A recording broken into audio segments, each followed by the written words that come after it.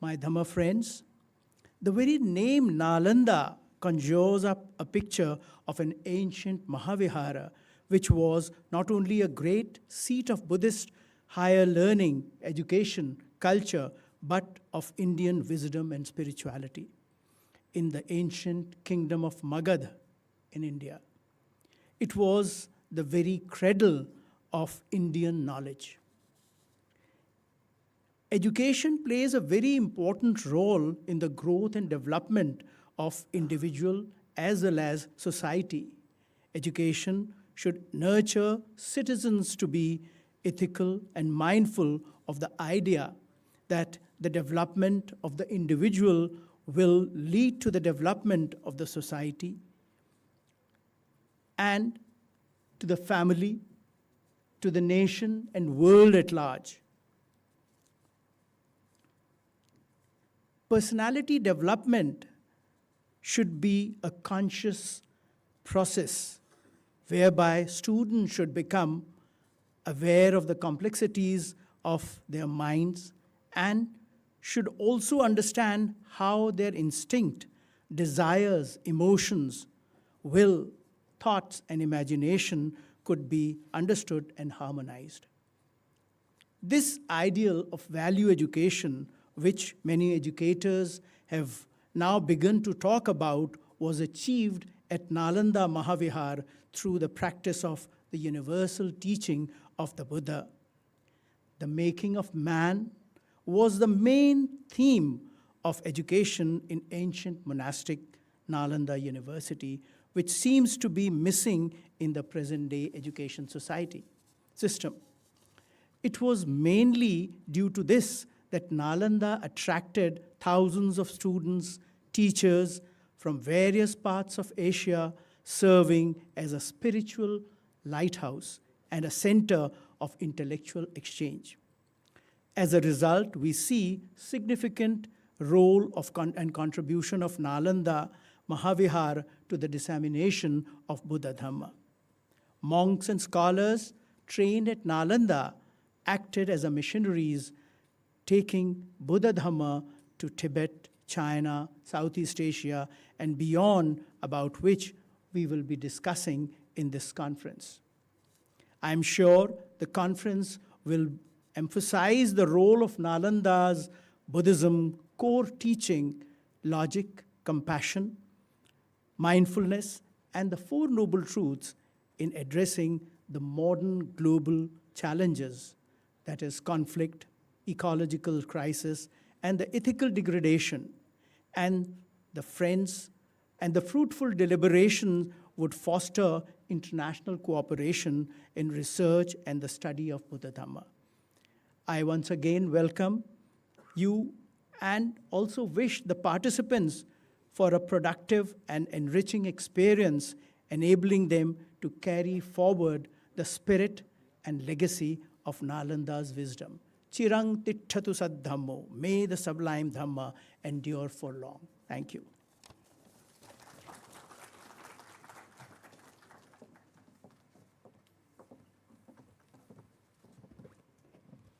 Thank you, sir. We will now witness a visual journey through time with the screening of a short film, Nalanda, A Journey Through Time, reminding us of the living continuity of this great tradition. I request its scriptwriter, producer, and director, Shri Surinder Talwar, to please come and briefly introduce the film.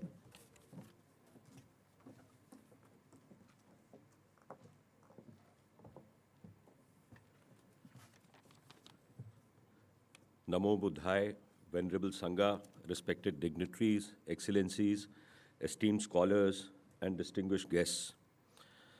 Nalanda, A Journey Through Time, the film which we are showing today, this film attempts to capture the unparalleled contributions of Sri Nalanda Mahavihara, the ancient Nalanda University, to the growth and development of Buddhist literature, philosophy, art, and architecture. Today, because of paucity of time, we are showing an abridged version of the film, though the actual version of the film is about an hour long. The film was originally produced for Nalanda Mahavihara It's a deemed university under Ministry of Culture at Nalanda. There is one thing which I would like to say, which is very important. Rest of the things I think you all would be seeing in the film. That is that, as a filmmaker, I have realized that Nalanda cannot be viewed in isolation. Rather, it was the nucleus of a vast and dynamic ecosystem.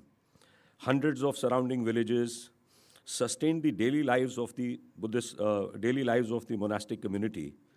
In addition, there were important satellite institutions such as Tiloshikha, which is called Telhada now, Yashtivan, which is Jethian.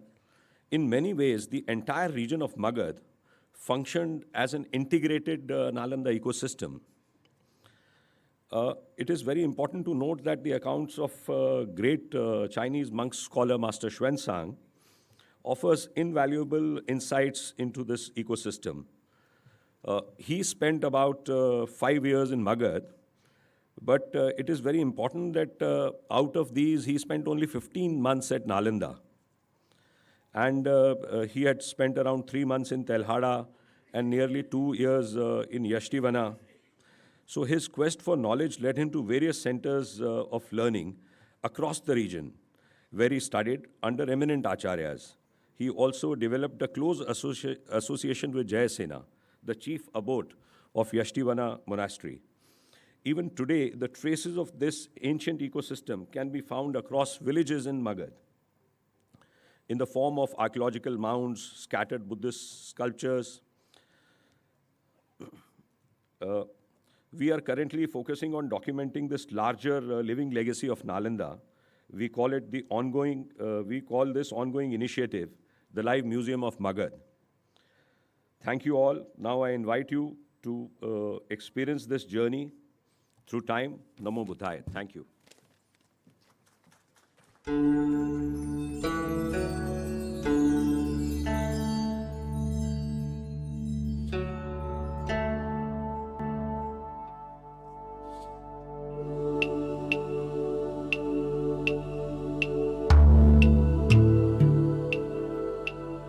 The mysterious mounds and ancient ruins in the vicinity of village Badgaon in eastern India kept generations of explorers puzzled about what lay beneath them.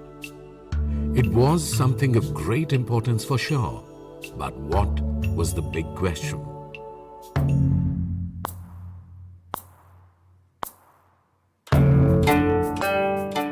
The travel accounts of a 7th century CE Buddhist monk were destined to soon unfold an important chapter of human history.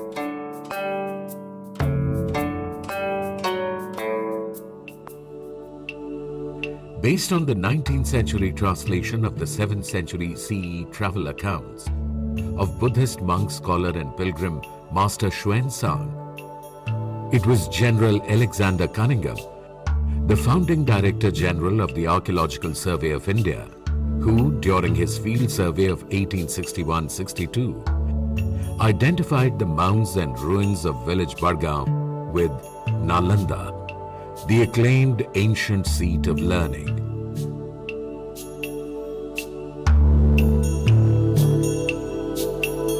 Thus was discovered the great Sri Nalanda Mahavihara, the world-famous and the most important institution of ancient India, which was forgotten and remained buried in the dust of time for centuries.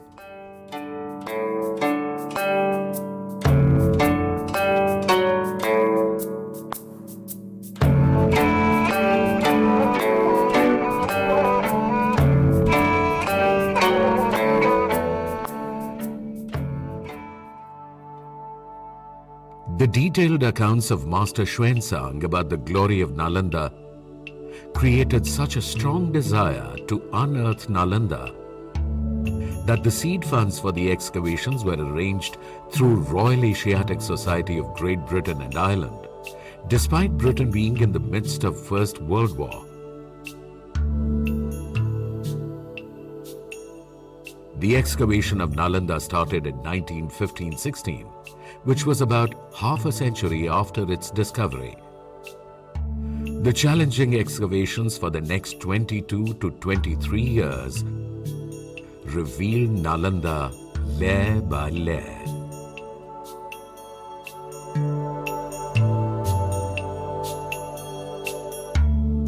The sacred structures in the shape of chaityas or temples, educational structures in the shape of monasteries,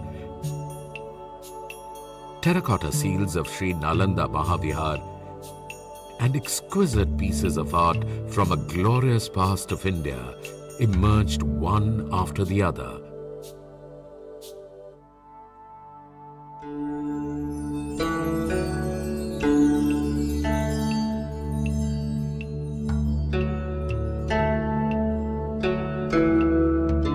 From the clouds of obscurity had emerged the glorious history of the great Sri Nalanda Mahavihara, the very embodiment of the rich cultural, educational and philosophical heritage of India.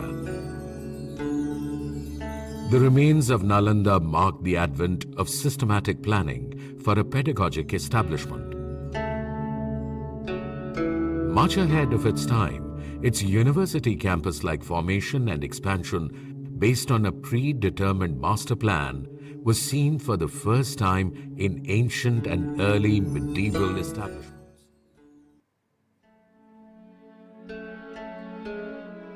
The built ensemble of Nalanda is like an architectural symphony.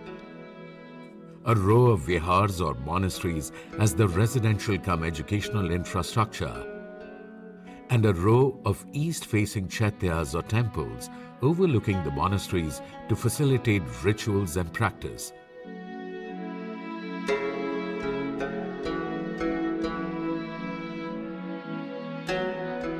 Nalanda was no ordinary monastic educational city. It was a comprehensive package. The story of Nalanda is intricately interwoven with the timeless story of the Buddha.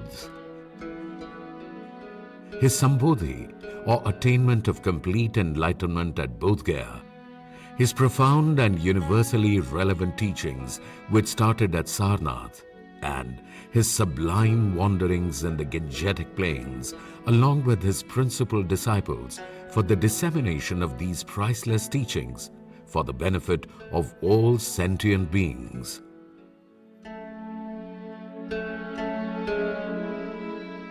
Some abodes, including vihars or the sangrams, made of perishable material, were established during the time of the Buddha himself.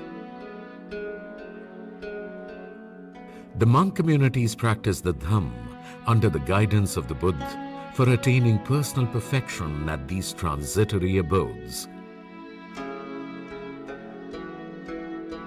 After the Mahaparinirvana of the Buddha, the circumstances necessitated that the Sangha also preserve the precious and universally relevant teachings of the Buddha.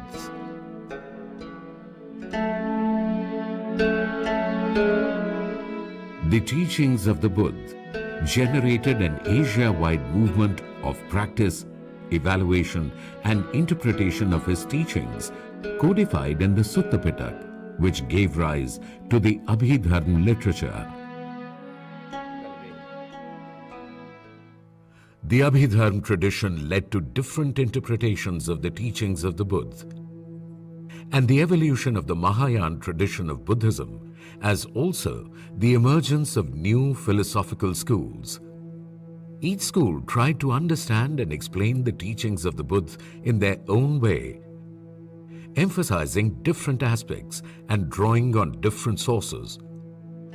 The diversity of schools reflects the diverse cultural and social backgrounds of the followers of Buddhism, who came from different regions, having different worldviews and approaches to life. Nalanda is a rare combination of outstanding achievements in the field of Buddhist learning and philosophy, institution building, site planning, and development of art and architecture. Most of the information on different aspects of the glory of Nalanda comes from the eyewitness accounts of East Asian monk scholars like Xuanzang and I Ching from China, Huilun from Korea, and Dharmaswamin from Tibet, who came to study at Nalanda between the 7th and the 13th century CE. The records of Master Xuanzang are most valuable in this regard, as they can be corroborated with the archaeological findings of paleographic importance.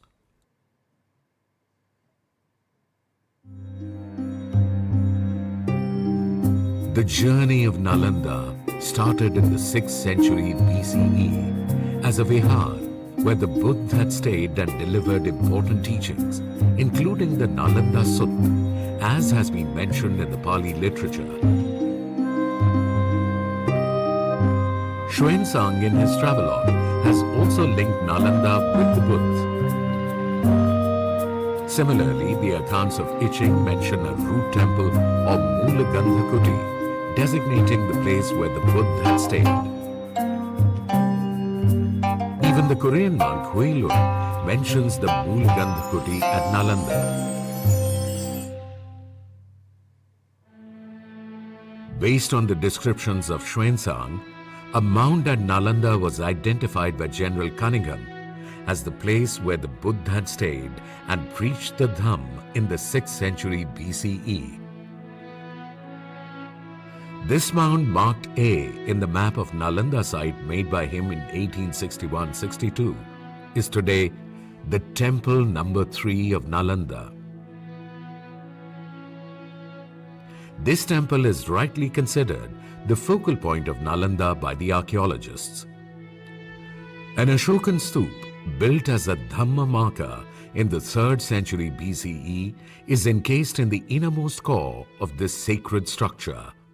In consonance with its profound sanctity and importance, the revered Ashokan stoop, enlarged through 7 successive phases of construction, assumed the shape of a quincuncial temple or a panchayatan chaitya by its 5th phase in the 6th century CE.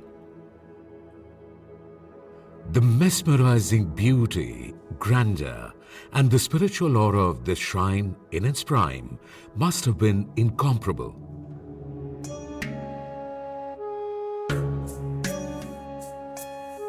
Namo tassa bhagavato arahato samma sambuddhassa.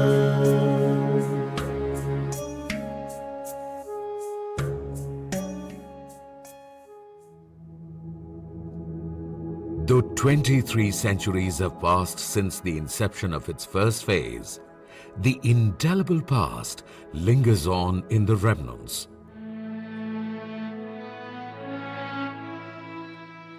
An elaborate concentration of subsidiary shrines and votive stoops can be noticed all around this root temple. Built in different periods of time, these sacred structures stand a testimony to the sanctity and the special attention that has been accorded to this temple.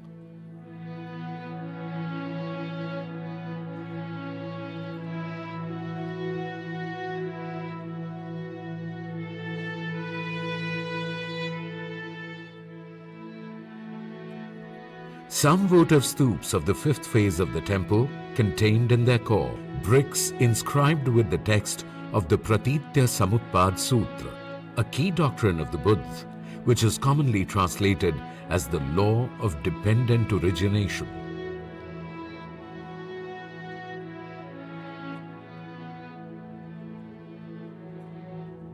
Two towers of the 5th phase of the temple on its eastern side have survived to provide a glimpse into the fabled antiquity.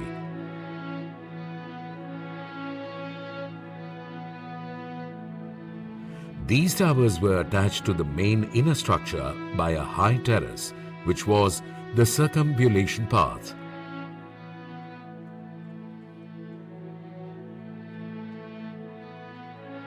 Some remains of stucco art that decorated the facade of the 5th temple can still be seen on the surviving part of its eastern side.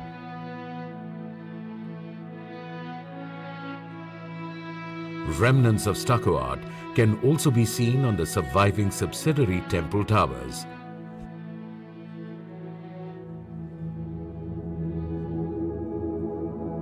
The 7 phases of construction, evident in temple number 3, and replication of its form in the temples within Nalanda Mahavihara, show emergence of new principal sacred structures having a 5-fold form.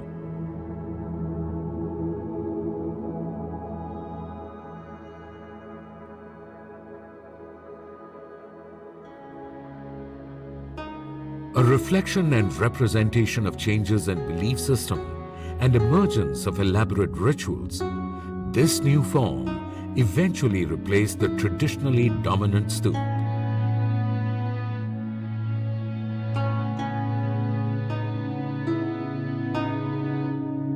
The temple number 12 at Nalanda would have looked almost like the Maha Bodhi temple in its prime.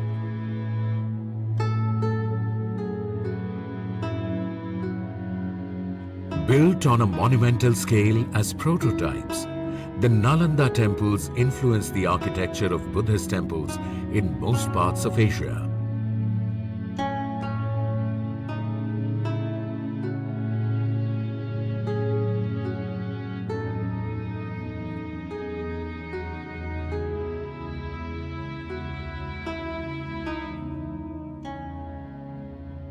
By early 5th century CE, Nalanda had started assuming a form similar to what is seen today.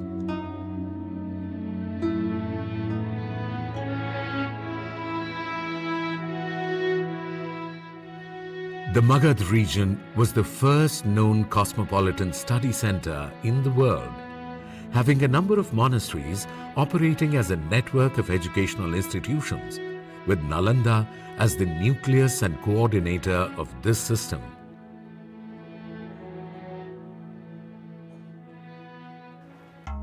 Xuanzang was a learned monk who found many discrepancies in the translated Buddhist texts available in China. He was advised to visit Nalanda to find the best teachers to answer his queries.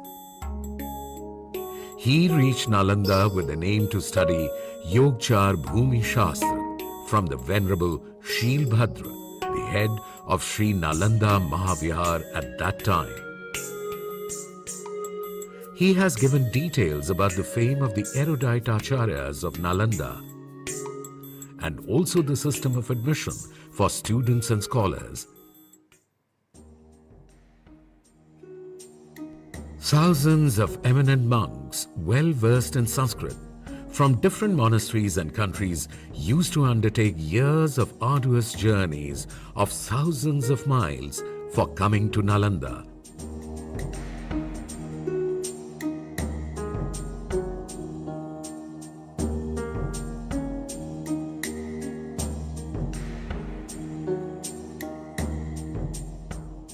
These monks had to negotiate the toughest of the terrain and the harshest of the conditions en route. All routes had stopovers at monasteries, where monks could revitalize themselves and perfect their skills before proceeding to Nalanda. Nalanda remained an extraordinary center of excellence for learning for about a millennium that the Mahavihara flourished. The enlightened approach of Nalanda helped shape the culture of Asia for centuries. Nalanda symbolized the multiplicity of knowledge production, the innovative processes of the organized transmission of ideas through education, and a shared heritage of people from different regions of Asia.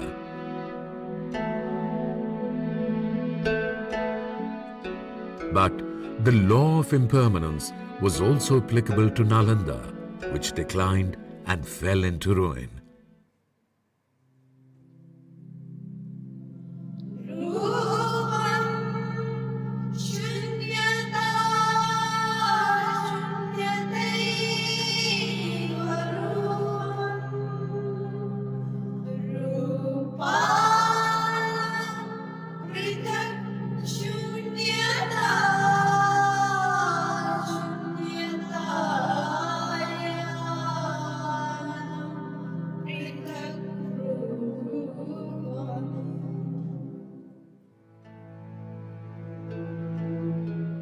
A number of centuries have passed since Nalanda stopped operating. The skyscraping temples and monasteries of Nalanda are today a pale shadow of their glorious past.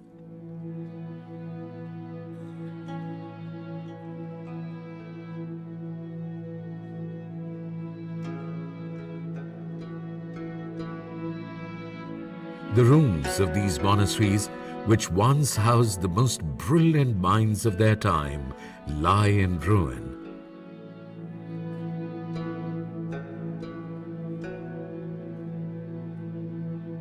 But the spirit of Nalanda endures in different Buddhist traditions from different parts of the world.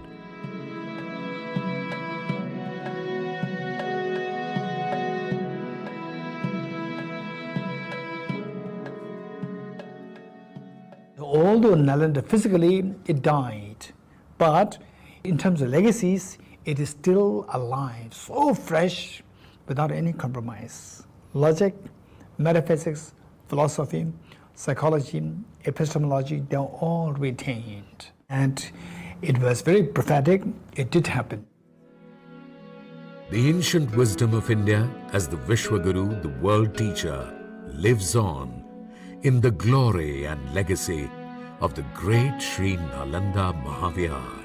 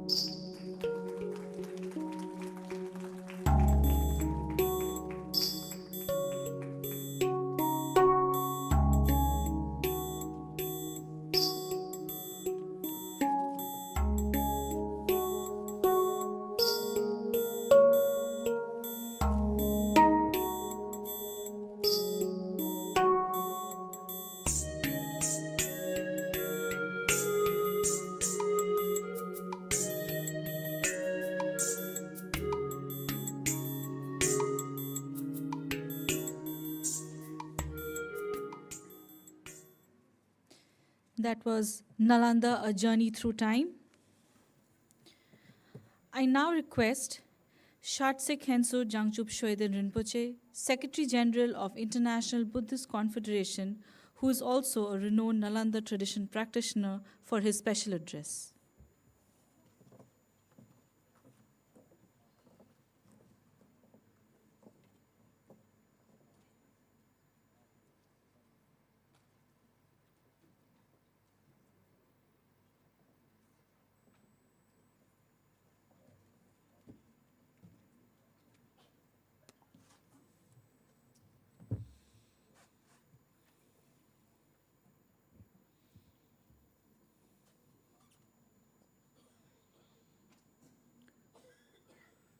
सर्वदृष्टि प्रहाणाय या सधर्मं देश्यता अनुकंपा मुपादाय तम नमस्यामि गौतमम खांगी थुजी निरसुने तावा थमचे पंगबेचर थंबे छुनि तुनजेबा गौतम थेला छासेलो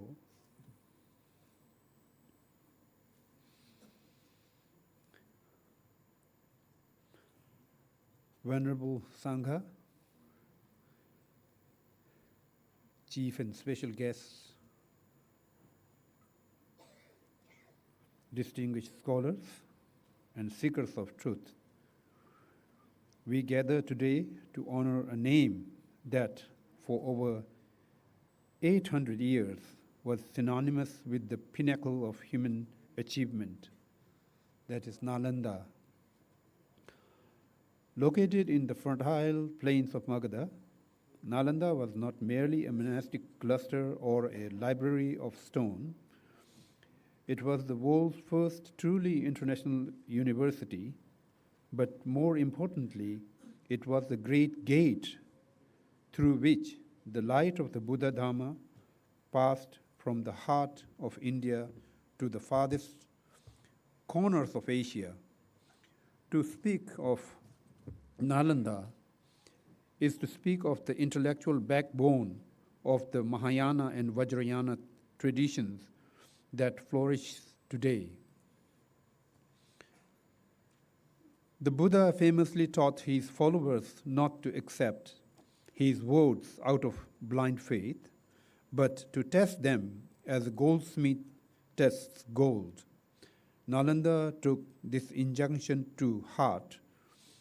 It transformed the Dharma from forest-dwelling ascetic tradition into a sophisticated, systematic philosophy. At its peak, Nalanda housed 10,000 students and 2,000 teachers. The curriculum was breathtakingly broad, covering the 5 sciences: grammar, logic, healing, fine arts, and the inner science of the Dharma. By subjecting the Buddha's teachings to the fire of pramana, the logic, and the Hetu Vidya epistemology, the masters of Nalanda ensured that the Dharma could withstand any intellectual challenge. We cannot discuss the dissemination of Dharma without honoring the giants upon whose shoulders we stand today. The 17 Nalanda masters define the core of Buddhist thoughts. Nagarjuna, Aryadeva, Buddhapalita, Bhava Viveka, Chandrakirti, Shantideva, Shantarakshit, Kamalashil, and Atisha Dipankar, who articulated the profound philosophy of shunyata, the emptiness, the middle way that avoids the extremes of nihilism and eternalism. Asanga, Vasubandhu, Vimuktisena, and Haribhadra, who mapped the depth of the human psyche through the Yogacara school, teaching us that the world we perceive is reflection of the mind, also elucidating expansive training of bodhisattvas on the Mahayana path. Diganaga and Dharmakirti, who perfected the tools of debate, allowing the Dharma to be communicated clearly across different cultures and languages. Shakyaprabha and Gunaprabha, who wrote extensively on the Mula Sarvastivada Vinaya, code of conduct, allowing Vinaya to be learned and practiced in ease. Nalanda was the centrifugal force of Buddhist expansion. It served as the spiritual lighthouse for those seeking the authentic teachings. Considering the courage of Xuanzang, who traveled thousands of miles across deserts and mountains to reach Nalanda in the 7th century, he spent 5 years studying around under the abbot Shilbhadra. When he returned to China, he carried with him 657 Sanskrit texts. His translations and his records of Nalanda discipline became the foundation for the Dharma in the east of Asia. Perhaps the most profound legacy of Nalanda is found in the Himalayas. When the Tibetan kings sought to establish the Dharma, they invited the great minds from Nalanda like Shantarakshita. The abbot of Nalanda established the first monastery in Tibet, the temple of Samye, or the monastery of Samye, and introduced the monastic code and philosophical study. Later, Atisha Dipankara, another luminary of the Nalanda tradition, revitalized the practice, ensuring that the purity of the Dharma remained intact. Nalanda proved that the Dharma was universal, By creating a standardized university system, it allowed the teachings to be exported without losing their essence. Whether in the caves of Tunhang, the temples of Nara, the monastic college of Lhasa, the Nalanda curriculum became the gold standard. The library of Nalanda, known as Dharmaganj, the treasury of Dhamma, contained 3 massive buildings, one of which was 9-story high. Though these physical books were lost to history, the content of those books was preserved in the minds of the scholars who fled neighboring regions, ensuring that the flame of the Dharma was never extinguished. Today, the brick walls of Nalanda lie in ruins, but its contribution is more alive than ever. Every time practitioner engages in analytical meditation, every time a scholar debates the nature of the reality, and every time the Dalai Lama speaks of Nalanda tradition, that ancient university breathes again. The mission of Nalanda was to dispel the darkness of ignorance through the light of wisdom and compassion. As we reflect on this, its a contribution, let us commit ourselves to that same spirit of inquiry and universal brotherhood. The Dharma is not a relic of the past, it is a living guide for the future, passed down to us by the tireless masters of the Nalanda. May the light of Dharma continue and shine forever. Thank you.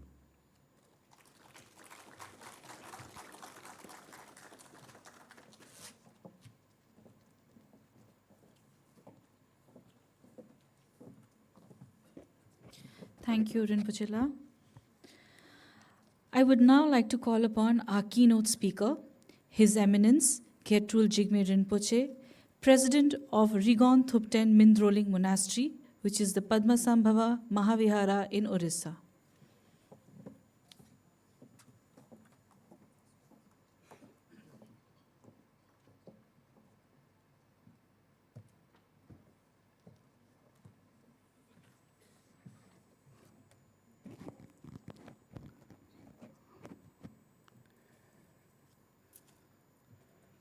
Homage to all the great masters of the Nalanda tradition.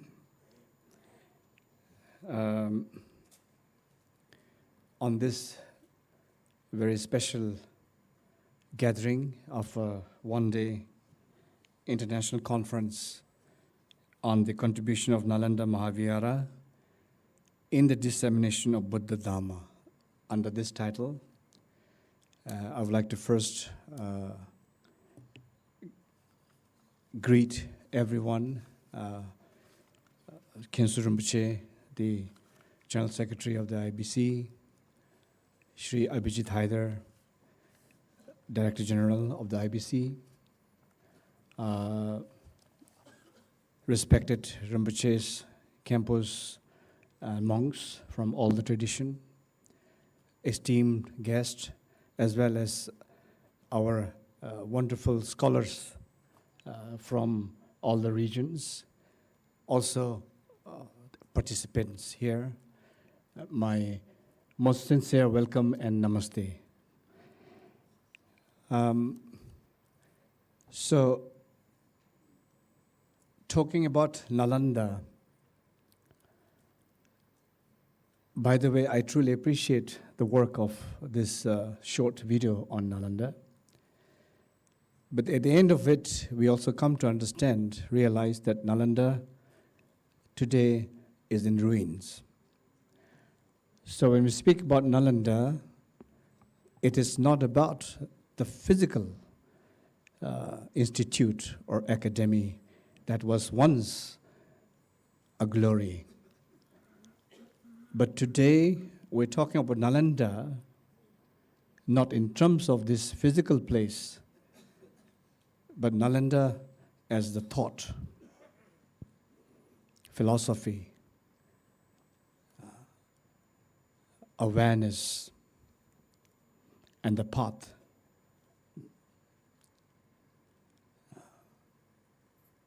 So, when we look at in what way the Nalanda has actually crossed all barriers and boundaries to still remain bright light, burning light, as the embodiment of Buddha Dharma, is the very embodiment that the Nalanda signifies in terms of its particular thought and philosophy. Generally, the basic tenets of Buddhism, we speak about three parts: ethical discipline, mental calmness or mental concentration, and then the actual goal of the entire Buddhist path is to arrive at discovery of the truth, the reality. The ethical discipline, mental calmness, necessary part. In order to arrive at that, the zenith, the summit of all discovery is the discovery of the reality, the truth. At Nalanda, that method, that technique in arriving at the discovery of the reality of the truth has been brought to beyond anyone's imagination. See? The intelligence, the logic, the reasoning that was honed by those great masters at Nalanda brought the actual flavor and the true wisdom of the Buddha into light. So we have several luminaries that are from the Nalanda, from the Nagarjuna to Aryadev, to Asanga, Dignak, Dharmakriti, Shantarakshita, and many who have written so many treatises, commentaries, and propounded on the meaning of Buddha Dharma. So when we think about Nalanda, what draws to Nalanda? What was the cause? What was the attraction of Nalanda that drew so many people from around the world? The 5th century Nalanda, if we look at the 5th century Nalanda, by then probably the global population was not more than just 250 million.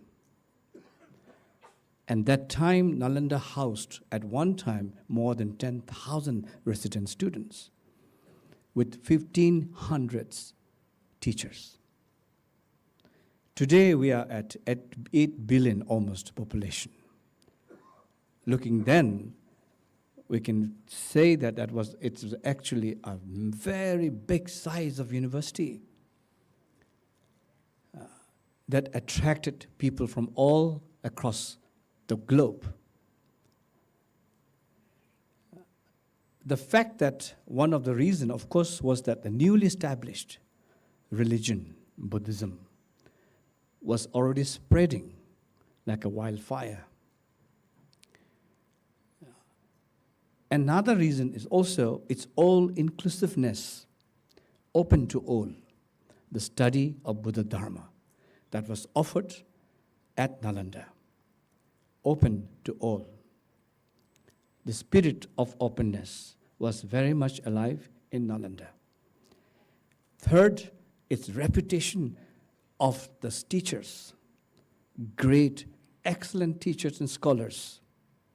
And also, of course, most probably, it was a free education offered with the support of royal patronage from the Gupta till the early times of the Pala kingdoms.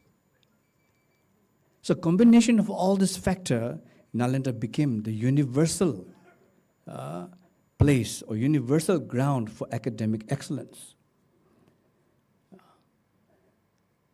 But to me, what is the most important contribution, if we talk about contribution, or emerged out of those honing of their excellences, of their intelligence, of those great masters, what really came out of Nalanda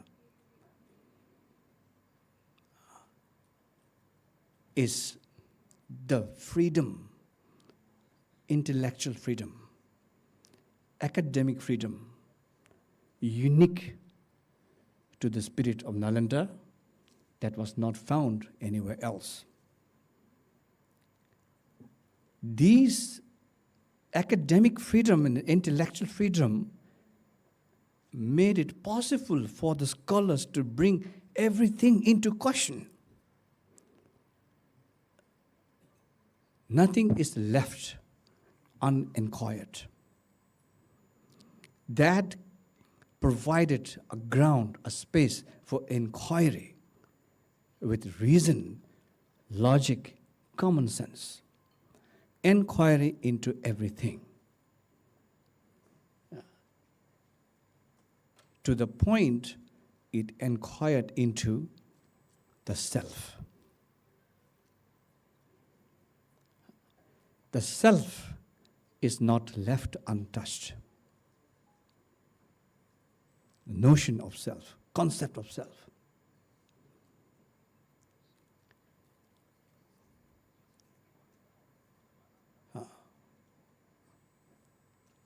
These certainly brought uneasiness in then prevailing traditions as well, spiritual traditions. The question, open question directly into the validity of self gave birth to what is known as the principle of shunyata.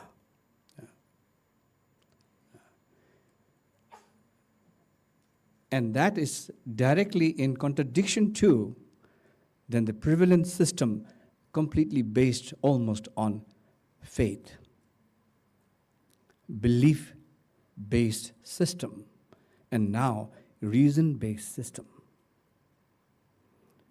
Two different things clearly emerging. And that wasn't very welcomed, I believe, in those times. It was the forefront of thinking, highest mind, highest intelligence. Because now the danger is that not only the self is put into question, but if the self is put into question, then who is behind the self? The boss is inevitably out into the question, and that didn't really went so well, I would say, in the established religious system of those times.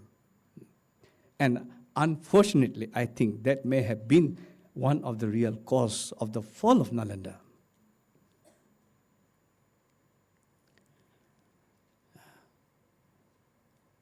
Then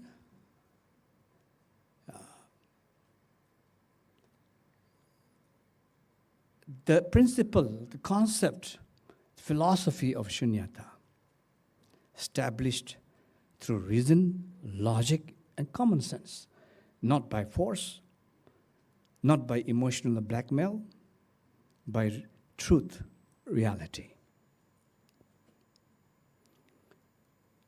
So, if I am not what I am, who am I? That's the question, obviously, coming out of this.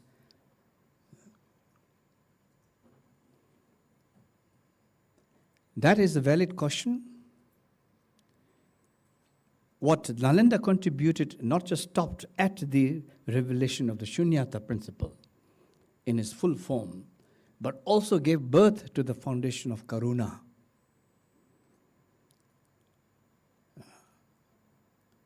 So if I am not what I am, who am I?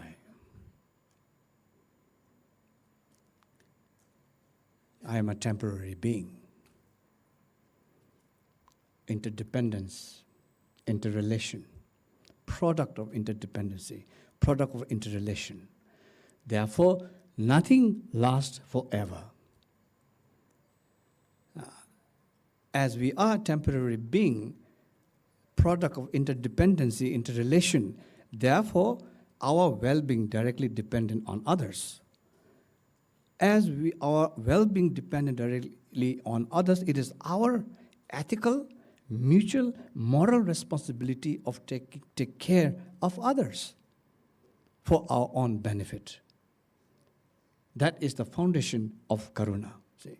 So it is the shunyata that actually gave birth to the foundation of karuna.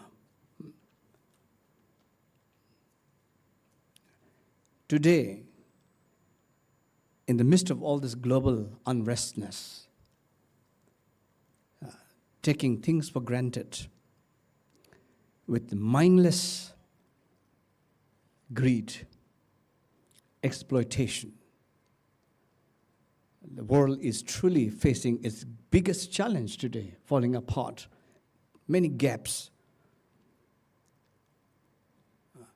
Forgetting that the world isn't built to last forever. The resources cannot be there forever.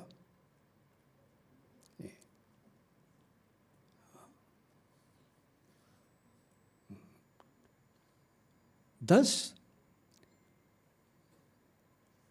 the understanding, more profound understanding of the dependency theory we have, how we can take care of each other, saving the world for our own benefit on the basis of dialogue, healthy, constructive debate, reasoning, logic, not through violence and other means. So it can certainly offer, and it has enormous potential to contribute to today's world order, whether it's in sociology, ecology, psychology field. And yes, there's been a lot of collaboration with the scientists as well on different fields with the philosophy of Buddha Dharma, coming mainly out of the Nalanda tradition.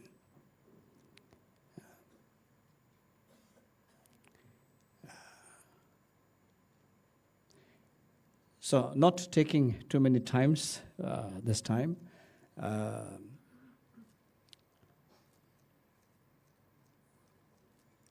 that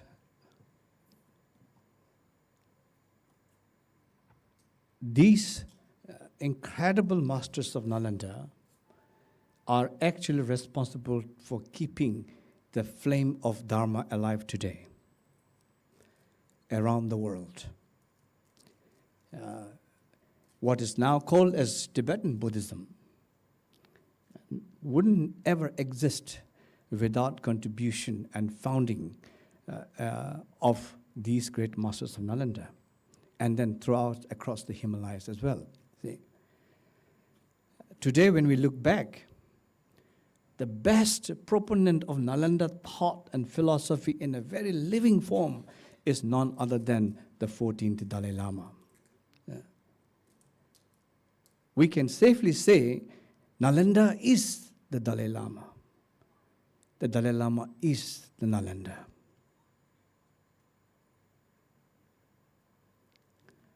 Of course, Nalanda lives in all of us in different ways. And I believe there's a small, very tiny, small fraction of Nalanda also in me. Khoda pahar nikla chuha. Kuch to nikla, that's me. Some small pieces of Nalanda. And that is the reason why I'm here today. And we have wonderful speakers for this session today. And they will be, of course, speaking and touching on different subjects containing Nalanda's contribution to different fields and what is relevant for today, its philosophy, its wisdom, and its application of methods in tackling the society, different elements we have facing today. And I wish all the best for all the speakers who have come and also all those who have come to listen to it. And I'm sure you have also many good questions in your mind. And I look forward to that, and best wishes to all you. Thank you so much.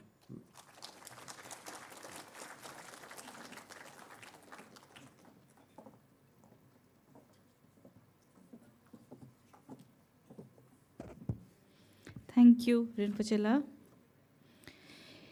It is my honor to invite Sri Abhijit Haldar, Director General of IBC, the strength behind Team IBC, to please make the concluding remarks of this inaugural session.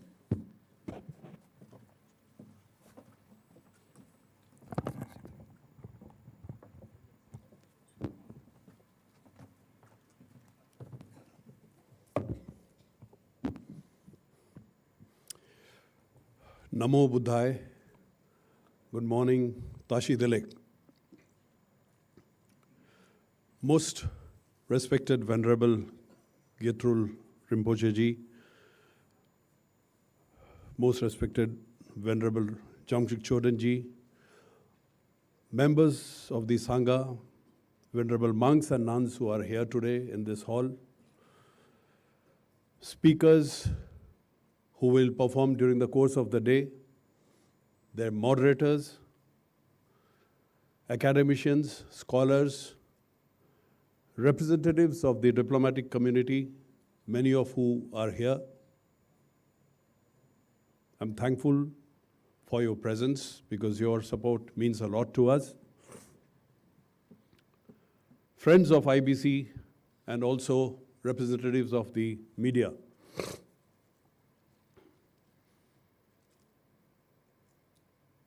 We had a wonderful session just now, and both Venerable Gyattrul Rinpoche Ji and Jamshik Choden Ji have spoken so intensely about Nalanda, describing its essence, its relevance, its value, that there is not much that I have to say. They are the gurus and they know more about the subject. But as a layperson who has been to Nalanda several times, has studied Nalanda, I personally feel that while Nalanda happens to be our civilizational and spiritual heritage, but more than that, I feel it was not a university, not an institution. It was a phenomena. It was something unique, rare, and different. If I have to define Nalanda in one sentence or one line, I would call it a civilizational knowledge ecosystem and a transnational intellectual hub. I don't think so there is any university or academic institution worth its name today which can qualify for this definition of being a civilizational knowledge hub or a transnational intellectual hub. Knowledge, dialogue,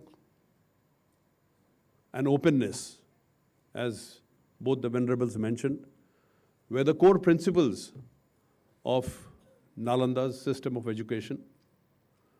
Knowledge on any topic under the sky which had any relevance to humanity, whether it is mathematics, astronomy, logic, medical science, psychology, art, architecture, everything was taught and practiced here.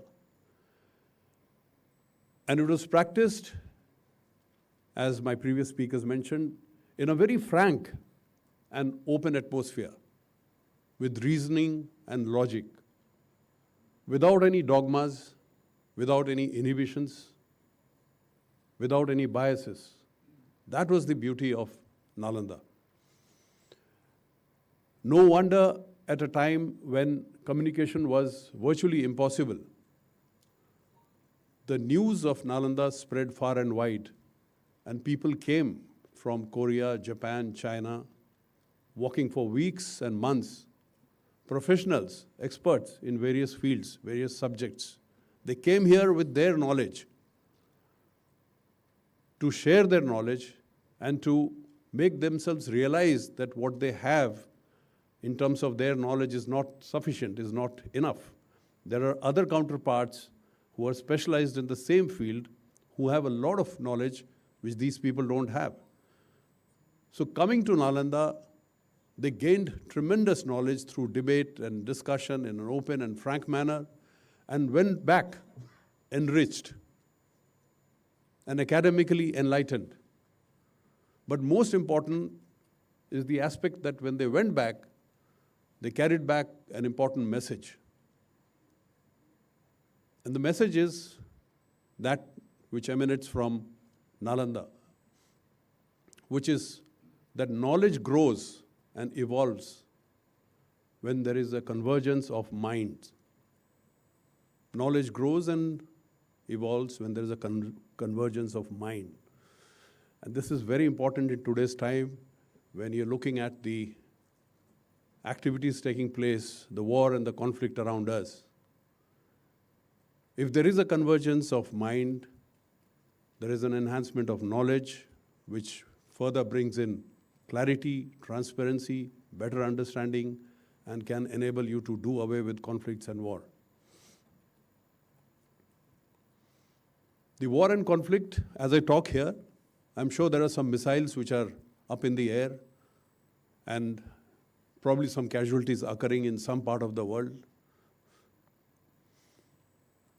This again shows that how we have digressed away from the teachings of Nalanda. Nalanda was all about peaceful coexistence. It was all about intellectual cooperation. It had a lot to do with human-centric development. Unfortunately, what we see today is human-centric destruction, not development. If you ask me where we stand today as far as Nalanda is concerned and what we should do in future, my humble suggestion has always been that Nalanda can still act as a bridge, a Dhamma Setu, between India and the Indo-Pacific. We did that in the past, and we can relive that glorious past, and we need to do it. And this is very possible, this is feasible. Very recently, there was a virtual conference to discuss the potential of Buddhist tourism in the northeast of India. And this virtual conference was inaugurated by our Honorable Prime Minister. During the course of research, we found that Northeast played a very critical role as a passage or a communicator of knowledge emanating from Nalanda and passing to Southeast Asian countries via Myanmar.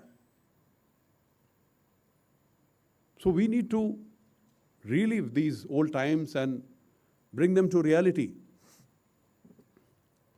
In short, if I'm asked for any recommendation, I would suggest that while regular courses and syllabus form part of universities in Nalanda, but what is more important is probably to conduct some form of a retreat or an informal get-together or seminars where free-willing thoughts can be shared. But shared among who? Among people who apparently lead nations, who build nations. So here, I would talk about young and mid-level politicians from different parts of the world could be brought together under one roof where they share their experiences in the context of Buddha's teachings, which are very much relevant even today and will be relevant in future. Likewise, similar retreats can be held for bureaucrats, young and mid-level bureaucrats. It could be held for young and mid-level scientists. It could be held for young and mid-level academicians while they share their own experiences and look at the world from the perspective as to where they come from, at the same time, they should equip themselves with the core values of the Buddha. Teachings like the teaching of compassion and wisdom, the teaching of anicca, impermanence, the teaching of mindfulness, the teaching of realization that there is nothing called the individual self. There is nothing called the I. I am this, I am that, I did this. There is nothing called the I. The teaching that the world is created because of cause and effect. And there is no such strong divine force. It is the cause and effect which runs the world. Here we come to something called dependent origination, which the Gurujis have mentioned, paticca samuppada, which essentially means that human suffering is not inevitable, but it is conditioned. So human suffering is not inevitable, but it is conditioned. So if you want to do away with the suffering, you have to do away with the conditions. Now, when you juxtapose this in the context of the ongoing war in the Middle East, the war is not inevitable, but it is conditioned. There are certain conditions and reasons because of which it is happening. So here, if there is a convergence of mind to look into the conditions where they are able to sort out their differences, you can possibly find a solution. In the end, I will just say that Nalanda has taught us understanding rather than being divisive. It has taught us how to debate and hold dialogue rather than create conflict. And it has taught us that knowledge sharing in a free and frank manner is the core essential of human civilization and is meant for the betterment of humanity. I wish this conference every success, and I'm sure some very interesting points will come out of this day-long session. I'll be very keenly observing the critical aspects which come out of the conference, which hopefully we will be able to share with the Nalanda universities and with the relevant quarters in the government for better utilization of our talent. Thank you very much. Namo Buddhaya.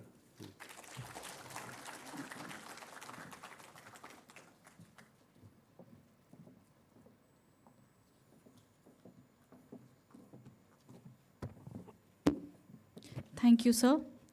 That brings us to the end of the inaugural session today.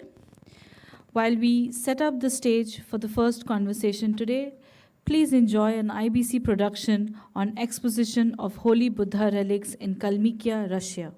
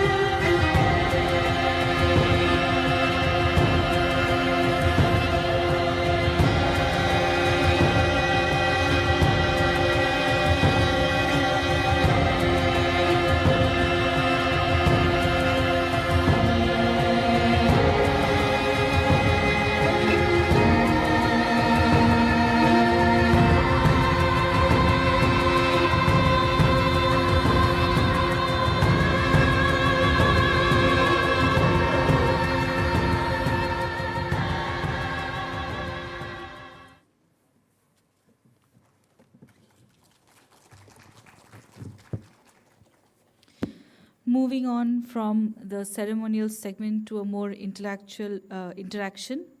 Our first conversation today is on historical evolution, philosophical contribution, and institutional framework. I request the panelists to please come on the dais. The moderator for this session is His Eminence Getrul Jigme Rinpoche, President and Chief of Rigon Thupten Mindroling Monastery. The first speaker is 14 Dhardo Tulku Rinpoche, Drepung Monastery from Ghum Yaga, Shoeling Monastery in Ghum, West Bengal. Our second speaker for this conversation is His Eminence, the 18 Shoikyong Palga Rinpoche from Naljorling Monastery, Ladakh. And our third speaker for this conversation is Mr. Indra Prasad Kafle, Associate Professor, Faculty of Buddhist Studies, Lumbini Buddhist University from Nepal. Please come on the dais.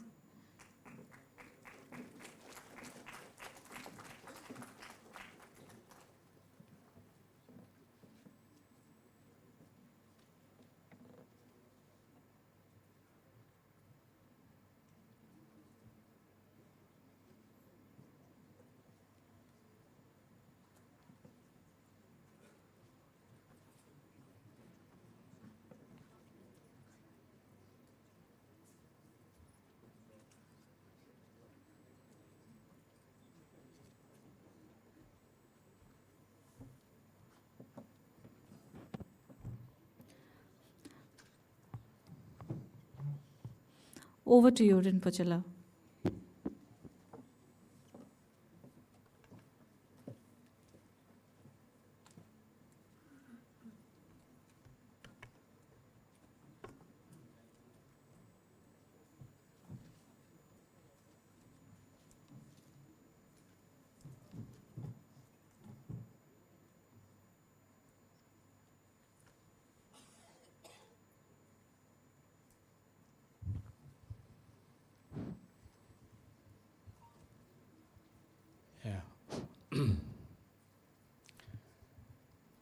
Once more,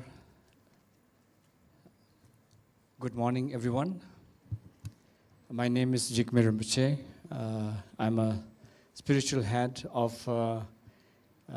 Ripa lineage and monasteries. My main monastery is in Odisha. I'm born in Odisha, brought up in Odisha. So I consider myself as half Odia. I can speak Odia also if you wish me to. And today we will have a very interesting session.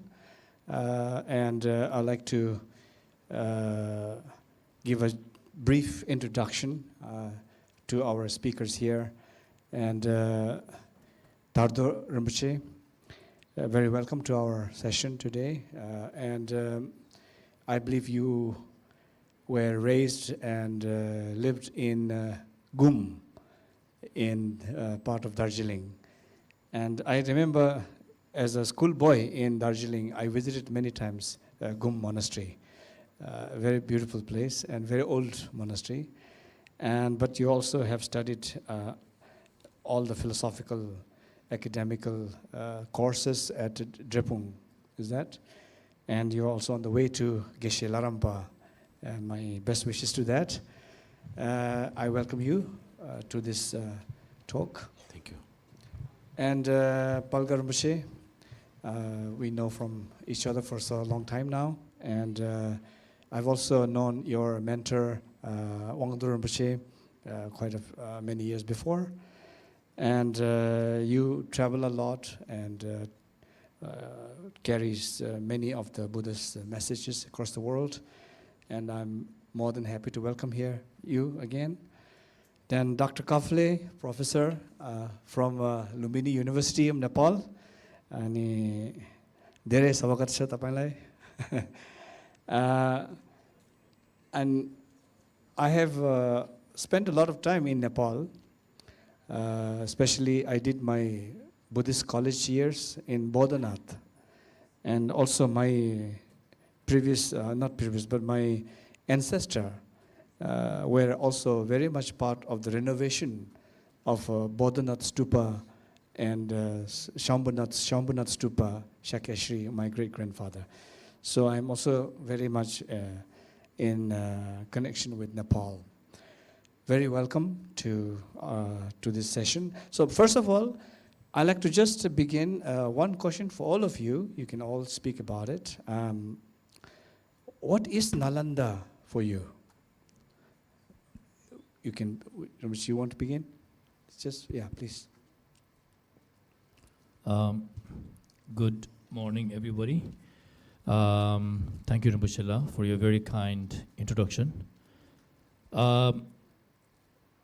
In just a few words, Nalanda could be summarized, in my opinion, as the hub to develop the mind, a place to develop the mind. Please, yeah. Very good morning to everyone. And I think for me, Nalanda is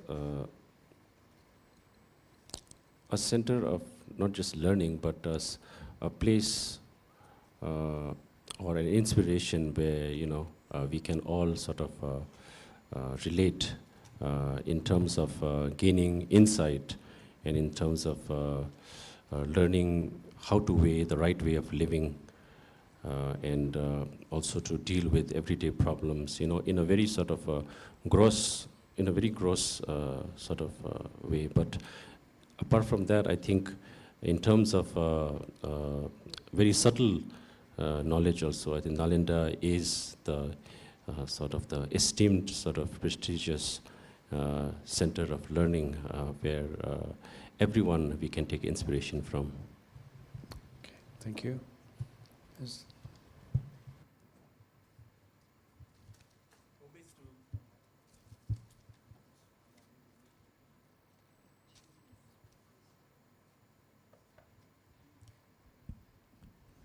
Homage to Triple Jim, homage to the lotus feet of His Eminence Rinpoche. According to my perception, Nalanda is the blazing splendor, a beacon of wisdom, integrating the Buddha's great wisdom, Buddha's great compassion, as well as the skillful means. Okay. Yeah. Thank you for your meaningful, short answer to what Nalanda means to you. Now, as we all see that Nalanda has two parts.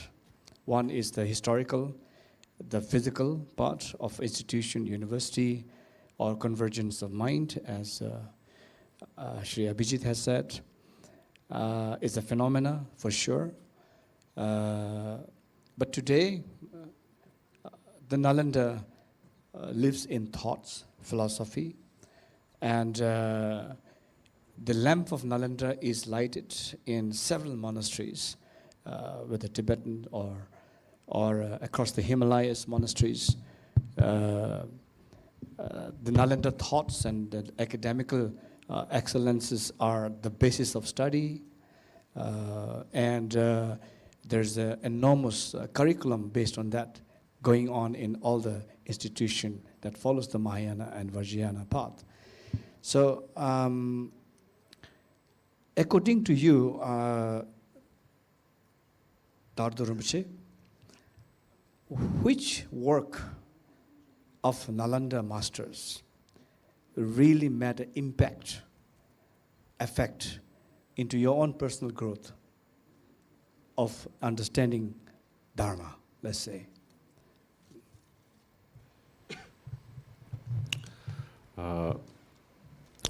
For me, I think from my personal experience of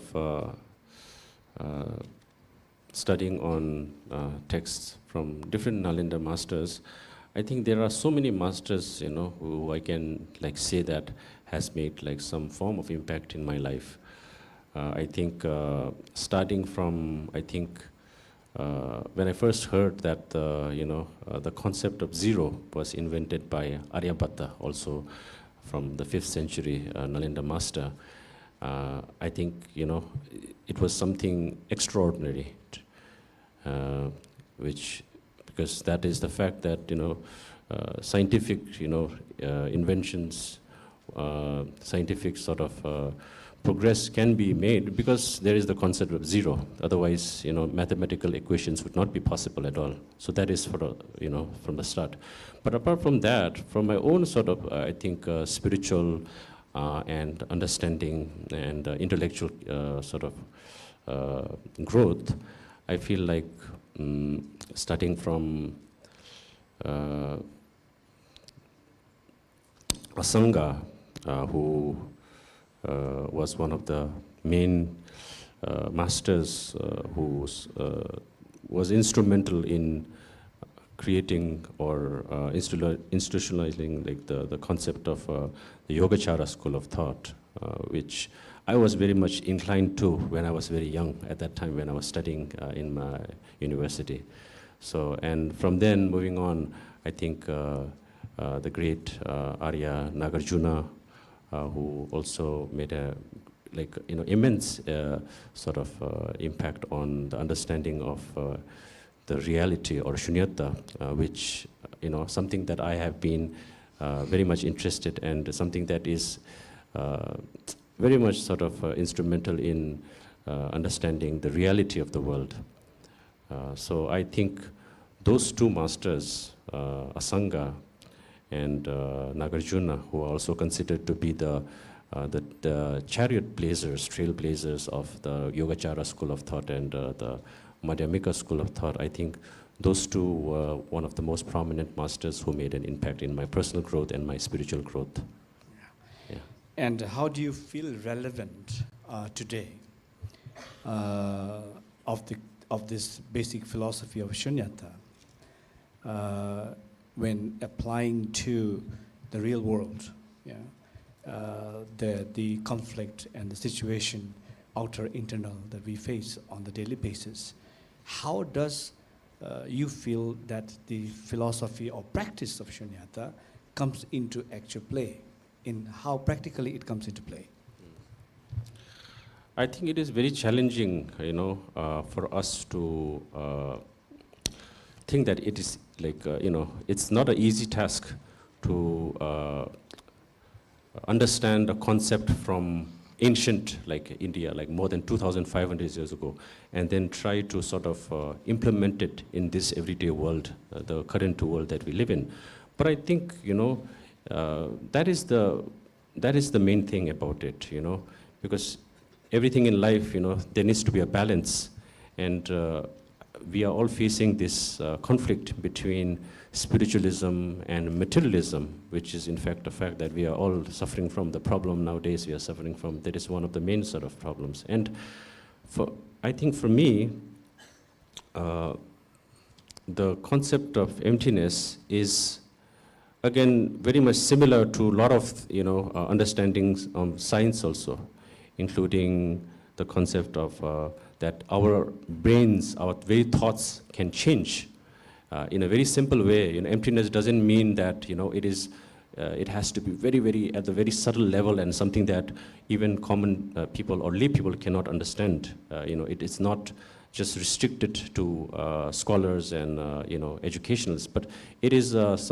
knowledge which is universal. The knowledge that everything is interdependent, the knowledge that our thoughts can change, which sort of complements together with the concept of neuroplasticity, even in science, especially in neuroscience and physics, where you talk about the sort of the non-rigidity, the non-rigidity and the fluidity and the transparency of the brain and how the mind can also work and how thoughts can change. So I think this is all part of a bigger picture here, because emptiness is not just about, the very core, limited to like institutions, but it is for everyone. Wonderful, thank you. That was a great insight into your own personal view on how this philosophical, academic learning can influence and shape the relative world. Palgar Rinpoche, we also have this two very important part, is not just a philosophical academical study, as we are told that the Buddha's core teaching survives on two pillars. One is study, other one is practice, basically. And we have a system of going into retreats. And that is very much part of our training as well. And in all the Buddhist school, I believe, and particularly in the Himalayan regions, Buddhism, we put a lot of emphasis on ultimate part of practice. And I will tell you one thing also myself.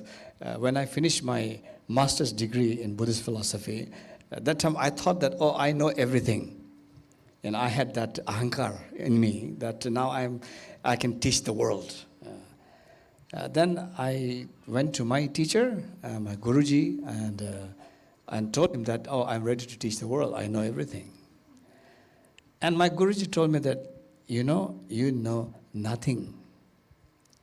And that was very difficult for me to accept. You know nothing.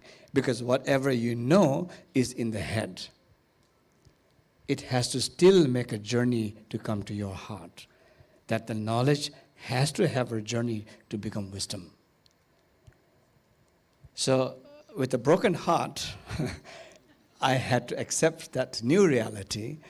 But thanks to it also, I had a chance to do my own retreat in solitude places. Now, I know you have also been to retreats for a few years.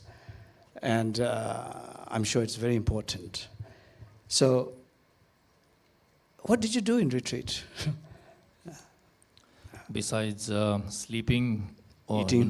late and dreading to wake up early in the morning after you have done 4 sets of ngondros, which is very difficult in our. I come from Tsupema, Zigargompa.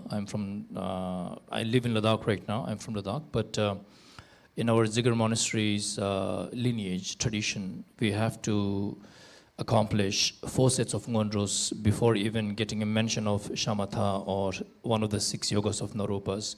So went through a lot, and I did my retreat, by the way, in Darjeeling, very close to Rinpoche's, Dardar Rinpoche's residence, I think. Our monastery is in Dingalkoti, just below St. Paul's School.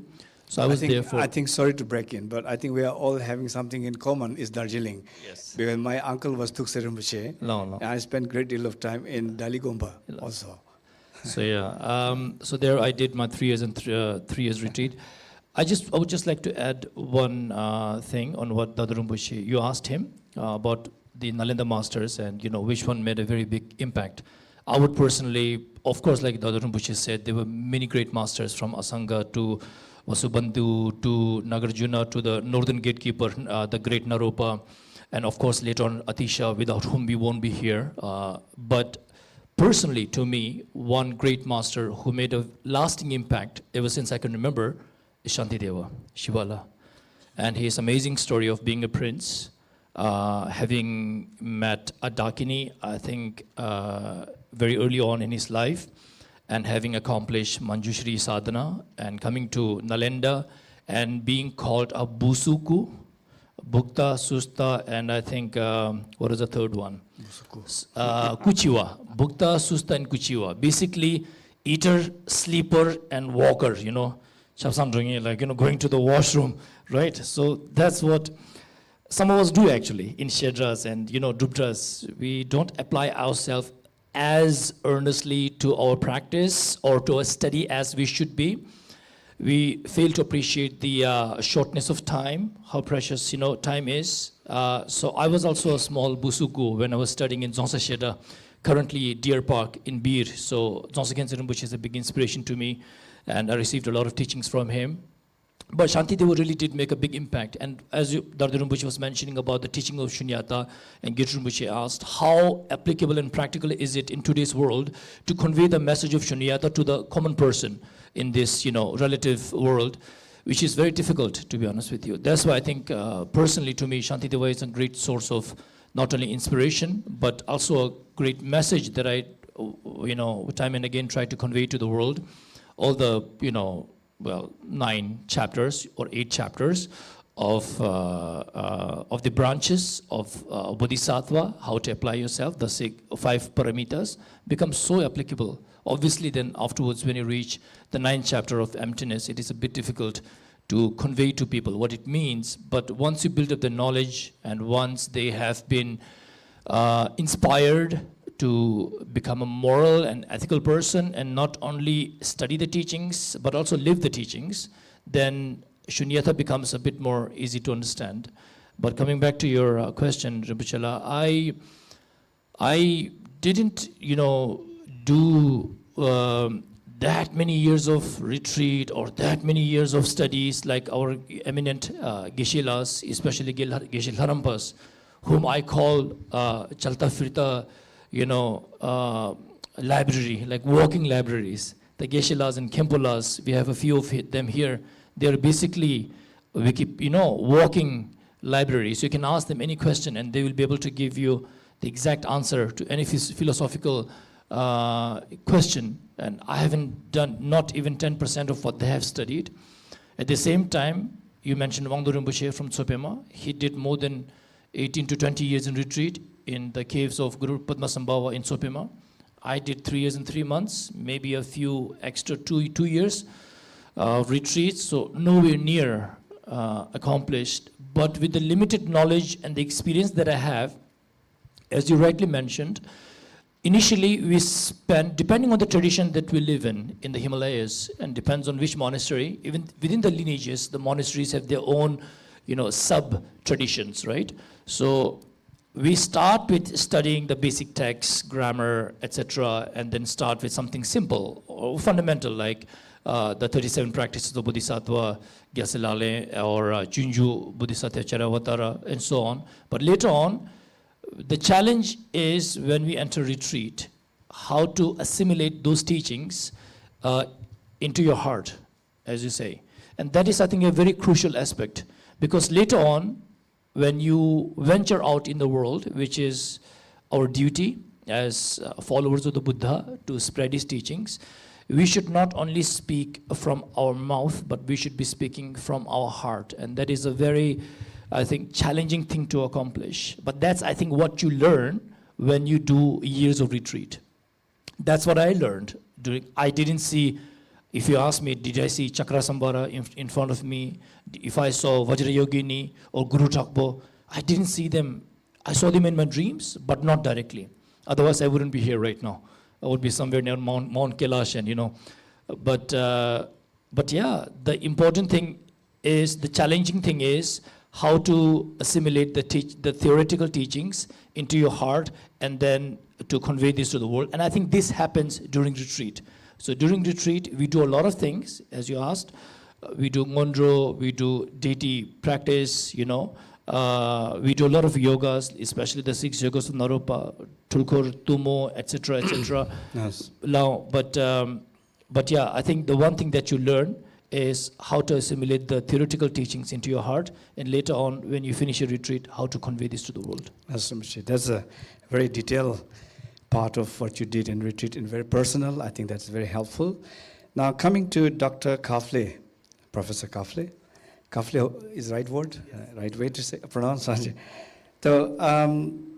you see, Nalanda scholars were not only guardians of Buddhist philosophy, but also ambassadors of knowledge across cultures.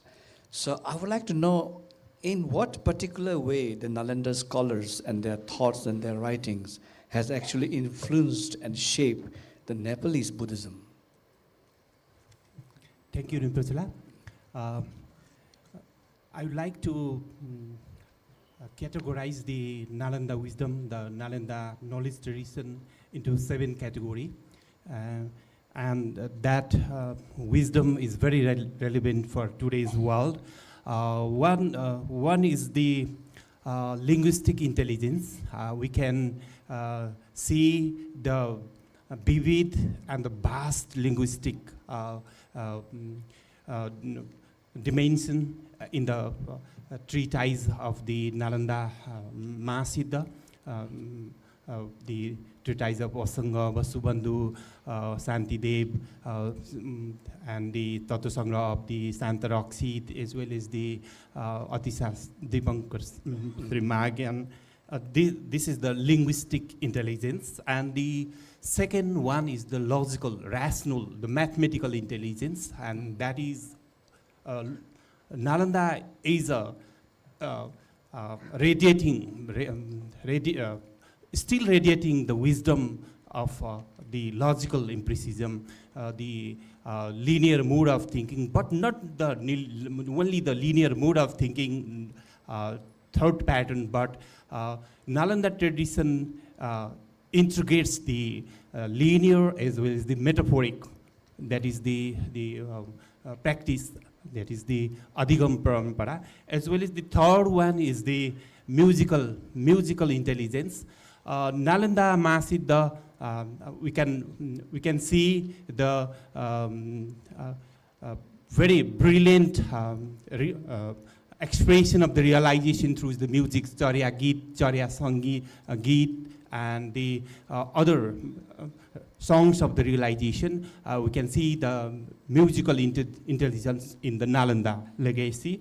And the fourth one is the spatial intelligence. And these types of intelligence can be found, the development of the mandala, the different deities, different Istadevata, and the paintings, tankas, as well as the sculpture. These all belongs to this knowledge tradition. This is still reviving, still continuing in dynamic and living form.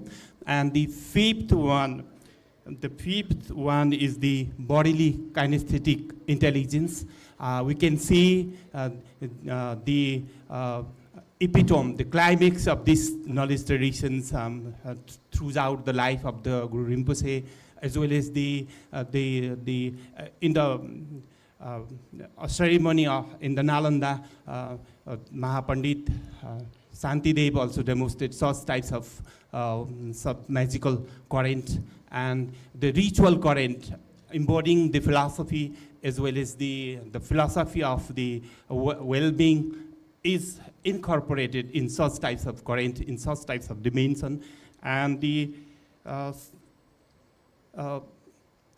sixth one is the intrapersonal intelligence. According to the Buddha, when he enlightened and he instructed all the bhikkhus, all the sangha, charata bhikkhabe, charikam, bahujana hitaya, bahujana sukhaya, Nalanda housed 10,000 students and the thousands of the teachers. And Nalanda established the very universal brotherhood traditions, living together and doing for the ultimate benefit of all sentient beings. And Nalanda, at that time, Nalanda is the beacon of prosperity. Not only the worldly prosperity, but actually Nalanda defined why Sakyamuni Buddha is known as the Bhagavan. The word Bhagavan consists of Bhaga and Ban. The Bhaga means directly prosperity, Aishwaryata, Sampannata, and that Sampannata is not only limited towards the worldly concern, but it is directly oriented towards the great enlightenment, the achievement of the Samyak Sambodhi. These types of intellectual discussions is solely contributed by the Nalanda tradition, and it is still surviving in dynamic form in Northern Buddhism, in the form of the Parmitayana in China and in Korea, in Japan, and in the form of the Mantrayana, Vajrayana in the entire Cis Himalayan region of Nepal, from Olangchungwala to Tinker, and in Kathmandu Valley, and in the entire Cis Himalayan region of the India, like Arunachal Pradesh, Khunu, Ladakh, Spiti, Laul, Janskar, and Sikkim, Darjeeling, and we can find such types of spiritual legacy in entire Tibet, Mongolia, Roshan Buratia, Kalmykia. So this tradition is still dynamic, Jaldo Baldo. And the seventh one is the intrapersonal intelligence. The living example is the Sakyamuni Buddha, but the Mahasiddha tradition established by the Nalanda University is the great example of such types of intelligence. And in this, we can find these types of practice is still surviving in the monastery of the Nepal Himalayas, in entire Himalayan region of the India, as well as Mongolia, Bhutan. Yeah. Thank you, Venerable. Very interesting. You walk us through the very wide perspective of Nalanda scholars and their work and what it has really influenced the Nepalese culture and society. You mentioned about Mahasiddhas, which is also very interesting because Nalanda also had this element of Mahasiddha, which often didn't get mentioned, so to speak. We talk about great academician, philosophers, and all those people, but we also have Padmasambhava, we also have Naropa, Virupa, and later day Atisha as well. So these were incredibly well versed in the academic field, philosophical field. At the same time, also accomplished what is called the Mahasiddha. And these are the people that actually went to Tibet and found what is today the Tibetan Buddhism. So Nalanda was actually home to Mahayanas as well as the Mahasiddhas. And Nepal and Bhutan and several of the Himalayan region today enjoys that work of the Mahasiddhas in the form of Vajrayana Buddhism, right? So you also have the Vajracharya tradition in Nepal, which is very much based on Mahasiddha's tradition, which I don't know so much about it. But could you give a little detail about what is the Vajracharya tradition? I think it's prevalent among the Nevari, isn't that? Could you give us just very short light on what is that? Yes. According to the Mahasiddha Advaya Vajra, who defines the Mahayana is the two parts. One is the Paramitayana as well as the Vajrayana. And the Buddhism of the Kathmandu Valley is the complete integrations from Sravakayana, the solitary realizer vehicle, as well as the Bodhisattvayana, as well as the outer tantra, three tantra, and the three inner tantra. And it is exactly designed at the Nalanda and transfers to the Tibet, and we can find such types of teachings in the Nyingma tradition, the 9 ways of 9 vehicles of the Buddhism. And these types of Buddhism exactly we can find in the Kathmandu Valley, and the Kathmandu Valley is directly connected with the Nalanda University because the Mahasiddha, the Siddhacharya, the Vajracharya from the Phurping were the gatekeepers of the Nalanda University, and they established the tradition of the Naropa. They established the shrine of the Vajrayogini in Kathmandu Valley. There are 2 famous shrines of the, we can find the tradition of the Vajrayogini, we still find the tradition of the Chakrasambar, Vajrabarai, and, we can, if we rigorously analyze the tradition of the Kathmandu Valley, Kathmandu Valley, the Buddhism of the Newar Buddhism still demands with the strong connection with the Tibetan Buddhism, Himalayan Buddhism, because the essence, the very essence of the Buddhism is the unbroken chain, Atut Shuddha Siddha Parampara. I think, according to my perception, the Newar Buddhism should restore, should connect, should download the unbroken chain from the Himalayan tradition, from the Tibetan Buddhism. Wonderful. And I'm also very happy to see that there's probably the first full-fledged Buddhist university in Nepal is Lumbini Buddhist University, isn't it? Yes, right. Right? So I'm really proud to see that. And I think in India also we have Nava Nalanda now probably is trying to establish in that direction as well. Nepali people are very proud to when it comes to speak about Buddha being born in Nepal, right? Everyone is very much emotional about it and very sentimental about it. But when I ask them, what are the principal teachings of the Buddha, then everybody scratches their head, you know. So I think it's very timely that Lumbini Buddhist University is really there now in Nepal. And so my question is that what should be actually, what means a fully fledged Buddhist university? As I'm a very beginning student of the Buddhism, I could not reflect the core picture, but according to my perception, we should establish the canonical teachings in the university from the Pali canon, from the Sanskrit canon, as well as the, and most emphasis would be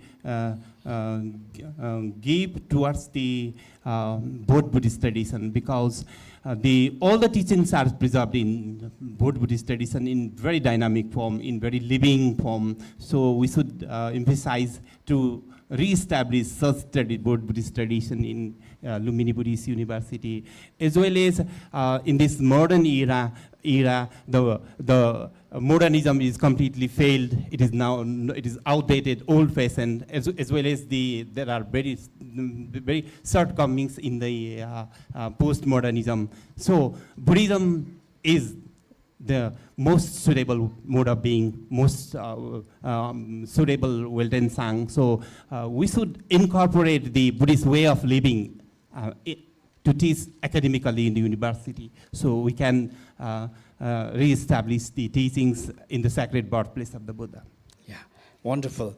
Now, coming to Palka Rinpoche, myself personally, I often have this dilemma when I'm faced with situations, difficult situations sometimes, and you see others in great suffering or great pain or depressed or anxiety, all these things. And of course you have this wish and empathy to try to, solve or try to make it lighter. But in the process of doing that, there's also possibility that you yourself get depressed. And if you get depressed, you cannot actually help. See, the other one is depressed and you are also depressed.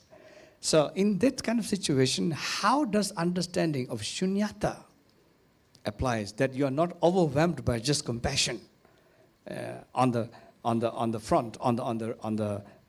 situation, but how you can be actually sustained by the understanding of shunyata principle, that you don't get yourself dragged into depression, so that you could actually be effective on the spot with compassion. I interact with a lot of people in Ladakh, outside Ladakh, and you would not believe the kind of sufferings that I have to hear, the kind of things that people go through, and the amount of suffering that exists in the world. Only when you go out of your monastery, which some of us do and some of us don't, we think of suffering as a concept and not exactly, we can't really relate to suffering as an experience. But when you go out in the world and you speak from, everybody from a simple chaiwala to a uberwala to the biggest ministers and the richest people, you realize that one of the reasons why the Buddha's first teaching was the truth of suffering is so universal, because suffering is everywhere. And it's a part of our life, and it is sometimes really heartbreaking when you listen to certain people's pains. I speak to a lot of people, online, offline, Ladakh, outside Ladakh, and to be honest with you, does it affect me sometimes? Yes, it does, because I'm human, and I'm an emotional person, and I'm a people's person. I like to touch somebody's hand, I like to look them in the eye, I like to feel their hard. I like to, I don't like to generalize. I like to pinpoint each problem and try to solve it. Sometimes I do it until 12 p.m. in the night. It takes me a long time. But then eventually what helps me to move on, as you said, is the teaching of emptiness. And also, as Dardu Tugur Rinpoche mentioned, the practicality of practicing shunyata in everyday life, that really comes into play. How I do it, to be honest with you, I have a few methods. One is obviously understanding that even my depression or suffering is not truly real, is not independently existing. In the same way, somebody else's suffering also doesn't truly exist. That helps me. That years and years of study and meditating upon that meaning really helps.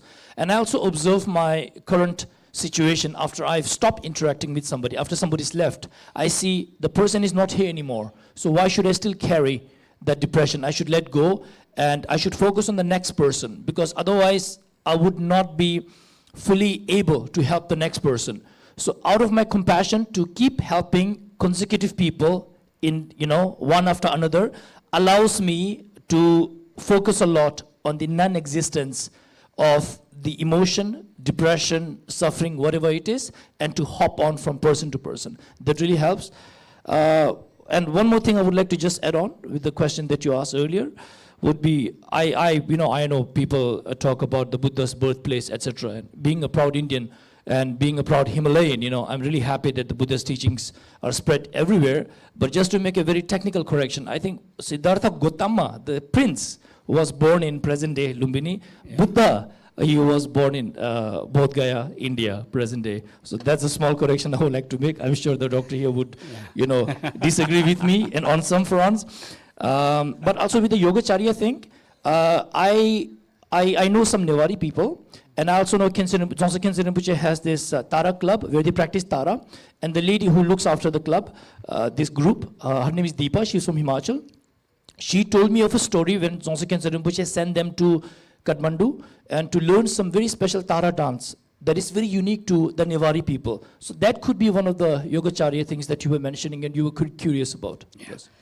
Thank you for clarifying the birth name of the Buddha.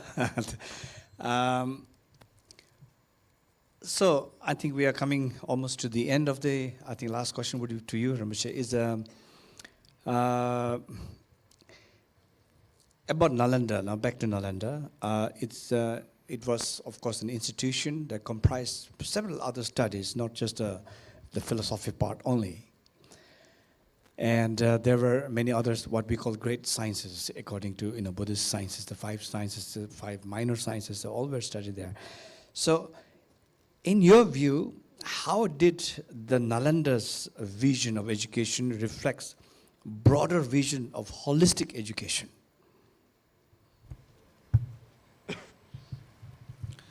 I think this is a very interesting question, and something which is very relevant today.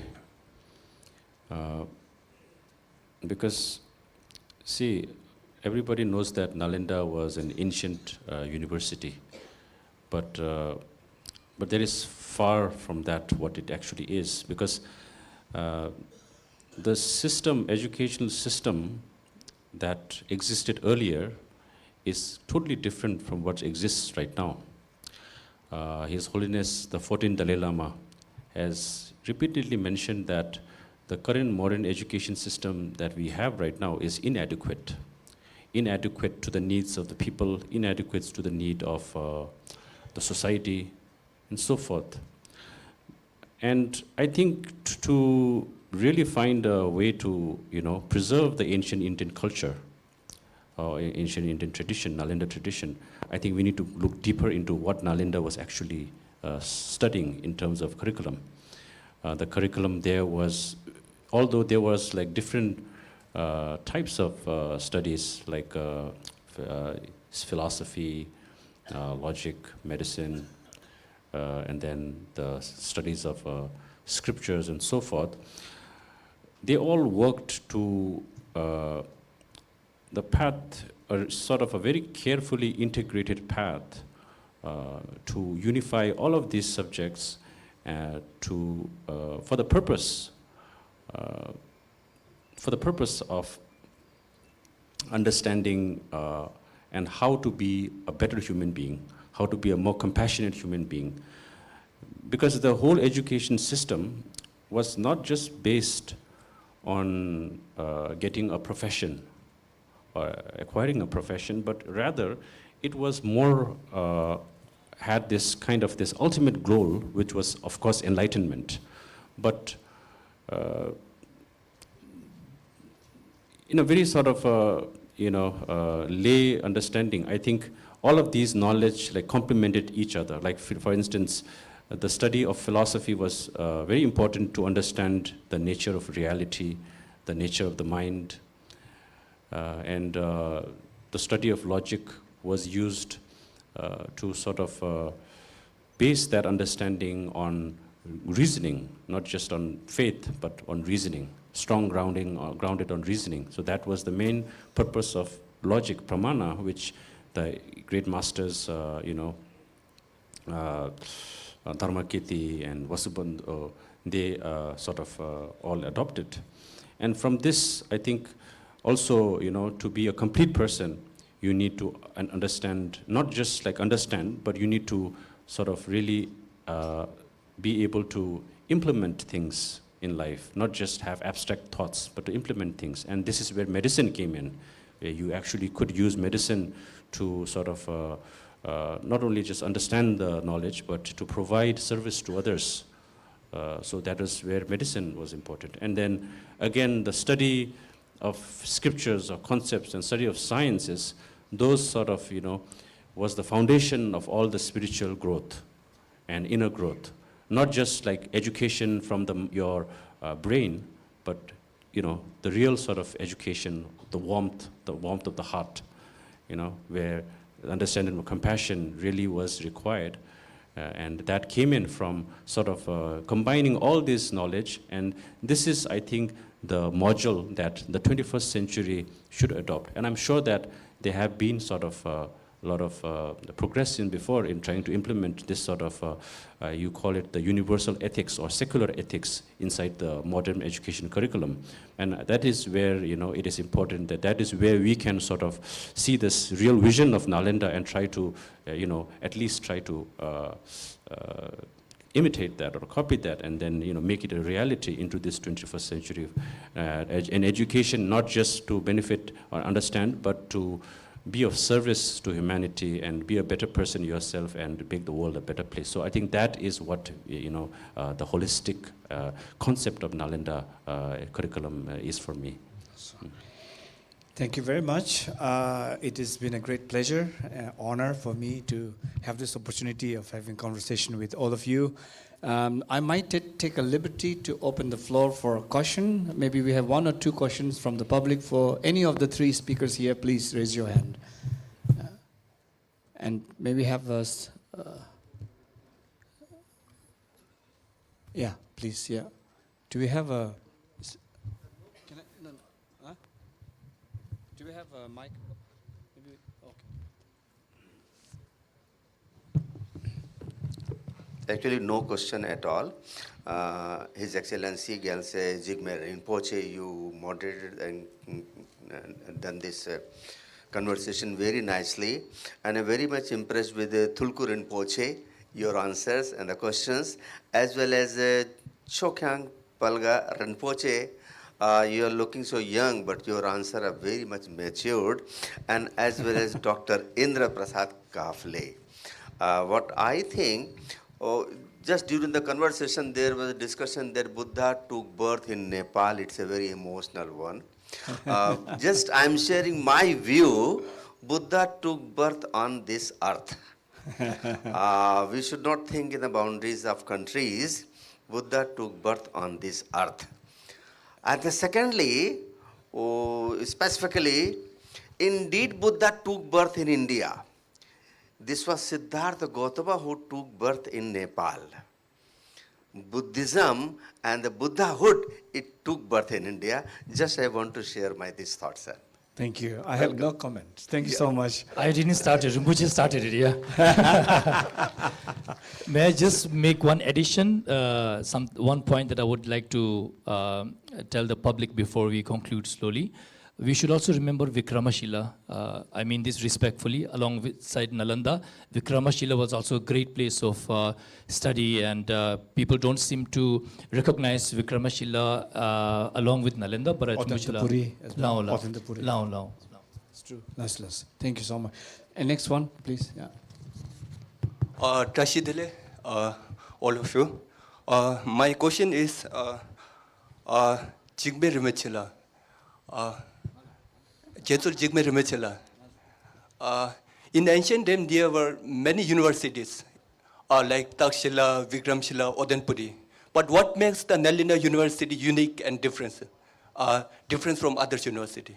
And my second question is, what is Nalanda traditions and why it is important in this contemporary world? Thank you. I thought I would skip the question. I would direct to all of you, but yes, I think there will be maybe several factors why Nalanda became more prominent than the other rest of the institutions, even though Nalanda is not the only one. As Rinpoche have rightly pointed out, there's Vikramashila, there's Autantapuri, Takshila, and several others. But maybe one of the reasons is also the historical proximity of Nalanda being situated within Magadha and also being visited by the Buddha and having received a royal patronage and support in a big scale. So I think geographical location could have played one role. That is my own understanding on that. And that also of it, it has a long history of gradual development into a vast institution of university.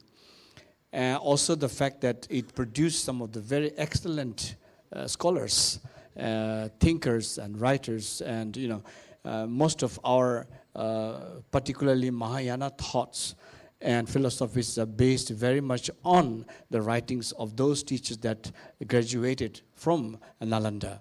So it became very prominent, and it became the hub, actually, of all other institutions. I think during the Palas dynasty, they made sure that Nalanda became the hub and the center of learning, where all others are satellite associated to that. So as we talked earlier, Nagarjuna to Arya Deva, which were the really front, even considered as the founder of Madhyamika school. So what Nalanda was famous for was actually the study of Madhyamika school, and that the principle of Shunyata really established to its fullest level, I would say. Then we also have the later day, scholars like Shantideva, who went on great detail on expounding on the development of bodhicitta, the compassion part. So in short, it is the very foundation of Buddha's teaching, comprising of the shunyata and compassion, essence of compassion. That was actually the gem or the soul of what Nalanda offered, and that made Nalanda special even today. In today, we have not many traces of all other institutions and universities, but Nalanda continues to live in the thoughts, in the minds, in the philosophy, in the wisdom of many around the world. Thank you. May I also add that we should also acknowledge, along with the great scholars and the Mahasiddhas, the great patrons, like the great kings. I think it was Kumaragupta who first founded Nalanda. I think the patronage also plays a big role in which of these universities were more prominent and gained more prominence.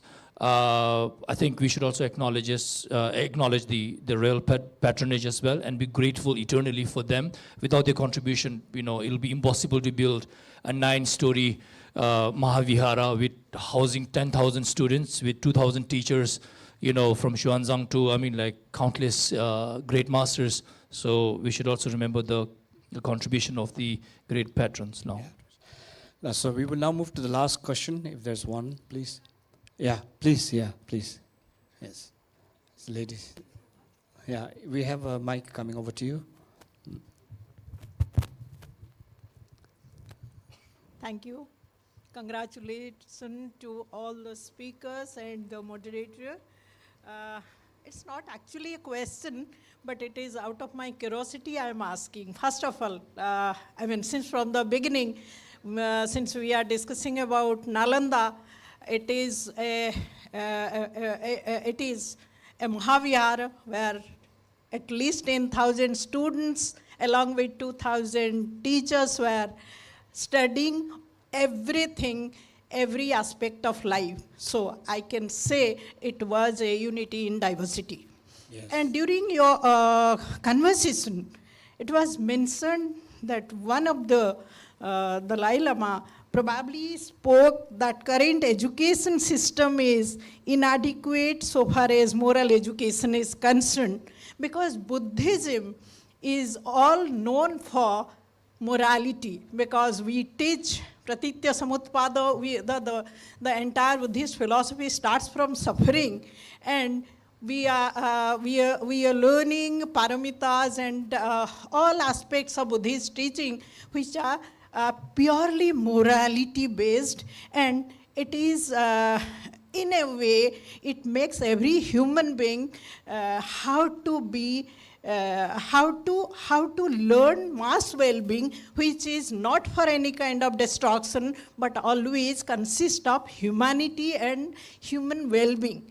So my question is simply just to know what kind of education should have been implemented to rectify this inadequate moral education, which is actually lacking in this scenario. And we could start, at least the morning starts with the day, at least if not till yesterday, tomorrow or today at least we can plant a seed of that kind of educational system. Thank you. That is my curiosity to know from the learners of Buddhas. And I think everyone is a Buddha once he is into a kind of wisdom. Thank you. Thank you so much. Absolutely. May I take this opportunity to say a few words on your question? Yes, His Holiness has been past many years very much putting emphasis on a bit of a change in the modern system of education, because he felt that the modern situation, modern education is geared mostly towards its competition, towards the in external expansion, towards just the development of brain, and where the development of the heart is lacking, and the bridge to the heart is probably lacking. And what he see is that along the development of the brain, we should also provide a method to develop the heart based on compassion and based on understanding of interdependency and so forth. So there's been a lot of research done on this, I believe, and there's even like Elmore University, some of the schools and university in the United States has already started under the recommendation of His Holiness the Dalai Lama on a particular system of offering education based on compassion and warmthness of the heart. So I think such a thing is also being carried out. In India also, I think a few of our schools have started on that curriculum beside the actual school's curriculum. So yes, it is happening. It is slowly gaining its momentum and awareness, and it's truly the need of the hour, absolutely, that we cannot really just go on in the world only expanding externally, but we have to really look inside and try to develop what is within the core of our being, the necessity to feel happy and healthy and contented. Now, Bhutan is one country where you can really see those ideas really much, trying to implement on the ground level. On like they have this happiness index in Bhutan. So we have this gross national happiness in Bhutan, instead of the usual measurement. This is an incredible vision and a system where the leadership is trying to put into place. So this is another point where we can also slowly try to integrate in our school and educational system. So all the best. And I think we will conclude here now. And thank you all very much. So have a very good time.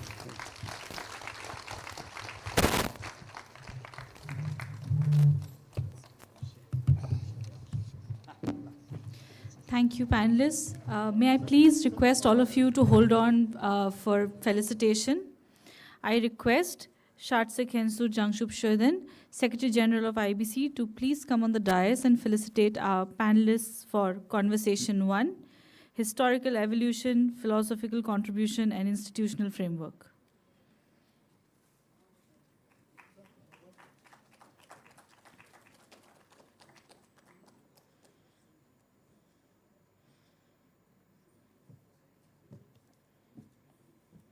First, our moderator, who was also the keynote speaker today, His Eminence Getrul Jigme Rinpoche.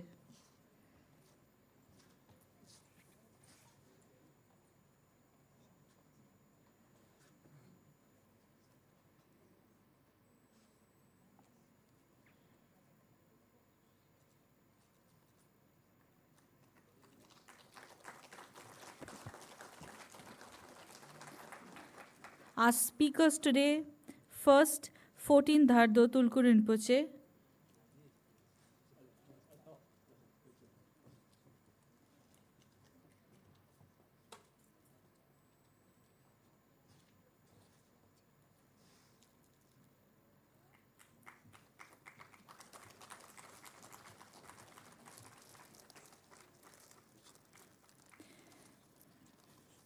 Second, His Eminence, the 18 Shoikyong Palga Rinpoche.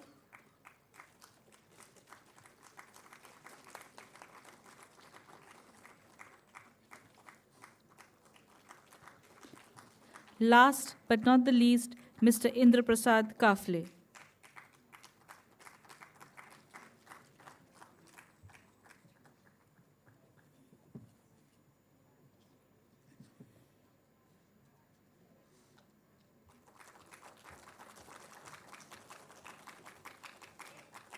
Thank you, everyone.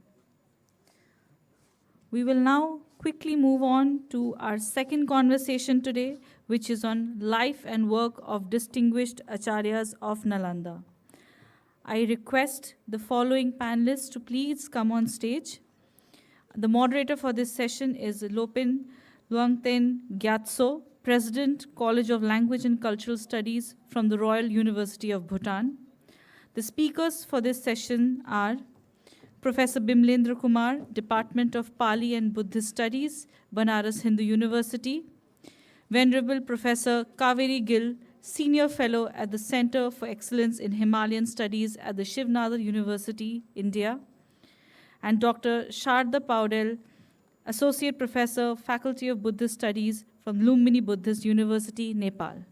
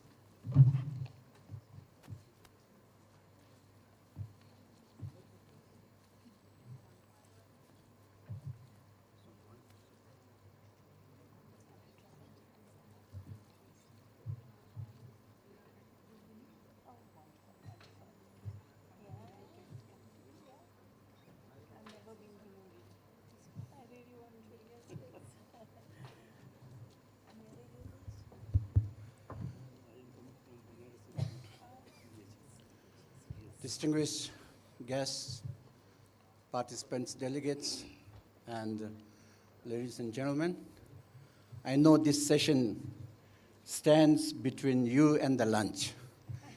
Any delay would be a delay to fulfilling the need of your body. So I think, I'm given this instruction that there will be no Q&A in the interest of time, unless you want to skip or delay your lunch. But nevertheless, it's my great privilege to welcome you all. And we have, we are honored to have three distinguished scholar panelists who will deeply engage, on the title, Life and Works of Distinguished Acharyas of Nalanda. I think the earlier session we talked about the historical evolution, the philosophical contributions, and the institutional framework. This session basically will look at the persons, the luminaries, the great figures of Nalanda. We have here Professor, if I mispronounce your name, please forgive me, Bimalendra Kumarji. He is a professor of Pali and Buddhist studies, presently a visiting professor at the Lumbini Buddhist University. Next, we have Venerable Kaveri Gilji, who is a senior fellow at the Center of Excellence in Himalayan Studies, Shiv Nadar Institute of Eminence, Delhi. And we also have Professor Sharda Paudal, Faculty of Buddhist Studies, Lumbini Buddhist University, Nepal. Ladies and gentlemen, please join me in welcoming the three distinguished panelists. The intellectual and the spiritual heritage of Nalanda represents one of the most remarkable achievements in the history of Buddhist scholarship and human civilization. For hundreds of, for several centuries, Nalanda served as a vibrant center for learning, where scholars from across Asia gathered to learn, study philosophy, medicine, ethics, and a wide range of disciplines. The distinguished acharyas, we know, personalities, luminaries like Nagarjuna, Vasubandhu, Dharmakirti, Chandrakirti, and many more, did not only preserve Buddhist, teachings. They engaged in profound, intellectual inquiry, rigorous debate, and deep contemplative practices, shaping Buddhist thoughts and practices across Asia, including the larger Himalayan region. And what has always been the defining character of Nalanda, is its scientific rigor, scientific spirit, scientific temper of critical and objective analysis, inquiry. In the earlier session, we heard this word time and again. The great masters of Nalanda encourage students not just to believe blindly, but to examine them through the instruments of logic, reasoning, and most importantly, first-person self-inquiry through one's experience. So, what has really, in today's, this session on, life and the work of distinguished personalities, distinguished scholars of Acharyas of Nalanda, offers us this unique opportunity to revisit their lives and their contribution. So, in this section, I think we'll have 3 rounds. The first round, I think I will request the panelists to give their self-reflection on the topic, the life and work of the distinguished, Acharyas of Nalanda. So maybe I'll give you about 1 to 2 minutes just to introduce, what your reflection on the topic. Thank you very much, Master. So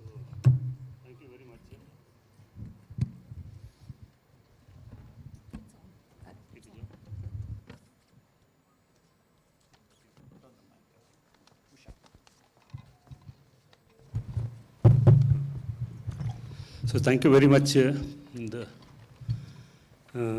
were 17 great Nalanda Acharyas. They are also called as Nalanda adept scholars who disseminated the teachings of the Buddha in Tibet. And they are the glorious scholars in the sense that they disseminated the thoughts of the teachings of the Buddha in Tibet. So if you summarize all these things, that there are the logic as well as epistemology, which were propounded by our Nalanda teachers, especially if you remember the works of our Acharya Santidev or Santa Rakshit, who gave a more emphasis that do not accept the things, whatever it comes to you, but accept the things with the common sense as well as investigations. And in that sense, the logic developed from our acharyas, from the Nalanda. Another aspect related with our Nalanda scholars or the contributions of our teachers of Nalanda, that Panch Mahavidyas, that is the Hetu Vidya, Sabda Vidya, Pramana Vidya, Silpa Vidya, Chikitsa Vidya, as well as Adhyatma Vidya. These 5 Vidyas which were disseminated from the Nalanda.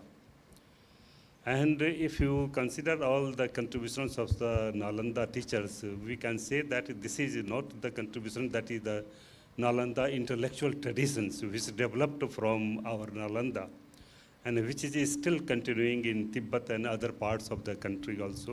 Okay. And the scholars like Acharya Santidev, who developed the concept of secular ethics in the text of Bodhicharya Avatar. And the most contribution of our contributions of our Nalanda teachers was that method of the debate as well as Sambad, that is the Vad and Sambad, which was developed by the Nalanda tradition teachers or intellectual traditions of the Nalanda, that is still existing in our Tibet and other parts of the country. So these are some of the things which were developed by our Nalanda intellectual traditions. And the other things which we are, that how... Yeah, we'll get to those details in the next round. Thank you. So may I invite Professor Kaveri Gilji.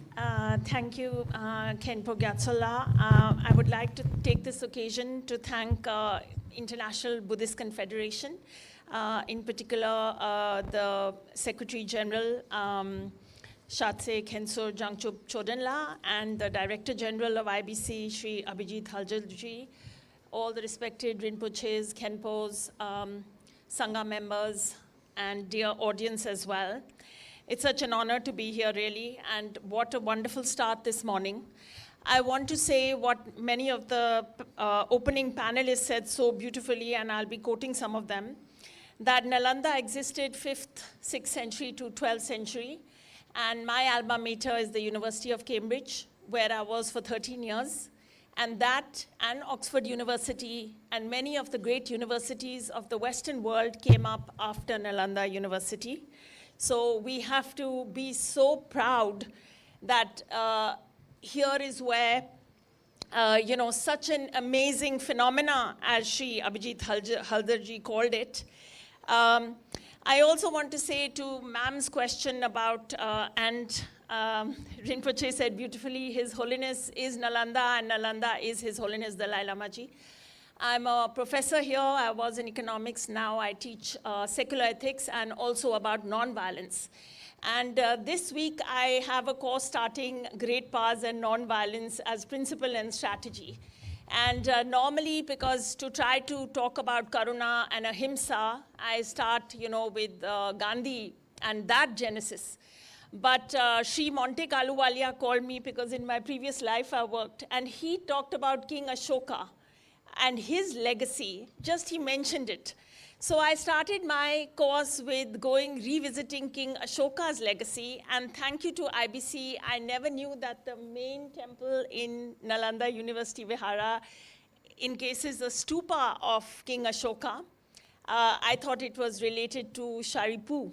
So I am corrected today this morning, and we have all the more reason to be so very proud that, Nalanda as thought and philosophy, as Rinpoche said, Nalanda as a civilizational knowledge hub and a transnational intellectual hub exists today. We are sitting here, and whether Buddha Shakyamuni was born here or there physically in terms, I agree with the earlier also speakers that this entire region, incredibly fortunate to sit here. And I just feel so grateful because this is a living tradition. Thank you, Professor Gill. May I now invite Sharda Bodilji to give your remarks? Namo Buddhaya, Namo Dhammaya, Namo Sanghaya. Thank you for the questions. First of all, I would like to thank IVC for providing me this opportunity to say about Nalanda and its legacy. My previous scholars told much about this. Though when we talk about the great masters of Nalanda Mahavihara, we should not see them only as Indian scholars, but as teachers who carried Buddhist wisdom across the world. I have given a topic about Acharya Kamalsila. So, to say about the life and his contribution, there is no exact date of date and place of Kamalsil's birth, but he was a direct disciple of Acharya Santa Rakshita, and he studied Buddhist philosophy deeply, especially Madhyamika, Yogacara, logic, Tantra, meditation in Nalanda. According to Tibetan history, at a young age of 25, he wrote commentary on Tattva Sangraha, that was Tattva Sangraha Panjika. So this showed his deep understanding not only in Buddhism but also other philosophical tradition. At Nalanda, he later became a teacher. It was said that he was a teacher of Tantra. Now I like to say this most. Okay, thank you. Okay, thank you, Dr. Podilji. I think with this introduction round, we now move on to the second round, which is diving a little deeper. Today, the great, we know the great acharyas of Nalanda were far more, than scholars. They embodied a profound union of, intellectual rigor and spiritual realization. Masters such as, Nagarjuna and Shanta Rakshita, Atisha, they were responsible for shaping the Asia's, intellectual and spiritual landscape through debate, through cross-cultural exchange, and the establishment of enduring traditions. Their legacy serving as both custodians of knowledge and bridges between civilizations, right? I come to Professor Bimalendra Kumarji. How can the scholarship of Nalanda, acharyas be understood as a model of integrated, knowledge where intellectual rigor and spiritual insight, are mutually reinforcing each other? Thank you.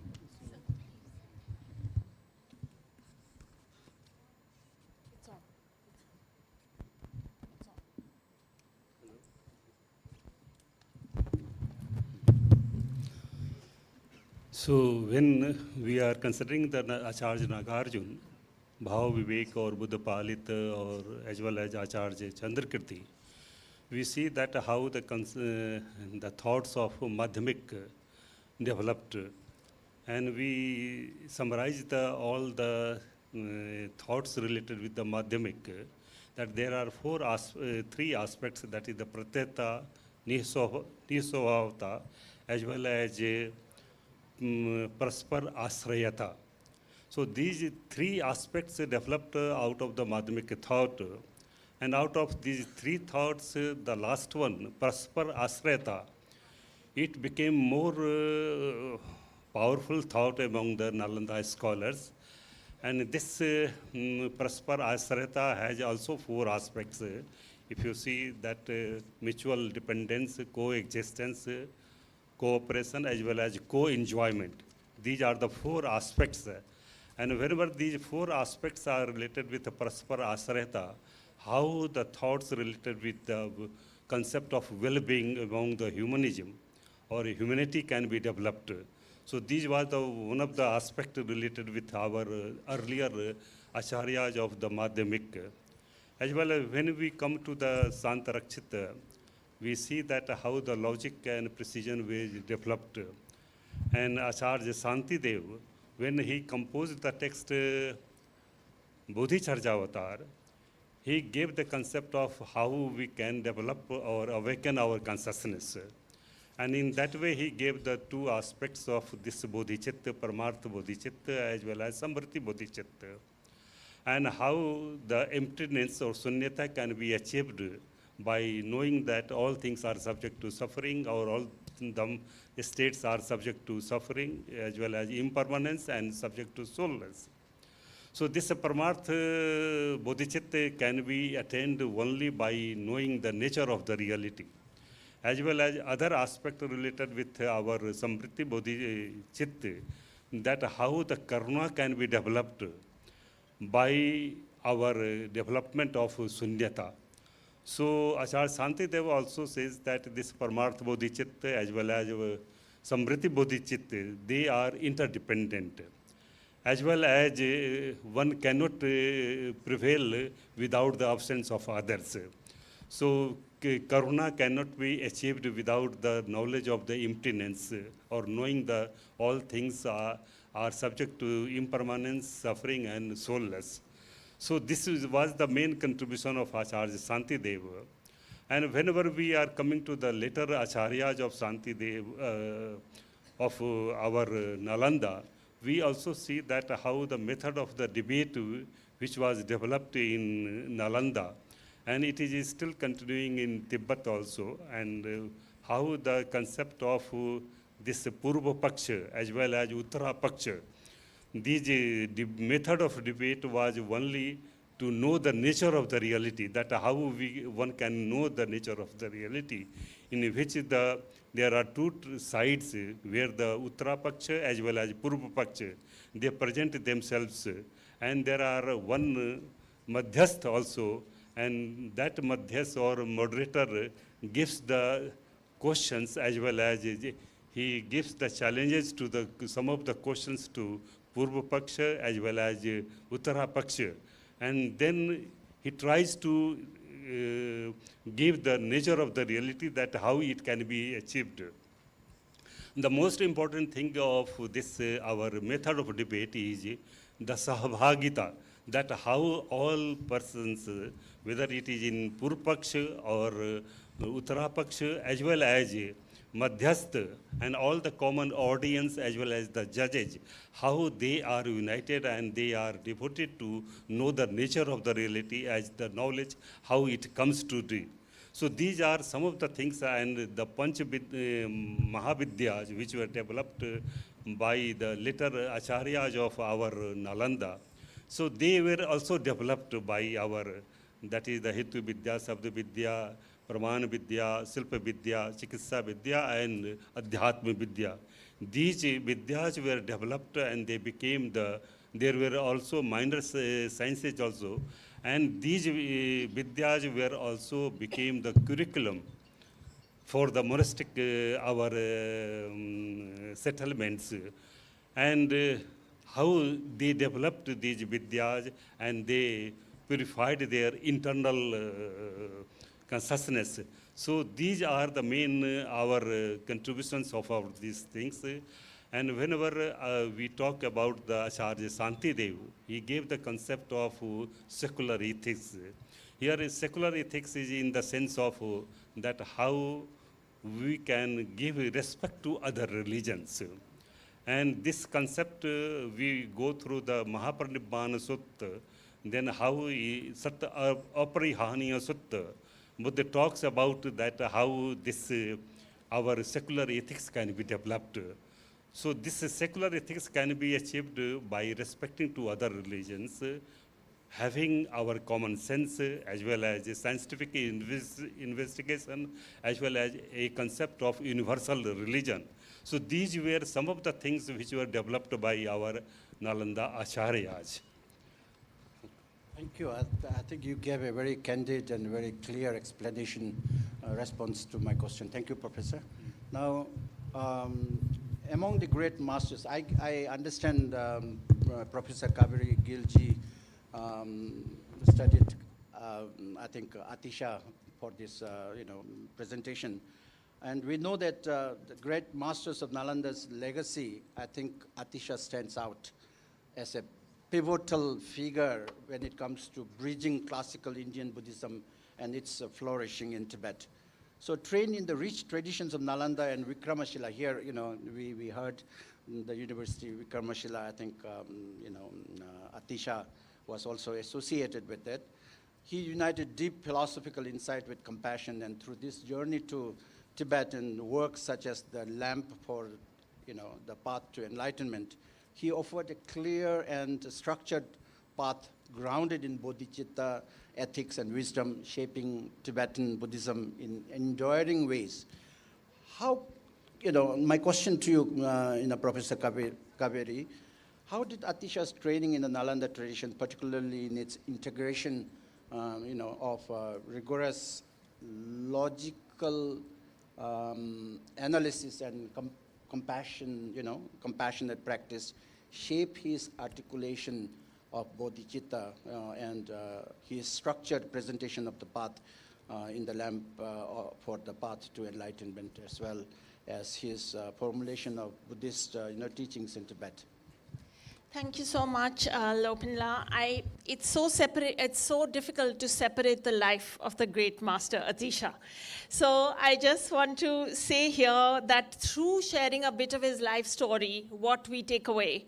So he was born in the 11th century at a very fecund and unique time for Buddhism in East Asia. And we heard Sri Abhijit Haldarji talk about Dharma Setu and the bridge to the Pacific today.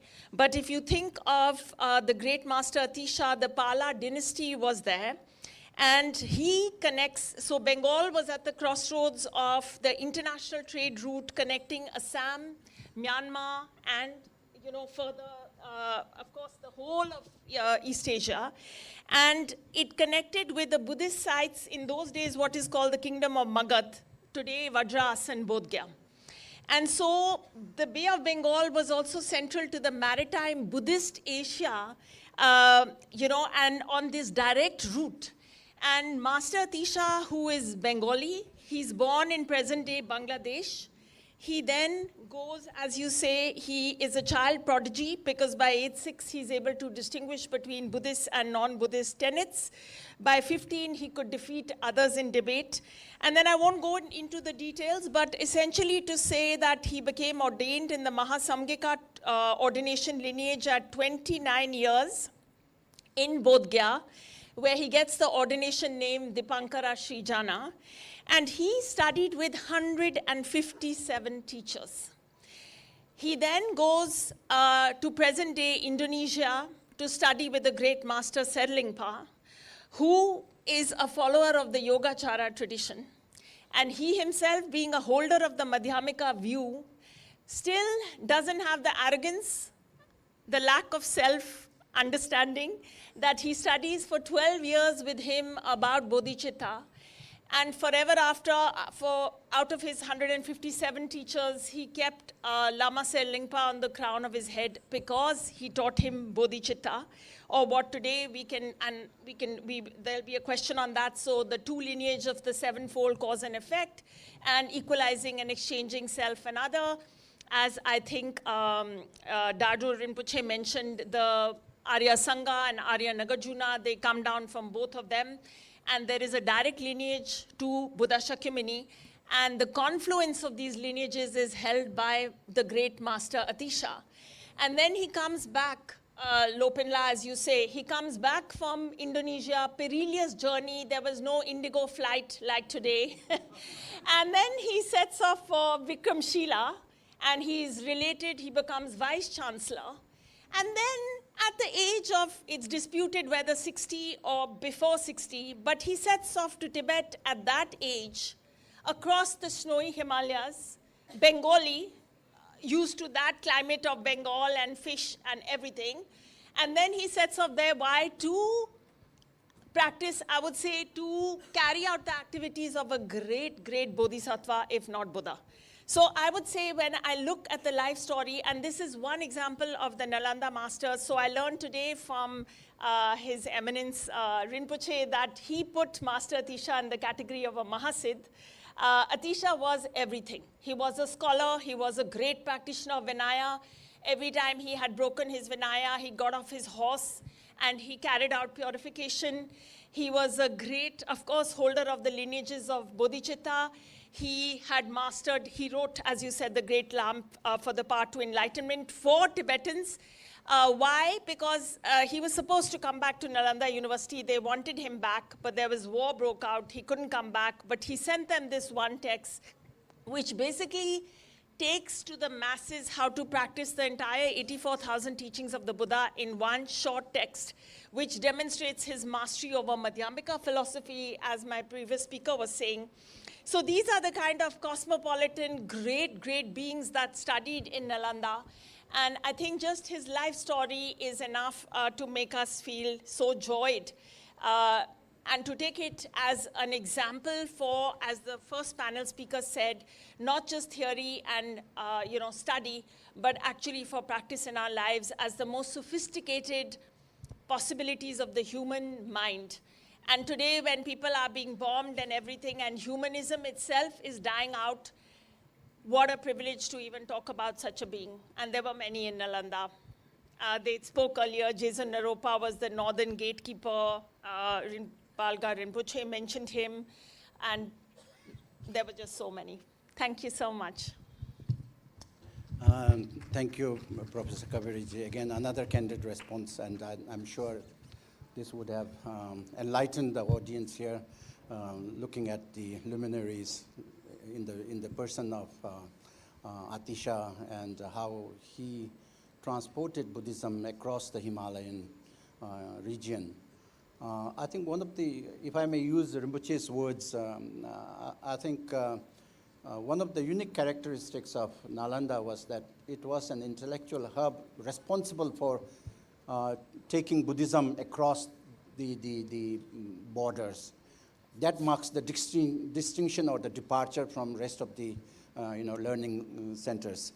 So the legacy of Nalanda lies not only in the scholarly depth, but in its wide influence across Asia, such as I'm told that Professor Paudilji studied Kamalashila, right? So masters like Kamalashila carried its philosophical and contemplative traditions into new contextual, cultural context, especially in Tibet, embodying a seamless integration of intellectual rigor, meditation, and cross-cultural exchange. My question to Professor Shardaji is, how did Kamalashila contribute to the transmission of Nalanda's philosophical and contemplative traditions beyond India, particularly in Tibet, and how did his articulation of the gradual path shape the understanding and practice of meditation in regions where Buddhism was being introduced, was a new religion? Thank you for the question. As we know, Buddhism had already reached Tibet earlier during the time of Srongchong Gompo at the 7th century.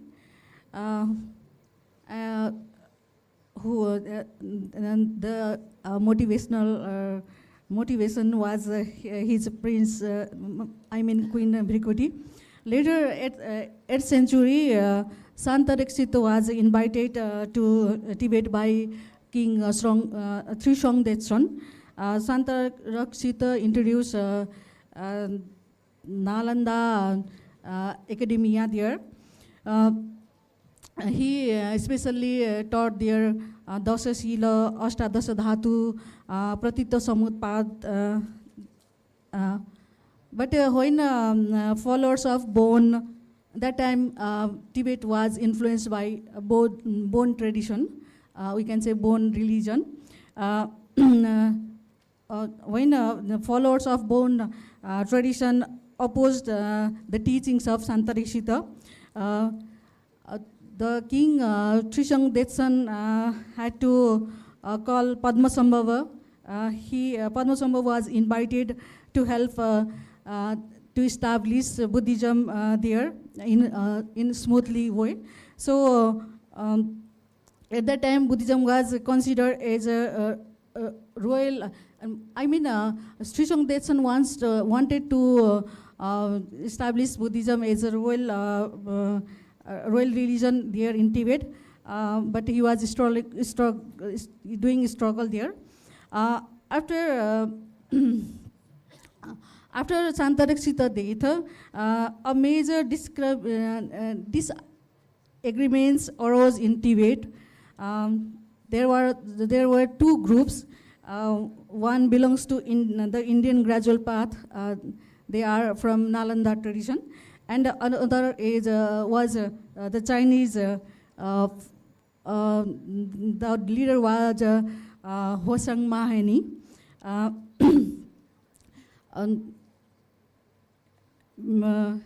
In that two group approaches has different. One believe in sudden enlightenment, then another believed in gradual enlightenment. That took a debate. So Kamal Sil was invited to Tibet for the establishment of Buddhism there. To sort out the conflict between two groups. There in Tibet, Samme debate held that time. It took 3 years. That debate took 3 years, from 792 AD to 794. I took this information from different texts. In this debate, the Chinese monk Hosang Mahani argued that enlightenment can happen instantly without step-by-step practice. But Kamal Sila explained that enlightenment must be developed gradually through ethical conduct, meditation, and wisdom. We can say if we collect seal, if you practice seal, then we can be good in samadhi, then we can get pragya. In that debate,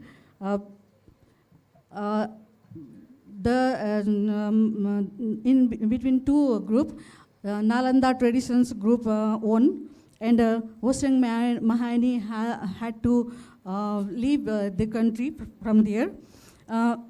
After that debate, he wrote to say the contribution of Kamal Sil. Then we can say that he established the Nalanda tradition there by his famous text Bhavana Kram, where he clearly explains about the step-by-step process on the path of liberation. And there he mentioned the process of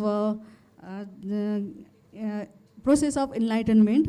He had mentioned there that through Srutamai Pragya, Chintanmai Pragya, and Bhavanamai Pragya, one can get enlightenment.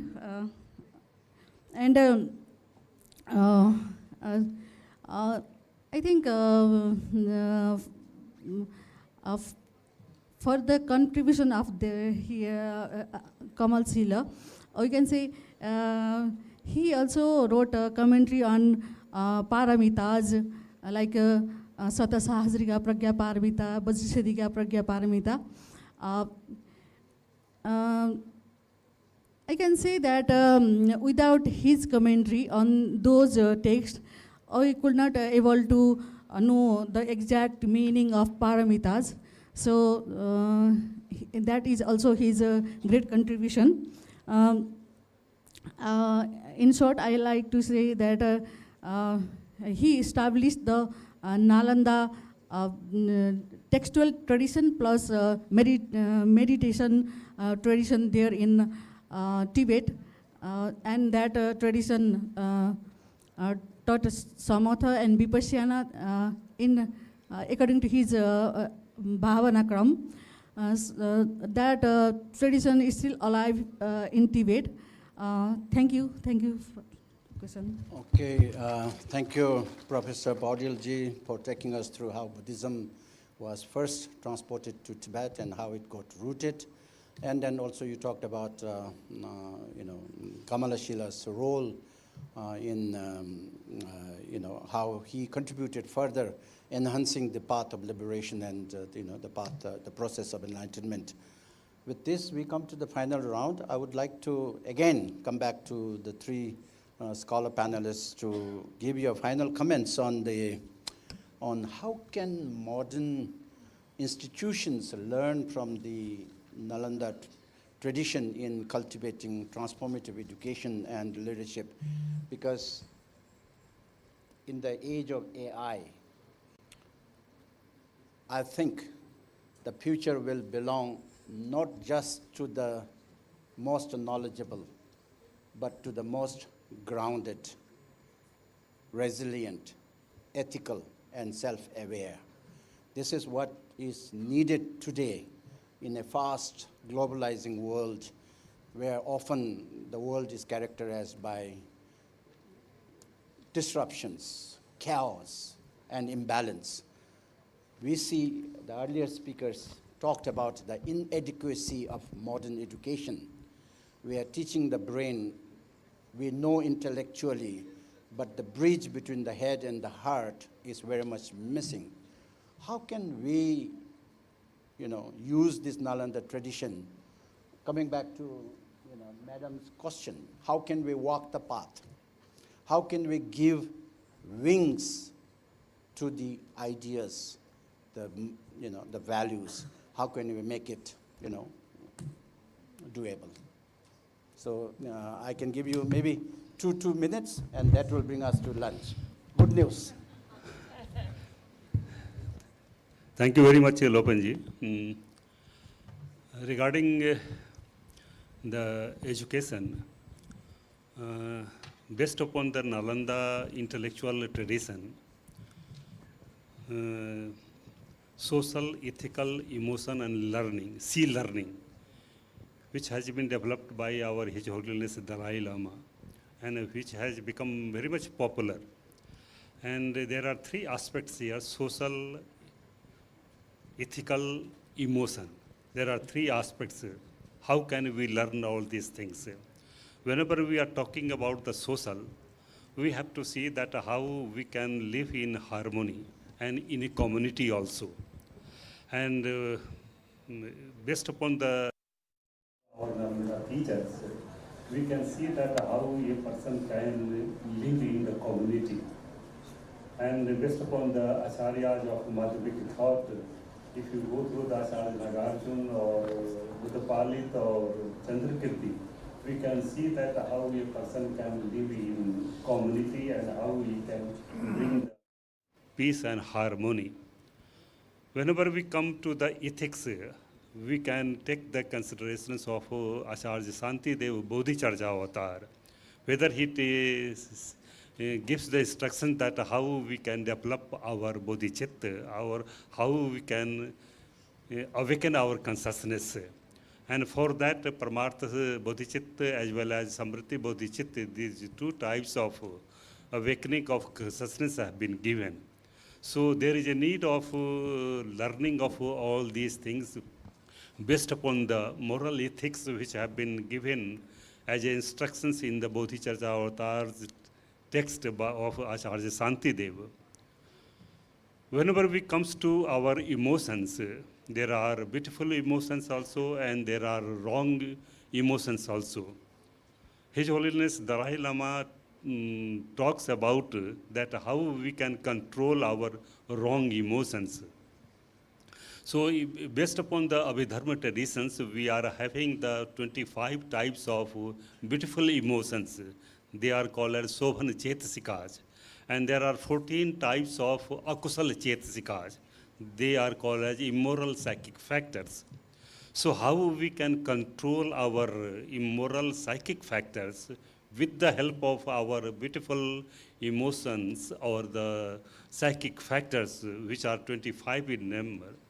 So based upon these beautiful, that is the Karuna, Maitri, these are the two types of Virati Chetasikas which have been developed. So His Holiness Dalai Lama says that with these two Virati, that is the Pragya and Maitri, we can control our wrong emotions, that is the wrong psychic factors, which are always associated with our consciousness.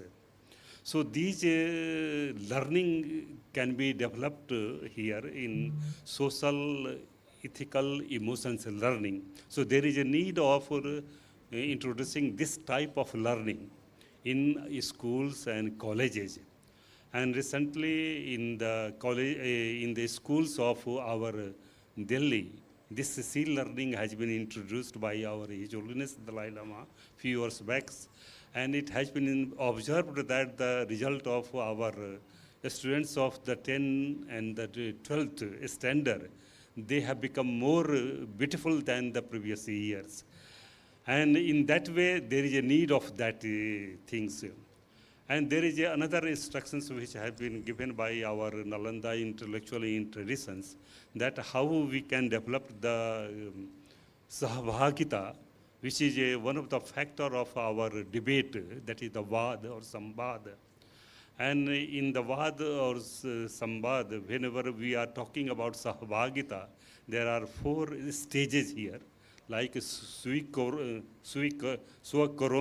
that I agree with the proposers as well as defenders also.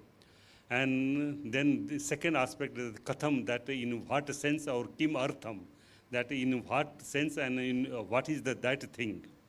And the third aspect is called as Hetu Asiddham, that cause has or reasoning has not been established. And the fourth is the Abhyapti. Abhyapti is in the sense of none or not pervasion. So these are the 4 aspects related with our learning stages in the schools and the colleges. If you develop all these, that method of debate, as well as the Sahabhagita, that how all the learners, as well as proposers and defenders, mediators or moderators, and the judges or the teachers, how they can develop a sense of Sahabhagita here. All are responsible for getting a state of nature of the reality, that what and how the knowledge can be achieved by all these things. Okay. So these can be introduced in the schools, colleges, as well as the centers of the higher educations also. Then we can develop our, in the age of our AI, how AI, we have to be very much cautious also. Whenever we are talking about the ethics, we have to take materials from the AI, but we have to be very much careful that whether they are going to destruct our emotions or not. So okay. We have to be very much careful related with the materials what we get through the AI. Okay, thank you, Professor Bimalendra. I get to understand that you are proposing a paradigm shift in the way we educate our minds. And in the age of AI, it's not the technology per se that determines, for example, if you look at a knife, the sharper the knife, better it is. but it's not in the discretion of the knife itself, whether to chop vegetables or chop somebody's head. It's the hand that holds the knife that needs to be educated. So I think in the AI age, AI can be an intelligent assistant, but we cannot definitely be dominated by AI, and therefore the human intelligence has to supersede the artificial intelligence. You know, this is what I get to hear from you.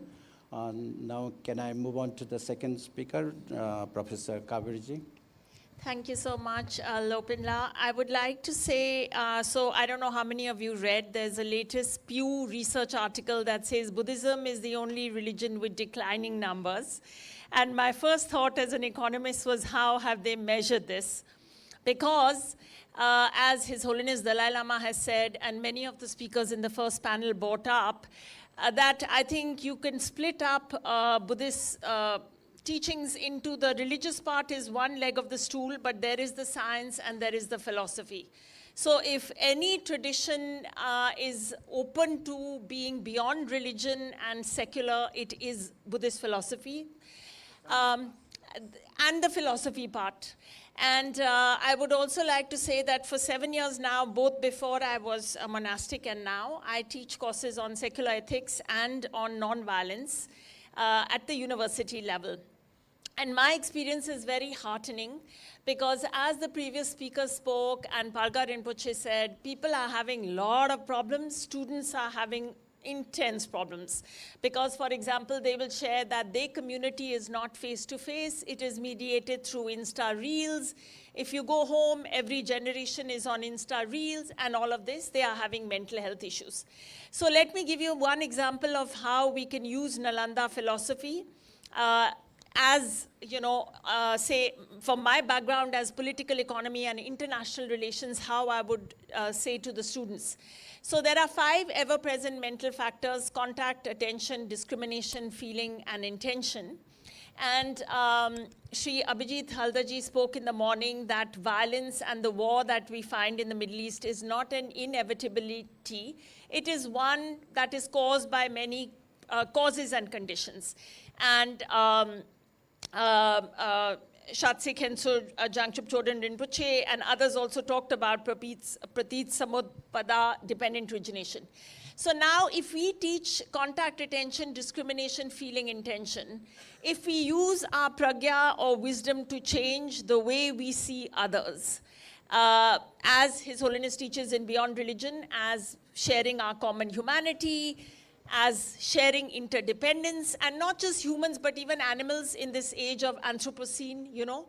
So if we can change our discrimination using pragya, wisdom, shunyata, yashi, whatever we choose, sharab, whatever we choose to call it, we can change the feeling we have about others, so that not just in the Middle East today, but in all the recent wars since COVID, and in all even our private family situations and community situations, if we can change the feeling from unpleasant to pleasant, our intention, which is frankly just what karma is, intention or action changes completely.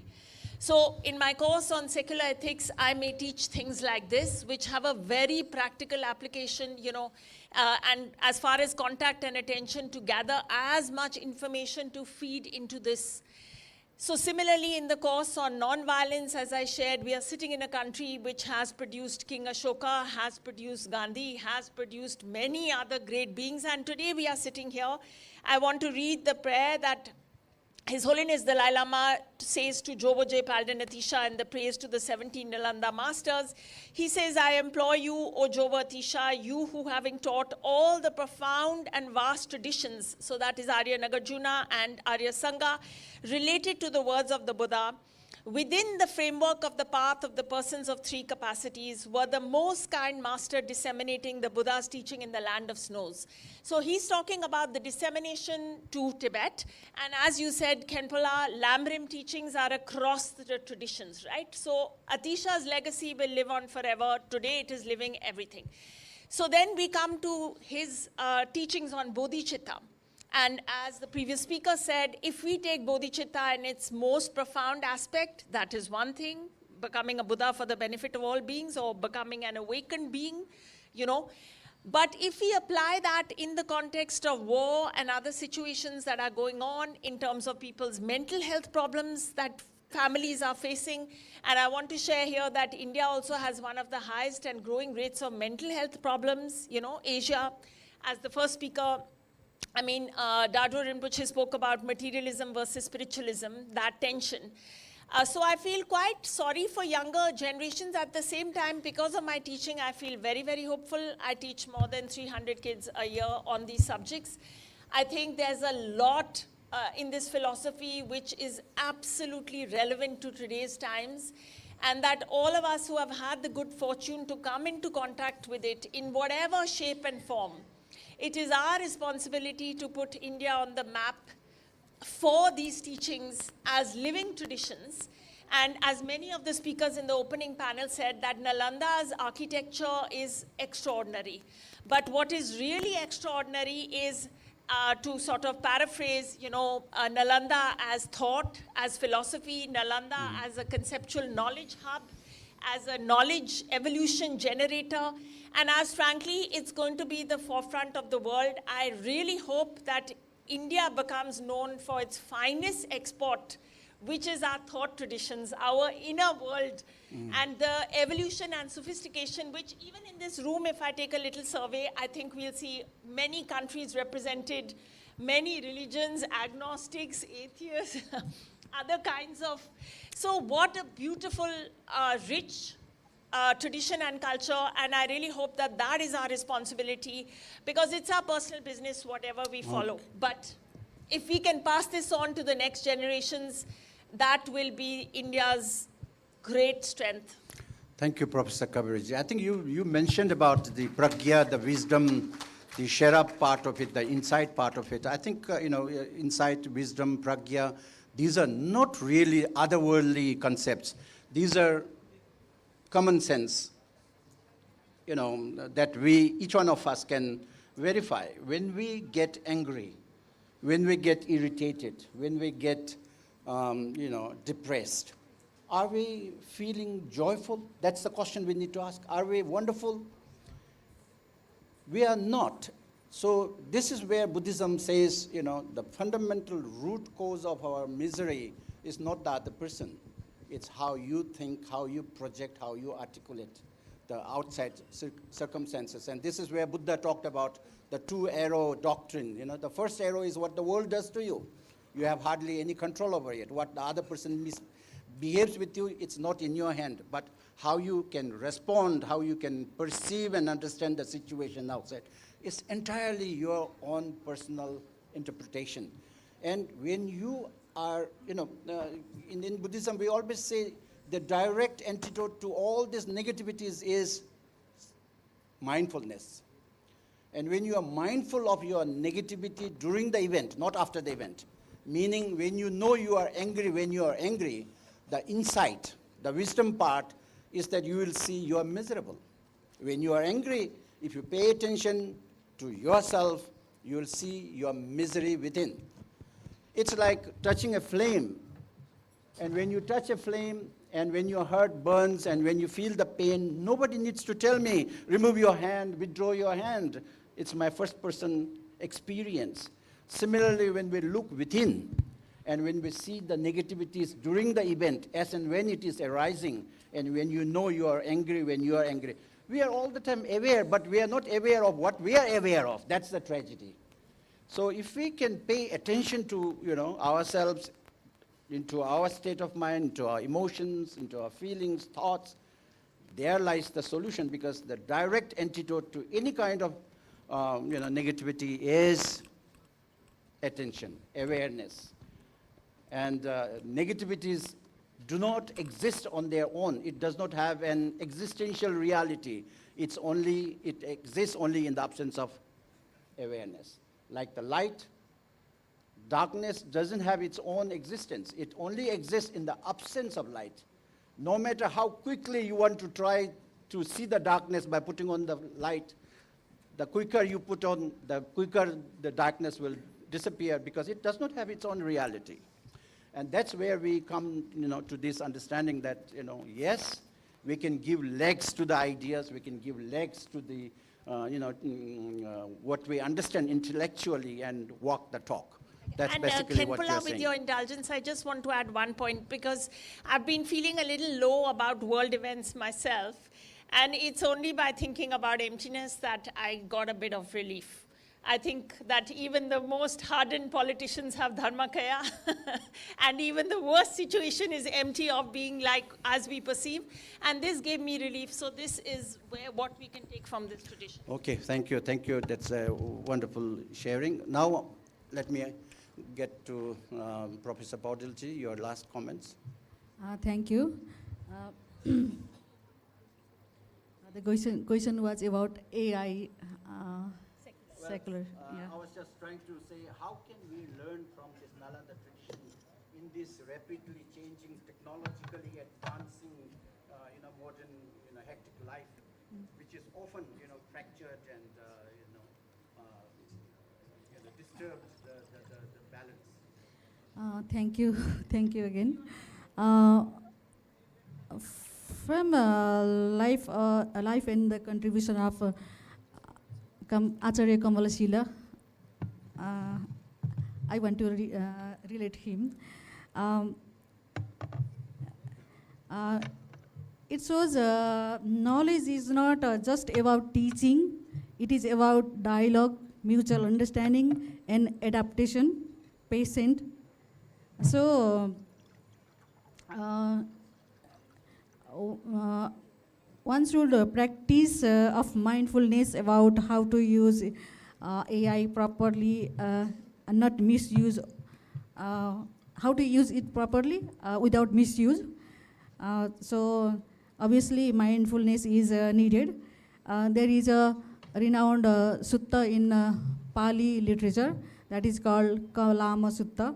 That also told about don't believe blindly, compare with authentic sources. So I think in our academia we have to start debate, dialogue, memorization,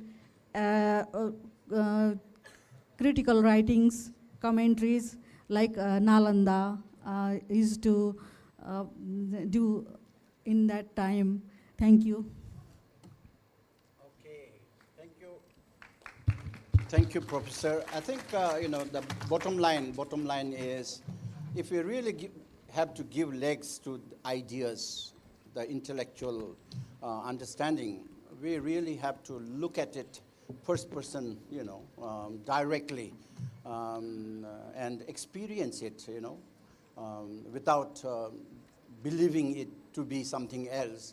Because Buddha always said, don't believe my teachings. You have to test it in the manner that you would test gold, by cutting, rubbing, burning it, and when you really are convinced on the basis of your first-person-based inquiry, that's my teaching.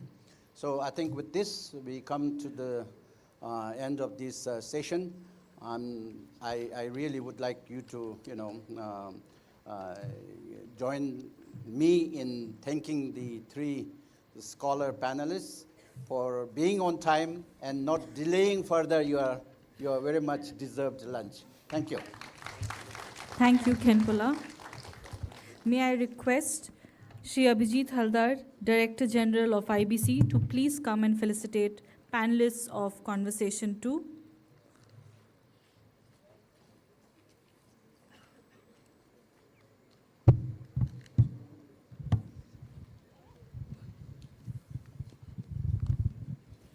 Our moderator for this session, Lopen Longten Gyatso.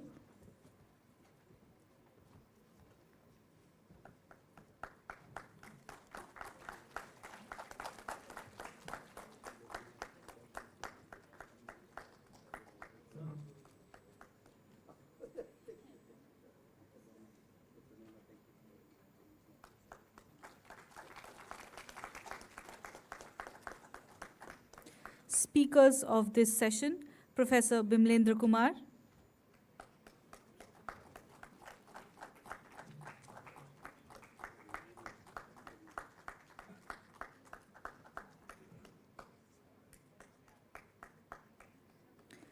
Venerable Professor Kaveri Gill,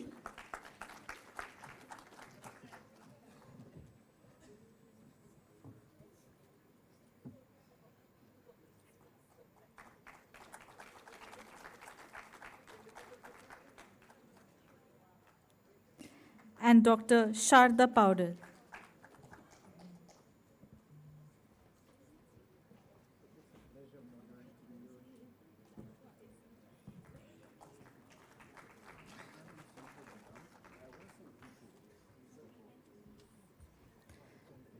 Thank you, everyone.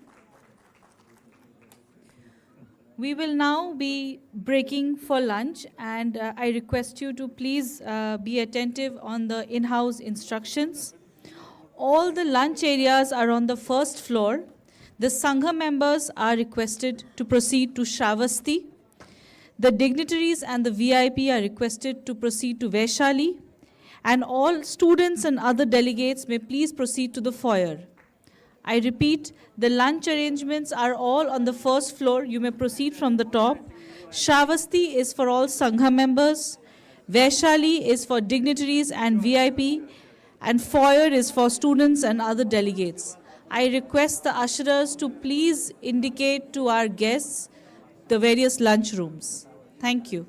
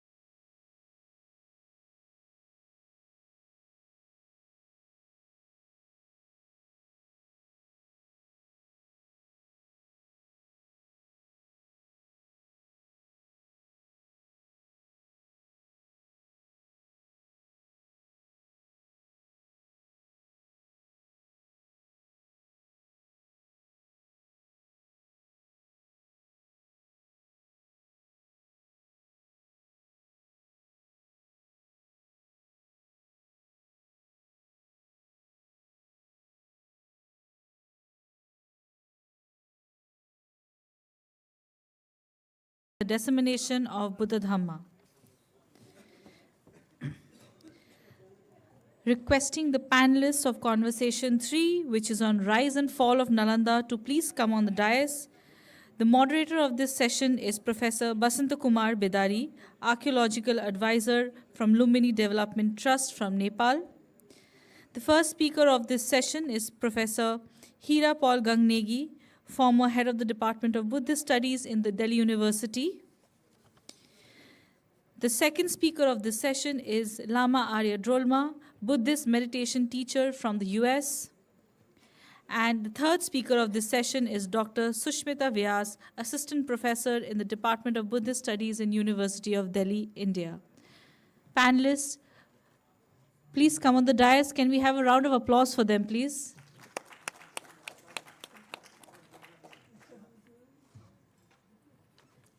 Over to you, Professor Saab.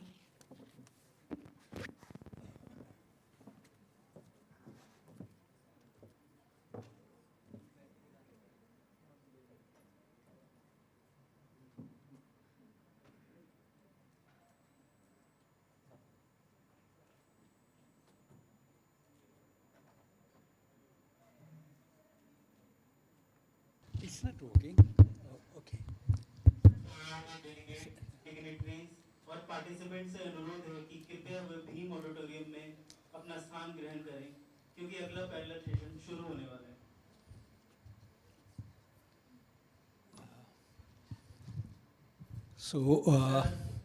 सभी conference में आए हुए dignitaries, delegate और participant से विनम्र निवेदन है कि कृपया वे भीम ऑडिटोरियम में अपना स्थान ग्रहण करें क्योंकि अगला पैरेलल सेशन शुरू होने वाला है.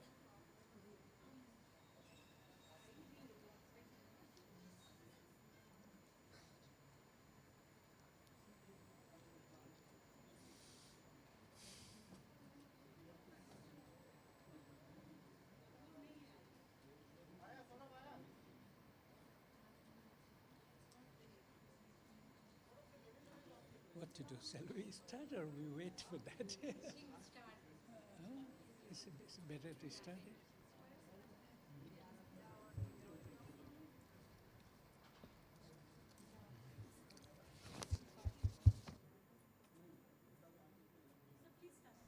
Okay, now we start our program now. Good afternoon, most venerable, respected venerables, scholar, distinguished guest, dear participant. It's my great pleasure to welcome you all this session, Nalanda School of Art and Architecture. The Nalanda School of Art and Architecture represents one of the most remarkable artistic and cultural traditions of ancient South Asia. The Nalanda School is especially known for its refined stone and bronze sculpture, elegant Buddhist icons, and monumental monastic architecture. Architecture in Nalanda is famous for its organized layout of monasteries, temples, stupas, residential complex for the monks and the teachers. And today's session will explore the historical development, stylistic feature, cultural significance of Nalanda School of Art and Architecture. Our speaker will examine archaeological findings, artistic techniques, and the broader intellectual environment that allowed this remarkable tradition to flourish. As a moderator, I look forward to guiding the decision and facilitating the meaningful exchange of ideas. I encourage all participants to engage actively, share their insight, and contribute to the deeper understanding of this important artistic heritage. Thank you, and let us begin the session. So, we have three great, distinguished scholars with us to participate this Nalanda's artistic and architecture this session. So far, the scholars, their name and their activities and their scholarly work and everything about them is already published in this small booklet. So please, you turn the page and you can see by yourself that who they are actually. So now let us begin this, session. There are, the three themes on this presentation. May I request for Sumita Das, Vyasju, this is a question for a conversation. Nalanda's rise in a premier university was deeply intertwined with the vision and resources of its royal patronage. What role did the Gupta dynasty's early support and the continued patronage from later rulers play in transforming Nalanda into one of the foremost center of learning, especially in the context of Buddhist learning? Please, you just go ahead. Or if you like, you can give your introduction by yourself. Okay. You know. First, I extend my thanks to IDC for giving me a chance to discuss with you all the great scholars. Myself, Sushmita Vyas from the Department of Buddhist Studies. My specialization is history of Indian Buddhism. And as you asked me the question, so I would like to give some background that before the establishment of Mahavihara, Nalanda was known as a trade center according to the different sutta. And after, in the Gupta period, when before the Gupta period, in the Mauryan period, when King Ashoka, Devanampiyatis came, and he had established stupas and chaitya in the memory of Sariputta. Sariputta birthplace and the Nirman place was the Nalanda, as mentioned in different sources. So Devanampiyatis Ashoka came and he has established certain very important architecture structures. But if we talk about the education center as Nalanda Mahavihara or the education university, it was the contribution of the Gupta king. And in the Gupta king, the Kumar Gupta first, he has firstly established a monastery, which was not exactly known as the university, but simply it was a monastery. And in those days, in the time period of 4th to 5th century AD, the Chinese traveler came there, and Fahian, and he has mentioned about the education center not exactly as an education center, but simply as a monastery. But later on, in the time of Kumar Gupta, it was expanded in a very famous education center as a Mahavihara. Not only it was limited as a education which used to teach by teacher, but it was a kind of center of debate center. And it was also a center of spirituality, philosophical, ethical, and the great scholar in the time of Gupta period was there, who has also contributed to translate the Buddhist literature there, and which was very helpful for the not only in India but in the foreign country like China, Japan, Sri Lanka, Myanmar. And that time, the very important Buddhist art was also came, and the Buddha image was also started to build, and that was also very, very helpful to know about the Buddha Dharma, not only in India, but in the part of all part of the world. So why Mahavihara, Nalanda University is famous? Because it is known as Na Alam Dadati, means the knowledge, it is a center of knowledge which don't limited to give the know the knowledge by teacher to himself, but they are very famous to give this knowledge to everyone.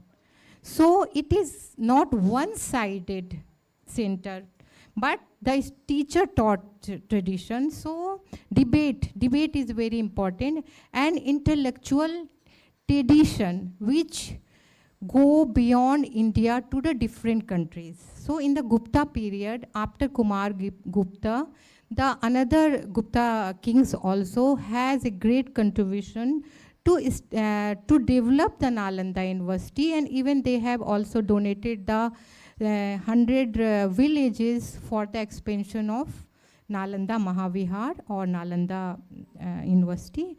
After that, in Gupta period, we can see in the Harshvardhan period.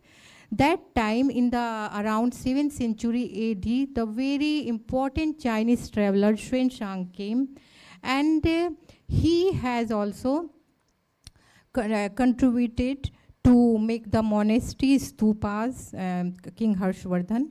And the very important role of Xuanzang was that he has written the travel account, and which is very important to know the history of Indian Buddhism. If he has not written those account, we are not able to know about the Buddhism, because very, very important role has done by the Chinese traveler Xuanzang. So after Harshvardhan, we come to Pala dynasty. In the Pala dynasty, we can see in the Gupta period, the Buddhism was focused on the Mahayana, mainly Mahayana. But we come to Pala dynasty. In that time, the Buddhism was changed into Tantric tradition. And that time, this 5 sila was changed into 5 makaras. And those 5 makaras are against the rule of 5 sila, and which was the base of the Buddha teaching. So people who in the society who had respect for the teaching of Buddhism, now because these 5 makaras was totally against the teaching of 5 sila, so gradually we can see the respect in the society towards Buddhism was gradually decreasing, and this was one of the reason of the decline of Buddhism in India. But this is not, we can say, the main reason. But in the Pal dynasty, we can see the development also in Buddhism in different king of Pal dynasty. Of course, in the Pala time, there are 4 other universities they established it. Yeah, they like established Vikramshila, and even Somapura, Jagaddala, yes, they are all from the Pala dynasty. Yeah, even the Buddhism arrived in Tibet in the Pala dynasty only, and we can see the development of Buddhist architecture also in the Pal dynasty in the form of like Tara, image of Tara, Manjushri, and so many things we can see in the development of Buddhism also. But in the same time, the rituals in the changing of the like teachings was one of the cause for the decline. But this is not the main reason. The reason was royal patronage was also one of the very important reason. That was, now we can see yeah, we have some, contribution of Harshvardhana. Even this, this Sailendra dynasty from Indonesia, they also supported for the, learning center of Nalanda. We should not forget them too, Yes, very true, very true. But that time so for the art and architecture of the, the Gupta period, for example, the Mahabodhi temple there. Gupta period Buddhism was in supreme state. But they were not Buddhist by themselves, Yeah, they are Brahminical. They are follower of Brahminical religion. If we see the coin, and if we see, but the development was at the top in the time of Gupta dynasty, and in the Pala also. In some aspect, we can see the development, but in some point we can see that one of the reason was the changing of the what teachings. we do, Susmita ji, we'll come back to you again. Okay.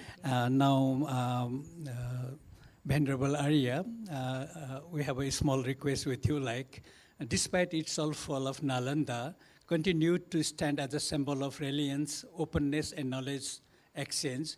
In what ways does its legacy inspire contemporary understanding of intercultural dialogue, spiritual inclusivity, and the pursuit of wisdom beyond boundaries of geography and faith?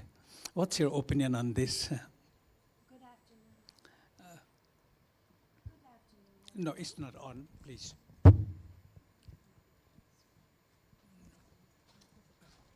It's off. Oh, yeah, that's why. Good afternoon, everyone. Thank you all for being here. I would like to take this opportunity to thank the International Buddhist Confederation, for inviting me to this conference, to Secretary General Shastri Kenzo Janchup Chode Rinpoche, and the Director General of IBC, Sri Abhijit Halder. Thank you so much. Thank you for all of you all for being here. So when I reflect on Nalanda, even though the structure may have fallen, but it's definitely a living tradition, very much alive. And when I think of Nalanda, what comes to my mind is the refuge and bodhicitta prayers that is recited in the beginning of every Buddhist Tibetan practices. And I want to recite this prayer. And the prayer is in Tibetan, forgive me if I don't pronounce it properly, but it goes like this. Sanje chodan sochi choknamla, sanju bardo dakni sapsuchi, daki jinsok jipe sonamshi, drola penshe sanje drupa sho. The translation is, in the Buddha, the Dharma, and the Supreme Sangha, I take refuge until I attain enlightenment. By the merits of practicing the paramitas, may I attain Buddhahood for the benefit of all beings. The prayer, may I attain Buddhahood for the benefit of all beings, is the heart of Nalanda legacy. This concept that we are following the Buddhist tradition, the Nalanda tradition, is this main point. May we attain Buddhahood for the benefit of all beings. When we this is the heart of Nalanda legacy, not knowledge for personal gain, but wisdom cultivated in service of collective well-being. So today, as we navigate to an increasingly complex and interconnected world, we are called to return to the guiding intention at the very heart of Buddha's teaching, which is compassion, loving kindness, and a deep commitment to the greater good of humanity. And to me, this is why in bricks and mortar, Nalanda may not exist.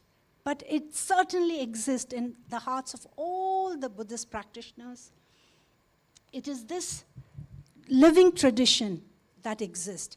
And also, as I study and practice the Kagyu lineage of Tibetan Buddhism, I'm born in South India, and my guru was from Tibet, and so I follow the Tibetan Buddhism. And here we talk about the golden rosary of the Kagyu lineage. The forefathers are the Mahasiddhas, the great scholars from Nalanda. So it was the golden rosary is the Vajradhara, Dorje Chang, and then it's from Tilopa, Naropa, Marpa Lotsav, Milarappa, Gampopa, Dusum Kenpa, which is Karmapa, the first Karmapa. So the living transmission is fully alive on all the Buddhist practitioners. So this is why my belief is Nalanda is in all of our hearts. It's a legacy, it's a living tradition. Thank you. Yes, one archaeologist who excavated S.P. Sastry, he defined Nalanda. Nalan is, it's a lotus. Lotus is a flower of wisdom. Da means to give. So it is an institute where you give the knowledge to give to others. That's why it became a Nalanda. Yes. That's why S.P. Sastry, he defined it like that, So it's a wonderful explanation. Thank you. Thank you so much. Now, Professor S.P. Gangaine, Sir, Head Department of Buddhist Study, University of Delhi, sir. Sir, we want to know from you that the invasion by Bhaktiar Khilji in 12th century marked the decisive end of Nalanda as a living institution. If you could enlighten us on the Dharma Swami's account, which are important for the reconstructing the continued operation of Nalanda after it was sacked in 1193 CE. What was lost in the term of manuscript, accumulated knowledge, and intellectual tradition, and how did this destruction impact the broader trajectory of Buddhist scholarship and cultural memory in South Asia? This is what we want to know from you, sir, your opinion on that.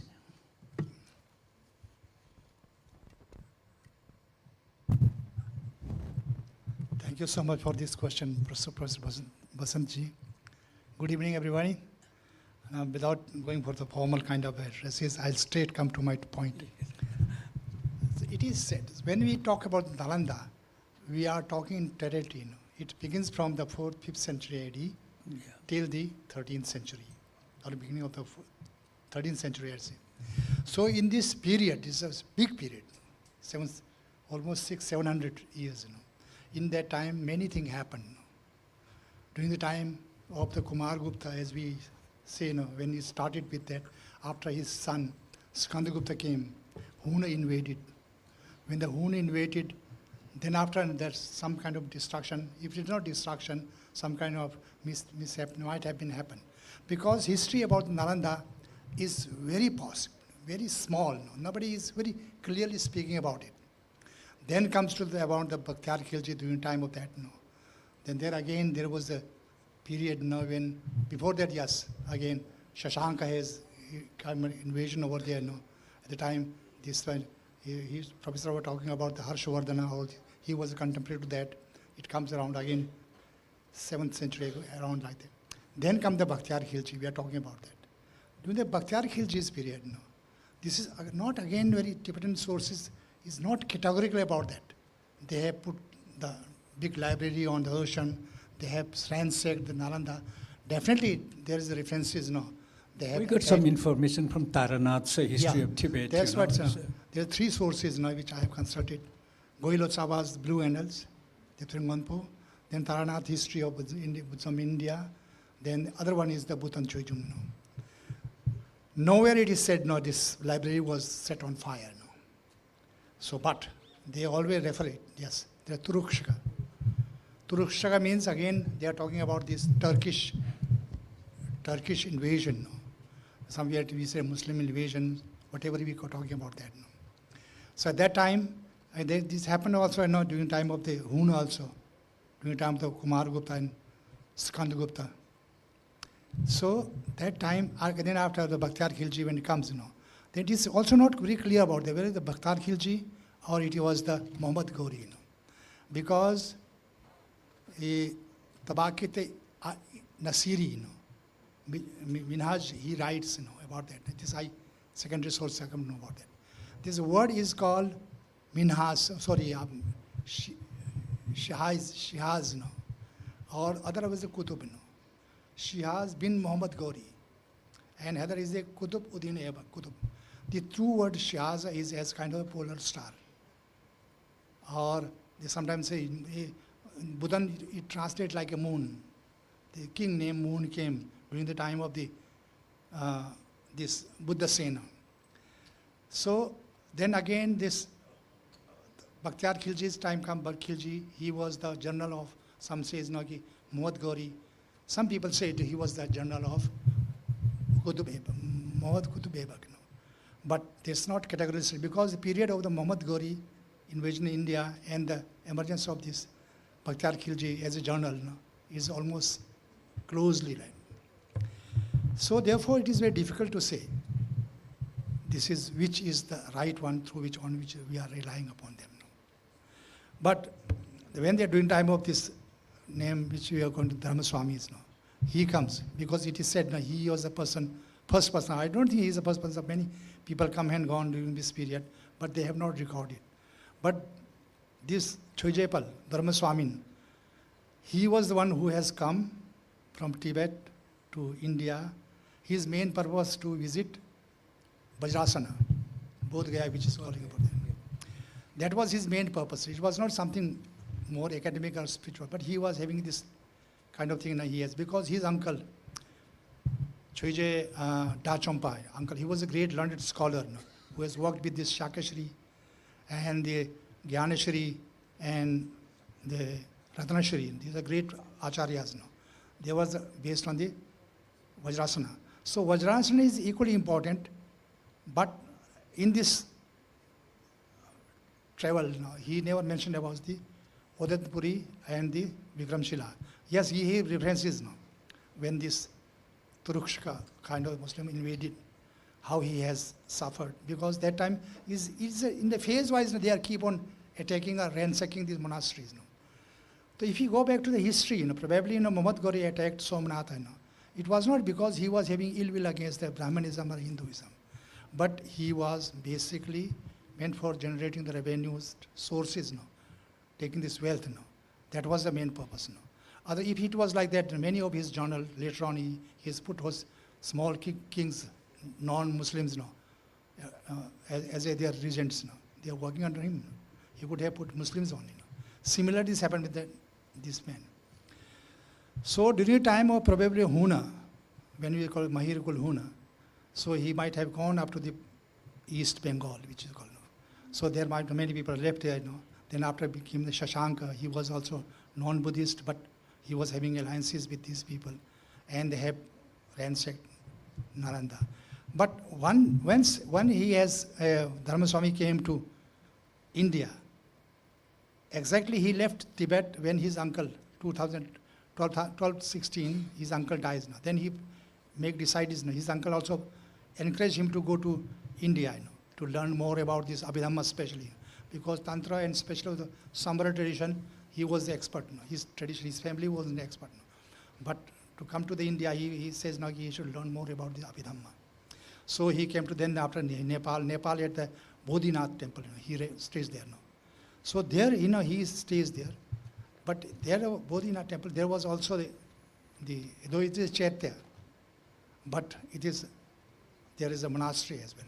Then after spending 8 years there, 10 years he spent in the Tsang area, Tibet. He studied under many of the great Lotsawas like Pandit Shakashri, Shakashri Badra, and also the Thopu Lotsawa.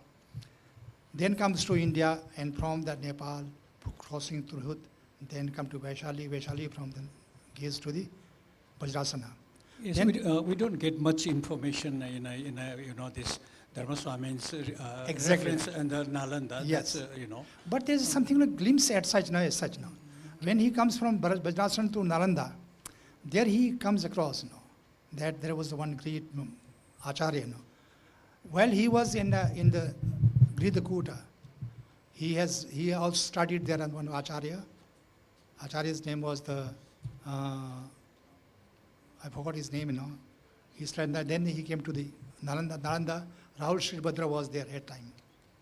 Because of this Turush invasion, many of these monasteries have left and they have gone out. Then only the Rahul Shribhadra was there along with some 70 students, monks. There only 2 monasteries was functional. Just for his first came to the Nalanda and his first impression, that will give us some glimpse idea of how this Dharma Swami had encountered in the Nalanda. It has 7 great lofty pinnacles. It says in the center there was 7 great lofty pinnacles. Pinnacle as such is if you see in Bodh Gaya, the main Mahabodhi temple is there, similar Shikhara it's called.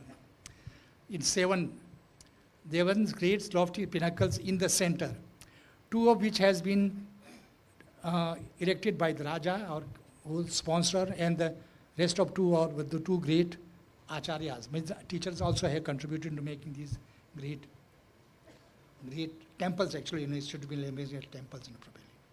And there's 2 and 7 in all. Then alongside, on the side, eastern side towards the north, there stood the 14 lofty pinnacles again. It was surrounded with the 14 great, again, this kind of, probably that was also a monastery kind of for the great teachers or anyone like. Then outside, there was about the 80 small viharas called aramikas.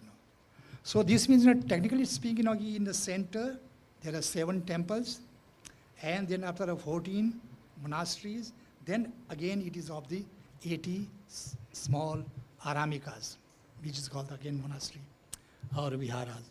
Most of them were built by the Raja, some were built by the kings, queens. They were damaged by the Turushka, and there was absolutely no one to look after them and to make offerings. They were built of the bricks, and many were left undamaged. This last one is important. He says, during his time when he is 13th century, 12th century, yes, still there was some enclosure or some complexes which remain undamaged. To say that it's absolutely ransacked seems out of place. So this is a structural about them. Then there is he mentioned about there are some 4 images, which is very important to listen. One is called the Gyananath temple. These are also temples. Temple means where the image is put and people go and worship there. Other is the Tara without ornament. And one is again Manju Gosha having a turned neck. And 4th one is something like that. So all these, most of these 3, the Gyananath image was being installed by the Nagarjuna, it says, because it was automatically self-generated image, which was the Sita one. Its cemetery near the Nalanda, from where Nagarjuna has brought and where to make it his image. Professor Gannegi will come back again. Sure. You. Dr. Susmita, can you highlight a little bit about the art and architecture of Nalanda? Yeah. Use that, yeah.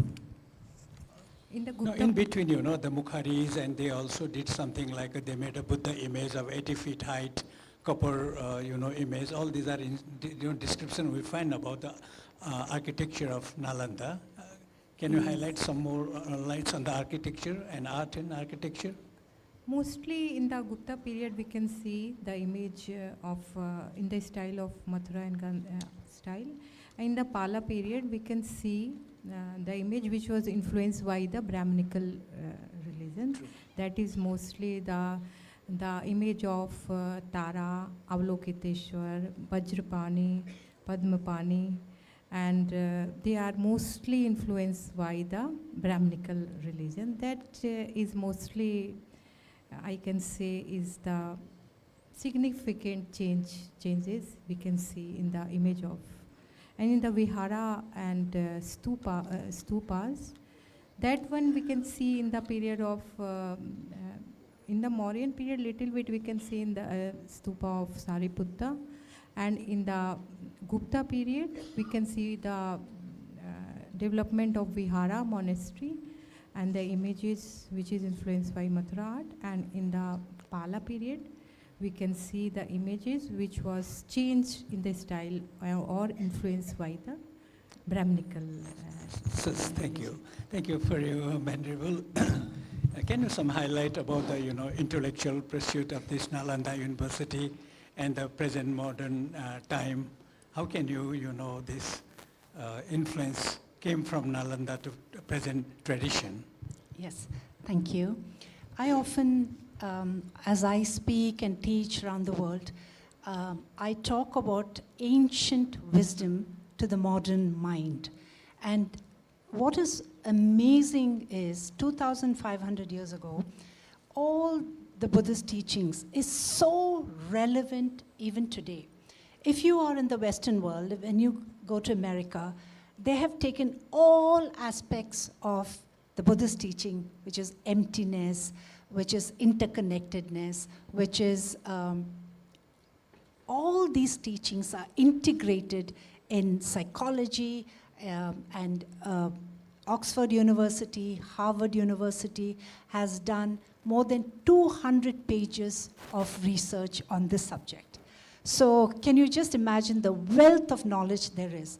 And now, of course, they have coined the word mindfulness, which is actually meditation. And so, to the audience here, what is mindfulness? I just want to demonstrate what mindfulness actually is. So how many of y'all can identify with this? You've gone into your kitchen and filled your glass with water to the brim, and now you have to take it to your desk, right?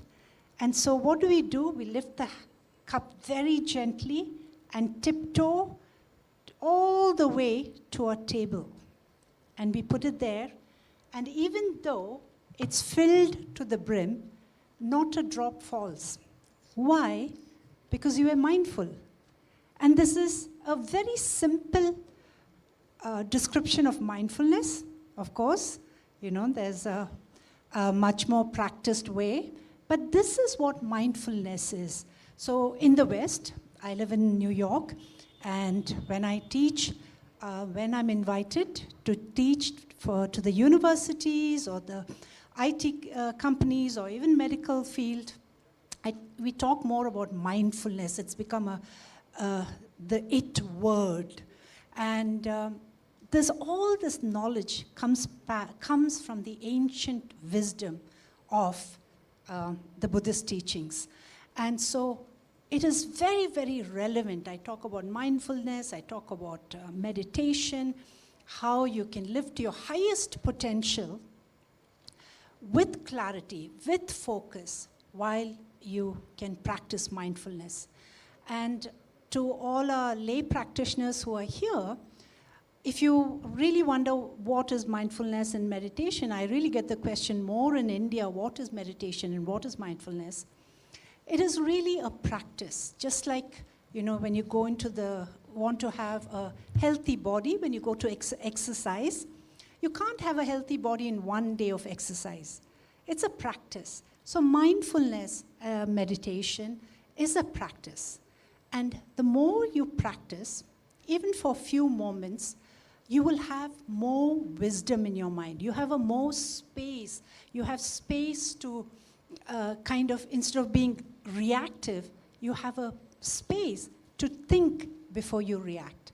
So this is what this teachings from 2,500 years ago.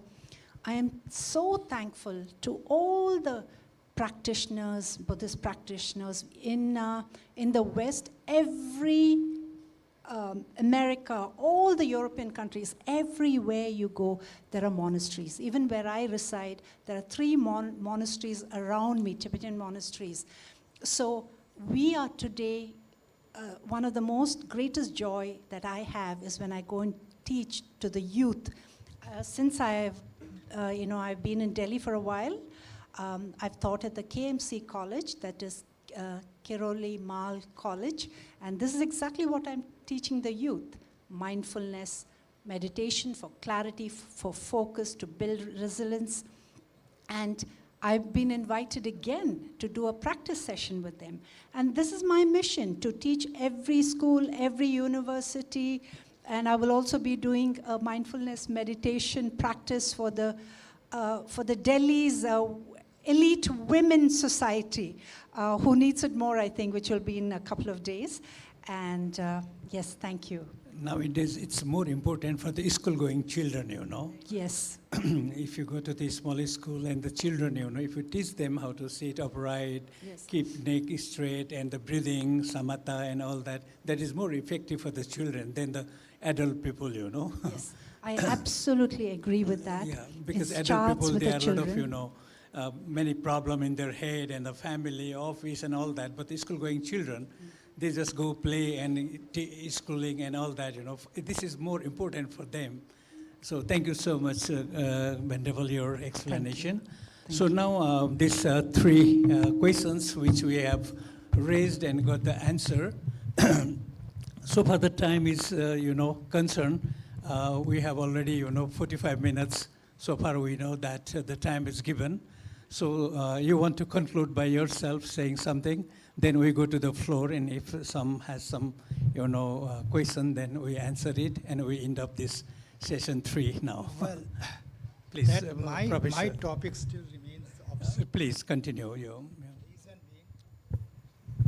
Reason being, the patron of the Nalanda University at the time of Bhaktar Khilji were the Senas, Buddha Sena.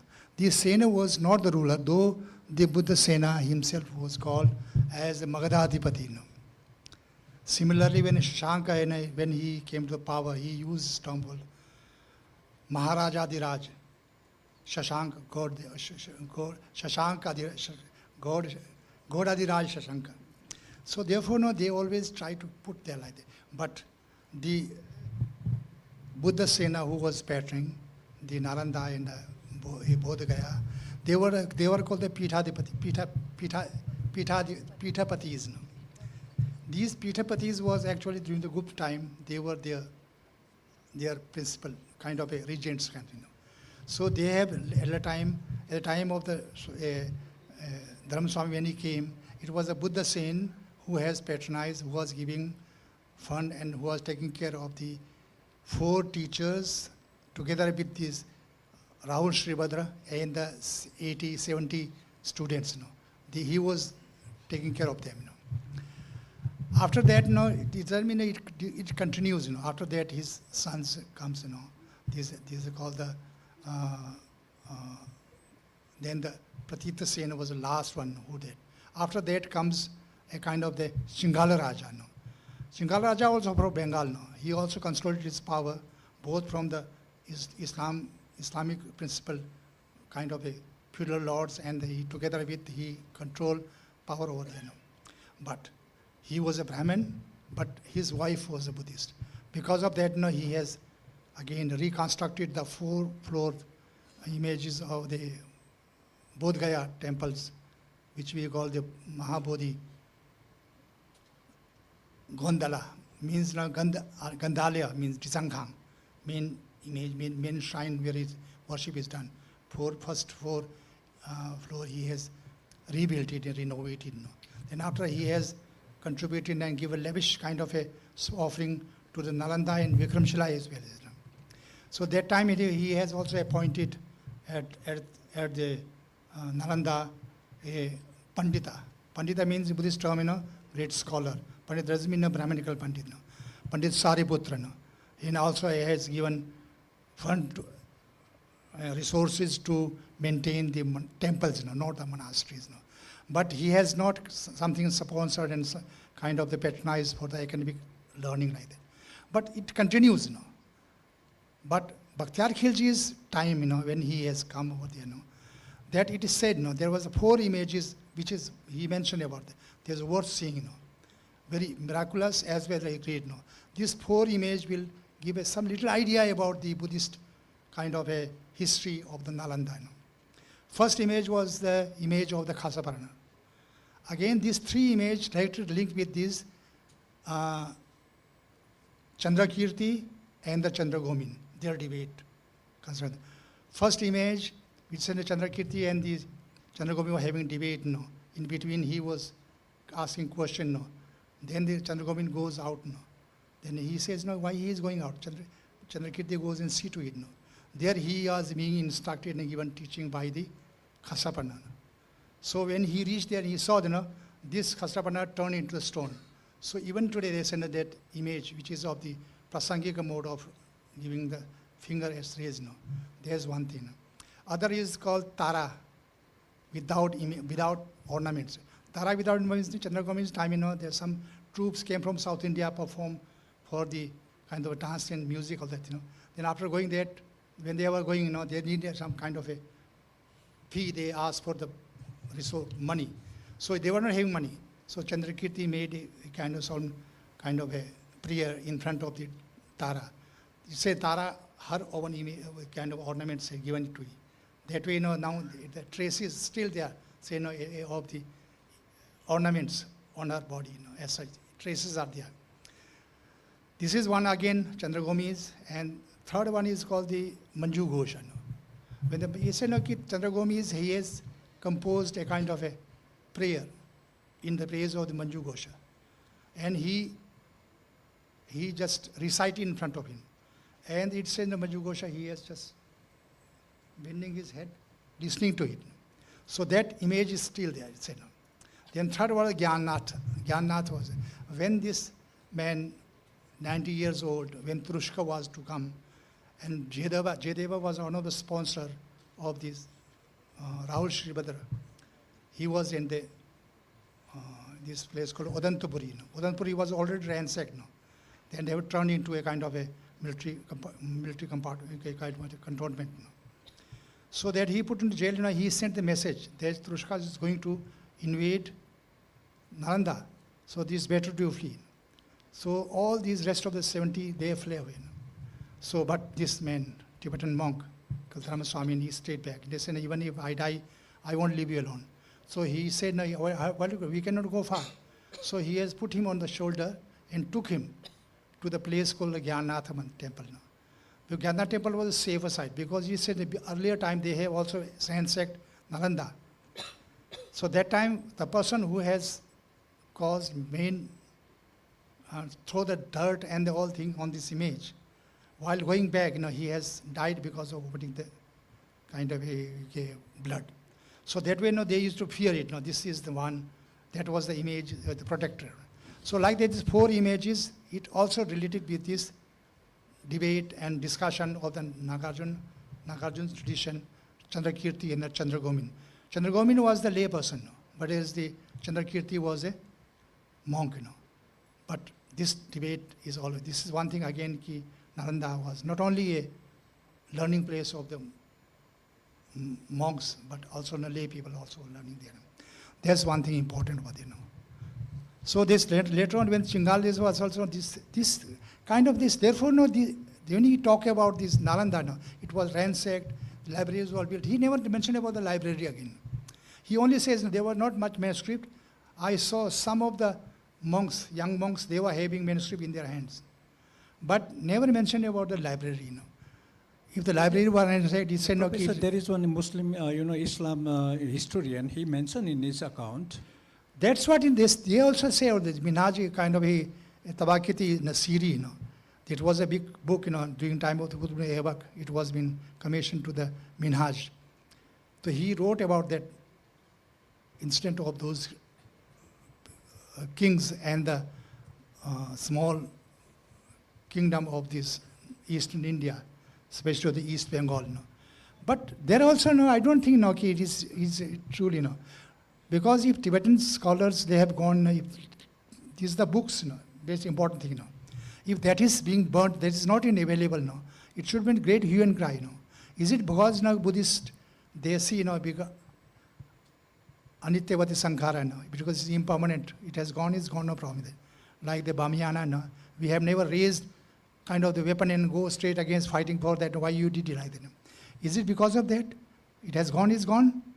Or something, it has been, we have make it more kind of a, hyper exaggerated the incidents. If it was like that, so many of these, what the administrative formation of these Islam, Turks and all these, we call it. Professor, kindly conclude it. Yeah. So they have actually, controlled those higher echelons, the grade 1. In the lower side, they have kept their local rulers as they were. So therefore, they were a stooge kind of thing. They worked for the Muslim.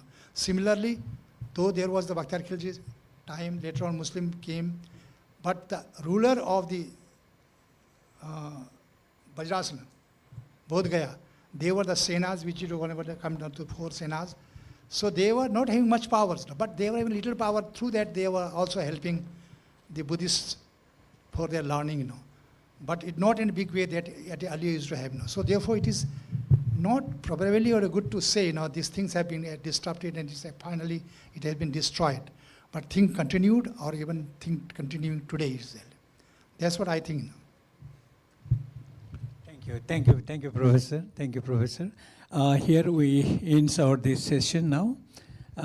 We have a floor open. If there are some questions, let us have only 2 or 3 questions only. Please kindly raise your hand. You can ask from your seat. Yes. Please, you. Someone can give a mic to him.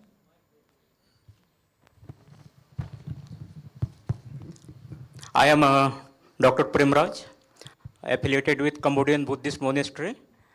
My query is that for this second speaker, Lamaji, that the mindfulness is getting popular in the Western USA, and the mindfulness, what is the foundation for the mindfulness?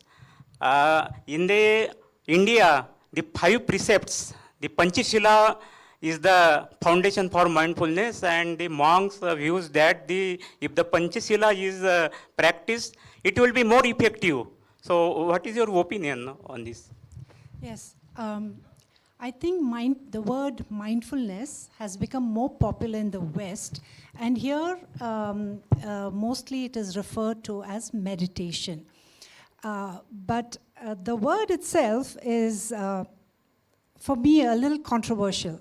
The whole idea of meditation is to bring a peaceful and a settled mind from thoughts. So the word mind and fullness is, we don't need more fullness, but it's a word. So it is it's a word with meditation, mindfulness. It just makes more sense as a word, as a label. So if you're talking about the and the precepts that the monks have, that is because we are monks, we have those precepts as a guide to our practices. Is that what your question was about the precepts? More effective mindfulness, the foundation for the mindfulness, if it is based on the practice of the Panchashila, that 5 precepts, then it will be more effective. That awareness will be more effective. The purity of the mindfulness will be higher. Yes. Yes, you have a very good point there about following the 5 precepts, the Panchashila as you mentioned. But if as you go through the higher practices, let's say even Vajrayana, it is not really the moral, ethical conduct. It is more about training your mind, your mental mind.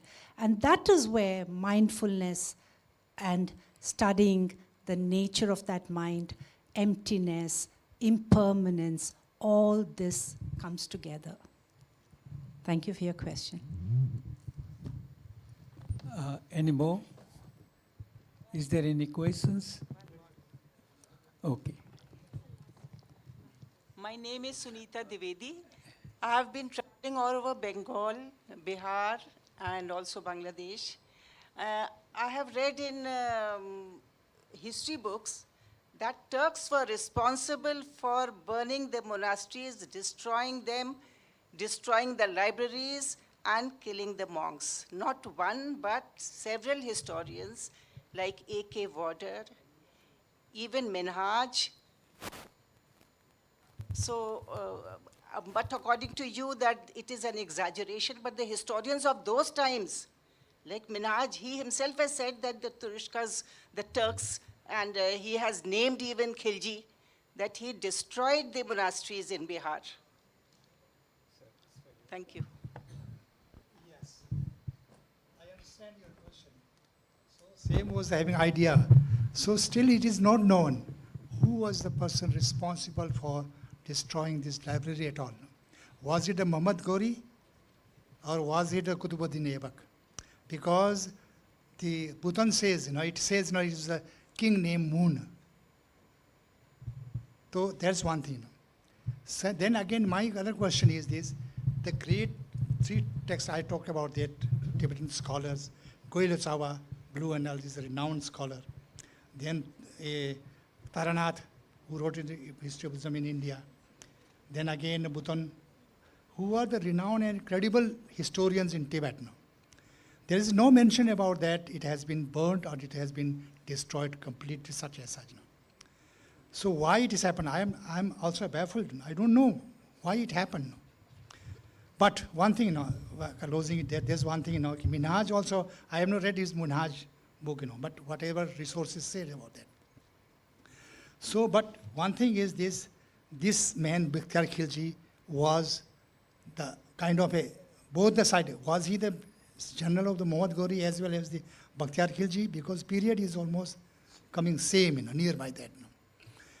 Then other thing, one thing which I said, out of that, then the tradition of teaching, with Rahul Shribhadra.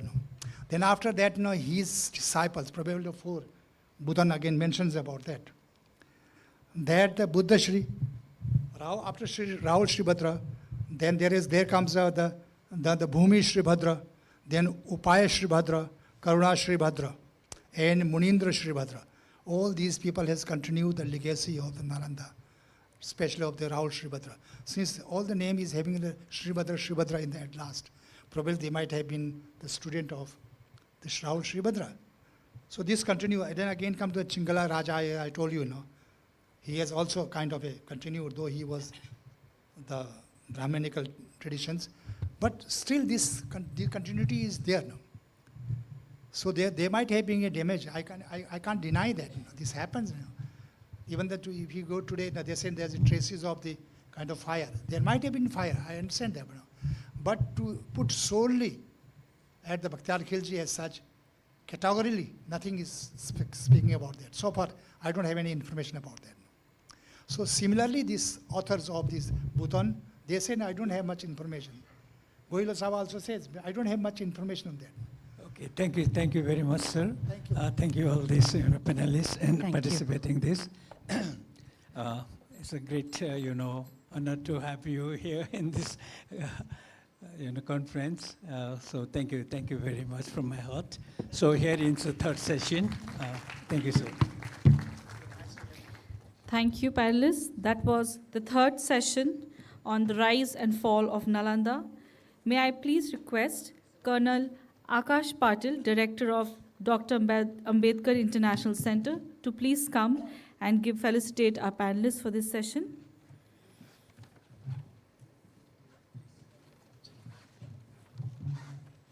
First, our moderator, Professor Basantakumar Bedari.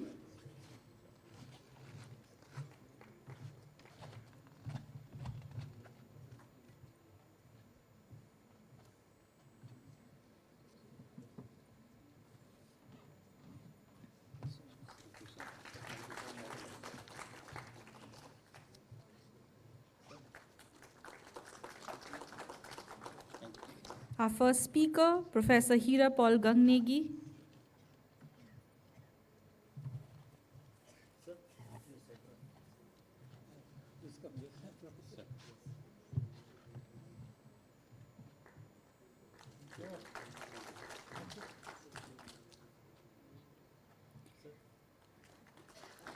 Second speaker of this session, Lama Arya Drolma.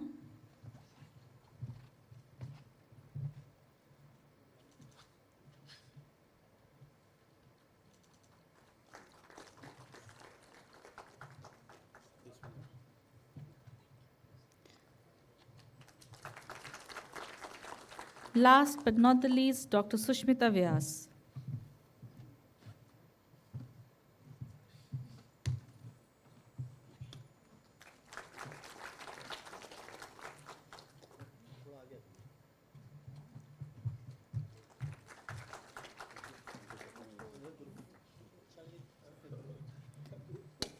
Thank you, everyone.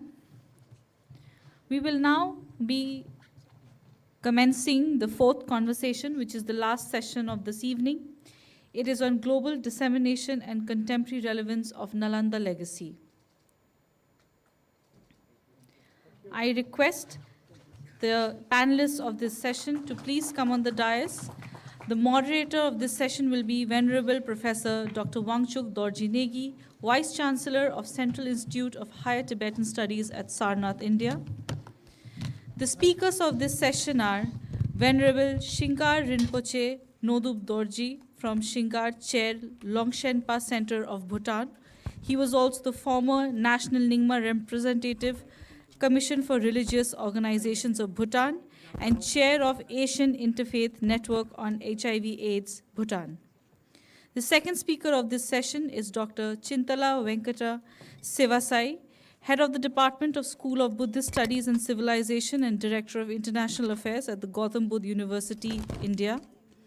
And the third speaker of this session is Dr. Phanindra Kumar Nupane, Associate Professor, Faculty of Buddhist Studies, Lumini Buddhist University, Nepal. Can we have a round of applause for the panelists, please? Over to you, Rinpoche.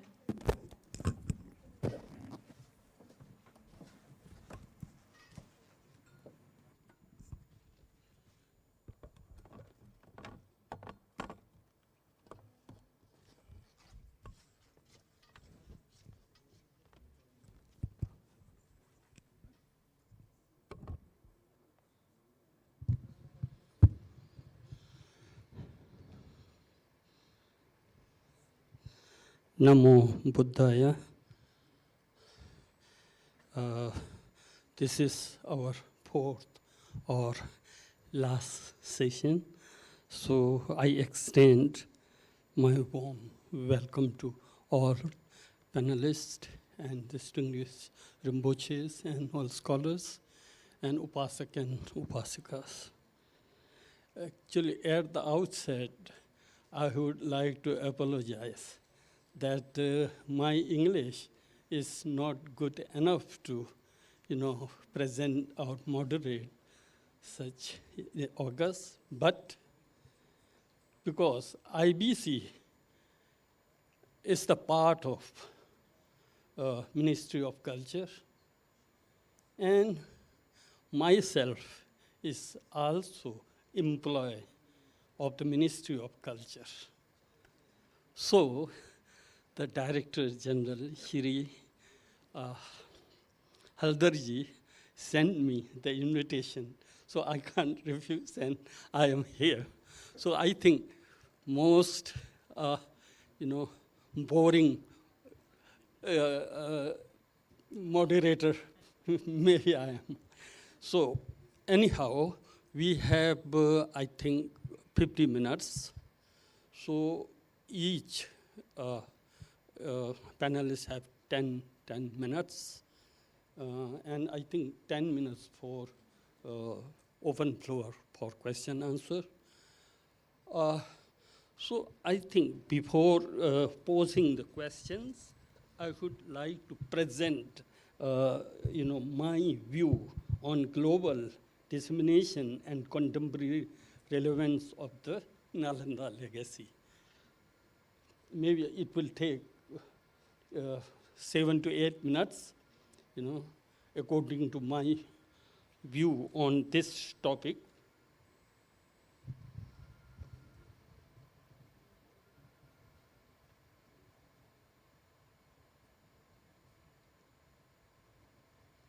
Okay. I just would like to say a few words on Nalanda Mahavihara and its contribution in the spread of Buddha Dharma. In ancient time, Rajgiri, the capital of Magadha, and Nalanda served as the foremost center of education. The Buddha's supreme disciple, Shariputra and Maudgalyan, were originally from Nalanda and also attained parinirvana there. It was prophesied that if the Vihara were to be established at Sariputra birthplace, it would become a flourishing seat of the teaching and learning of the Buddha's teaching. Thus, the Buddha had foretold that Nalanda would become a primary center for the Buddhist philosophical education. After Shariputra passing away, the Buddha himself consecrated his parinirvana stupa there. Therefore, Nalanda is not only a sacred site, but also the historical, prominent landmark within the ancient Indian tradition of knowledge.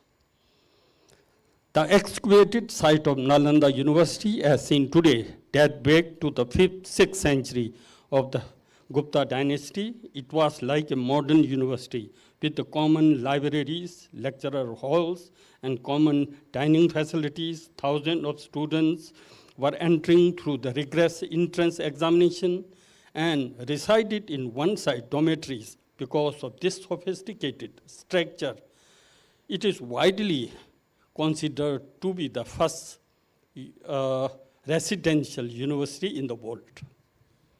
In terms of theme of the session, contribution of Nalanda Mahavihara and global dissemination of the unique legacy of Nalanda as global center for knowledge. Historically, Chinese pilgrimage, such as Fansang, Itsang, etc., came to Nalanda to study and eventually took numerous sutras and shastra back to China. They started translating the Sanskrit Buddhist sutras and shastra of Nalanda Buddhist tradition, which later became a collection that exists today in approximately 100 volumes of Buddhist sutras and shastras translated from Sanskrit into Chinese. Likewise, the Nalanda Buddhist tradition literatures were also translated from Sanskrit into Japanese, and Korean languages. Similarly, another great historic moment of dissemination of the legacy of Nalanda Mahavihara was time when the Buddha's teaching went to Tibet in 7th, 8th century. The Tibetan scholars Thommi Sambhota came to India, studied at Nalanda, developed the Tibetan script, vowel and consonant based on the Sanskrit grammar system of the Panini. This followed the massive translation moment of translating the Buddhist sutras and shastra from Sanskrit to Tibet. As a result, we are today conjure Tibetan translation of sutra, words of the Buddha, comprising approximately 103 volumes, containing over 1,000 texts in over 70,000 pages. Likewise, we have the tenure Tibetan Acharya, consisting approximately 215 volumes, containing 4,567 texts in over 161,800 pages. These texts included a vast collection of subjects, including philosophy, philology, logic, medicine, astrology, poetry, agriculture, etc. of the Nalanda tradition. Similarly, the entire collection of Buddhist sutras and shastra, we find the Buddhist monastery and temple of the Mongolia, Bhutan, and Nepal are also translation of the Sanskrit Buddhist literature of the Nalanda Buddhist tradition. While the physical structure of Nalanda remains in ruin today, in its intellectual and spiritual lineage have been fully preserved within the Indo-Tibetan Nalanda Buddhist tradition from the 8th century onward to present day. Therefore, I believe that Nalanda knowledge tradition remain full intact and vibrant. Moreover, the arrival of His Holiness the Dalai Lama, His Holiness Miling Tichen Rinpoche, His Holiness Sakya Tenzin, His Holiness Karmapa, His Holiness Dukchen, and many other higher Tibetan Lama into exile in India after 1959 marks a crucial moment, the revival of Nalanda tradition on its original soil in the plain of Aryabhumi. Though in the Indian Himalayan region, such as Ladakh, Himachal, Arunachal, and Sikkim, Buddhist tradition was already there being practicing from the beginning.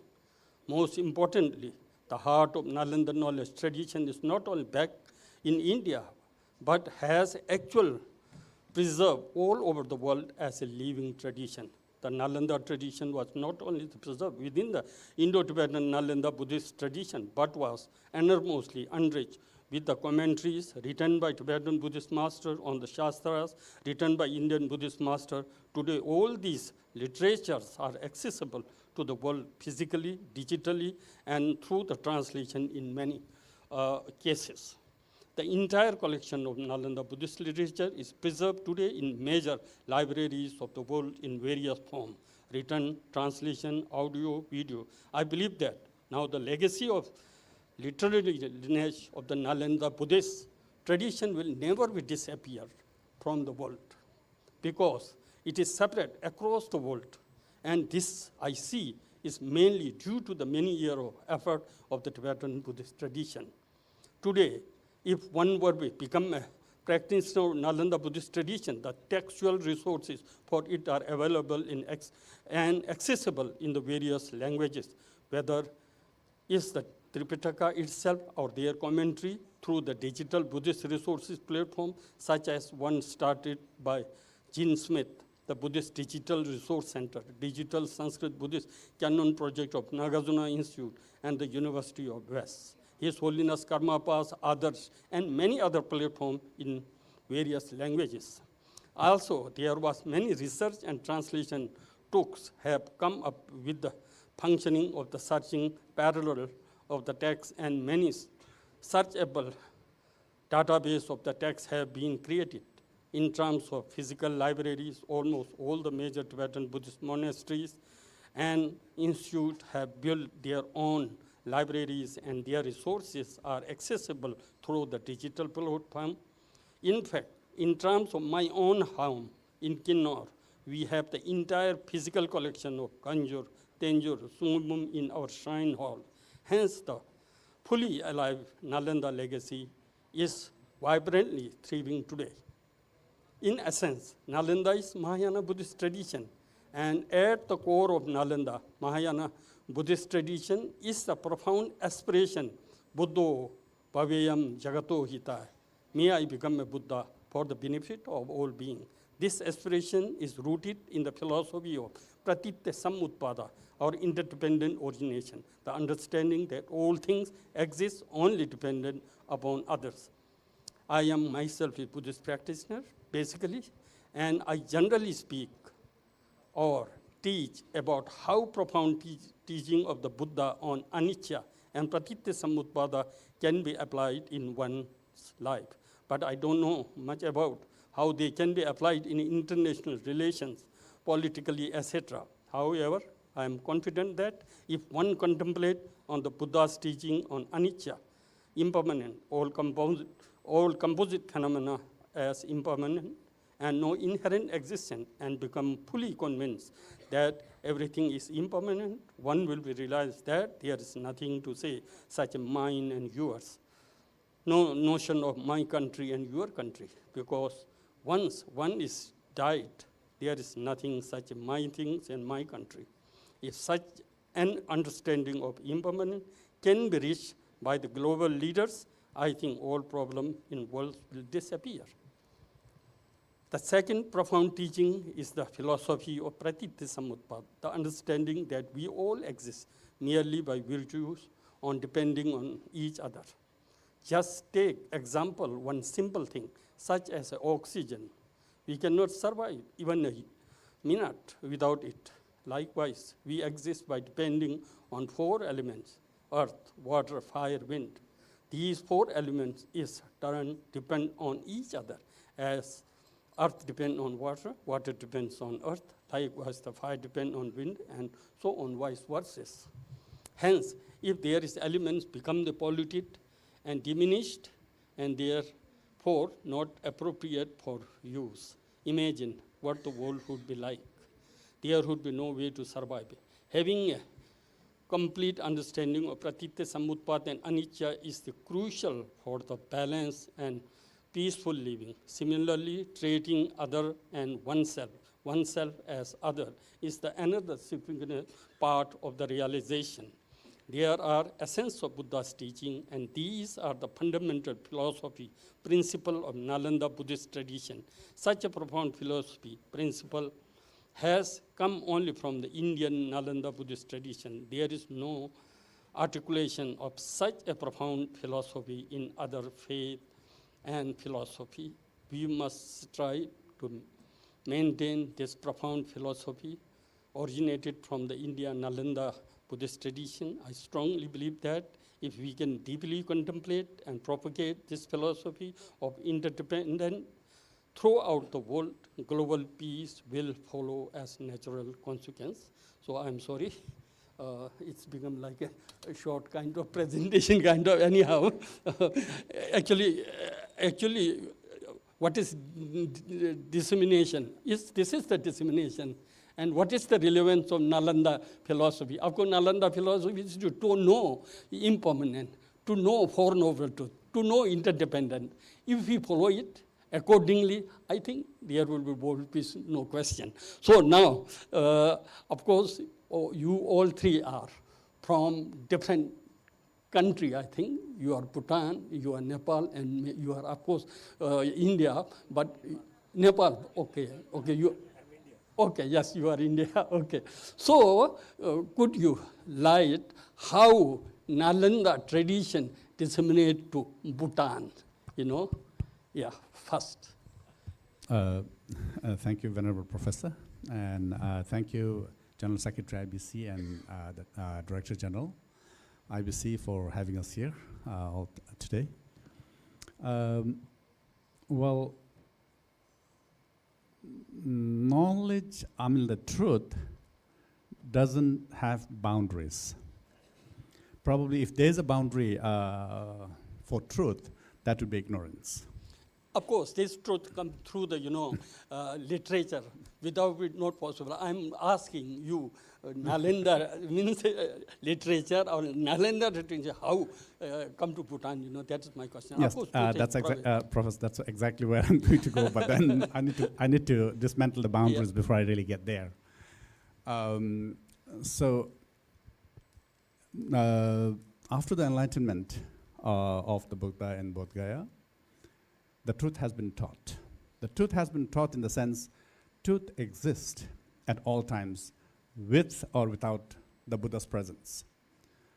What Buddha did was to show the technicalities as to how to get that, to that, the essence of the truth itself. And that, I think, is, the Buddha professed a very a unique way of getting to the truth. And that's where he excels in, showing the path. Having shown the path, it has been, as you rightly pointed out, volumes and thousands of pages that we still have, which sometimes may not be as easy to digest, for many.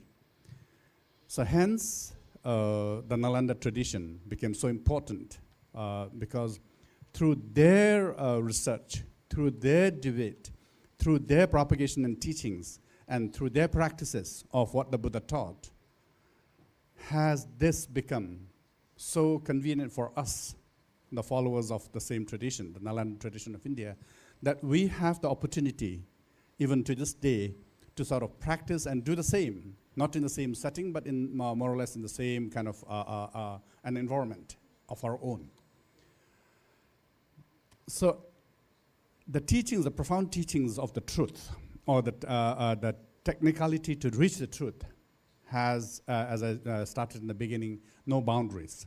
It has gone from, to the nearest, to the far off places around the globe, and who knows where, else where we wouldn't be seeing. And certainly Bhutan was not left out. Although a small Himalayan country, the first probably goes back to 11th or 12th centuries, where teachings actually, the 7th century, right? That's when Guru Rinpoche visited Tibet. But then Guru Rinpoche visited Bhutan even before Tibet, and in the process, he had turned the three wills of the Dharma as well. After that... Okay. It means you are saying that Bhutan was introduced by Guru Rinpoche. Buddhism was introduced by first Guru Rinpoche, right? Well, so Guru Rinpoche visited in the 7th century and and propagated the teachings that are sublime, so I'd assume so. Okay, yes. Now, because you are from Nepal, so could you like how Buddhism came to, Nepal? Thank you, Venerable Professor. Namo Buddhaya, Namo Dharmaya, Namo Sanghaya. Thank you for this very genuine question. Actually, before Nalanda's tradition, Buddhism was already there in Nepal. Since Buddha himself was born in Nepal, Okay, he was from Buddha himself was what? Buddha was Siddhartha Gautama was born. Siddha was not Buddha, you know. Okay, yes. Panchavardhana bhikkhus were there. Many of they also belonged to. They also become later. Yes, yes. Buddhists. Okay. That place, one thing. And then later, while going to the history, so we have Swayambhu Purana, our mythological doctrine is there. Then we have Gopal Bangshavali, anthology, one record of the history is there. And they mention that Samrat Ashoka, okay, who sent his Majhantika Thera to the Himalayan region to disseminate Buddha's teaching. When Majhantika Thera went to Himalayan region, that means automatically the teachings of Buddha also. From this source also we can justify that Buddha's teachings also went to Nepal. This is another point. And then during the time of, in the 5th century, 6th century, 7th century, in our Nepalese history, we term it as a Lichavi period. Lichavi kings ruled there in Nepal that time. And that time also, during the time of Mandev, if you talk about Amsubarma or Narendra Dev, those Lichavi kings, in the history, we have a recorded history that Buddha's teachings are there and Buddhist practices are already well established there. But, okay, the Nalanda, when Nalanda was established very well, and then Nepal became a bridge, home, connecting Nalanda and Tibet. Many scholars, masters, Now, you have any evidence who came to Nalanda from Nepal? Okay. Is there any? One evidence, if we talk about history, Guru Rinpoche, Padmasambhava himself, his teacher was, Hunkara Bajra, okay, belongs to Nepal. Okay, and then when Padmasambhava, went to Nalanda, he went by the route of Nepal Mandala, Nepal. And then in Nepal also, in Phorping, and in many places of Nepal also, we have the caves and places where Guru Padmasambhava had meditated for a long time. I am asking any documents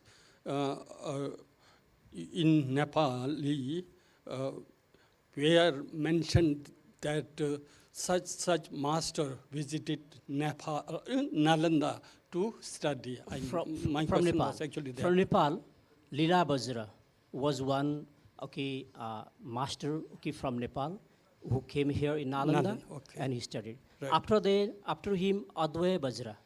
Advaya Bajra, after completing his study at Nalanda, he came back here in Nepal and Actually, he wrote Advaya Bajra was Indian. Advaya Bajra Sangraha. Text is there.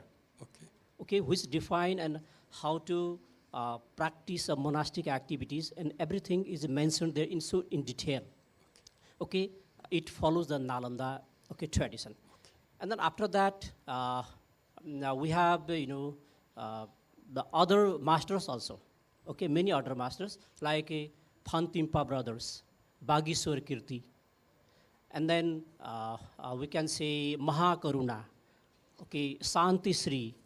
Number of masters and scholars are there, who came here at Nalanda, who studied, and then they established the Nalanda tradition in Kathmandu. It means there is great contribution of Nalanda to disseminate Buddhism in Nepal. Anyway, Yes. Thank you. Now my question is for Siva Sayaji. Since you are the HOD School of Buddhist Studies and Civilization and Director International Affairs, so I would like to know how Nalanda tradition influenced to global civilization, world civilization. Yeah.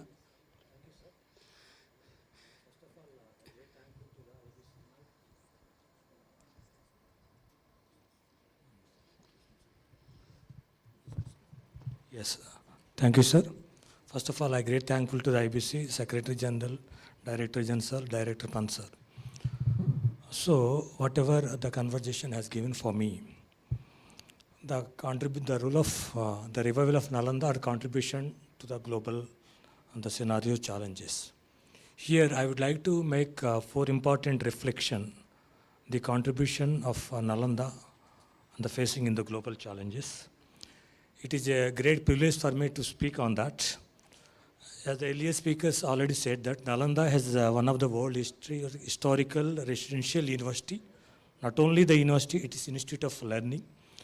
It was a cosmopolitan, intellectual, and where ideas and the cultures and philosophy met together in the one united place.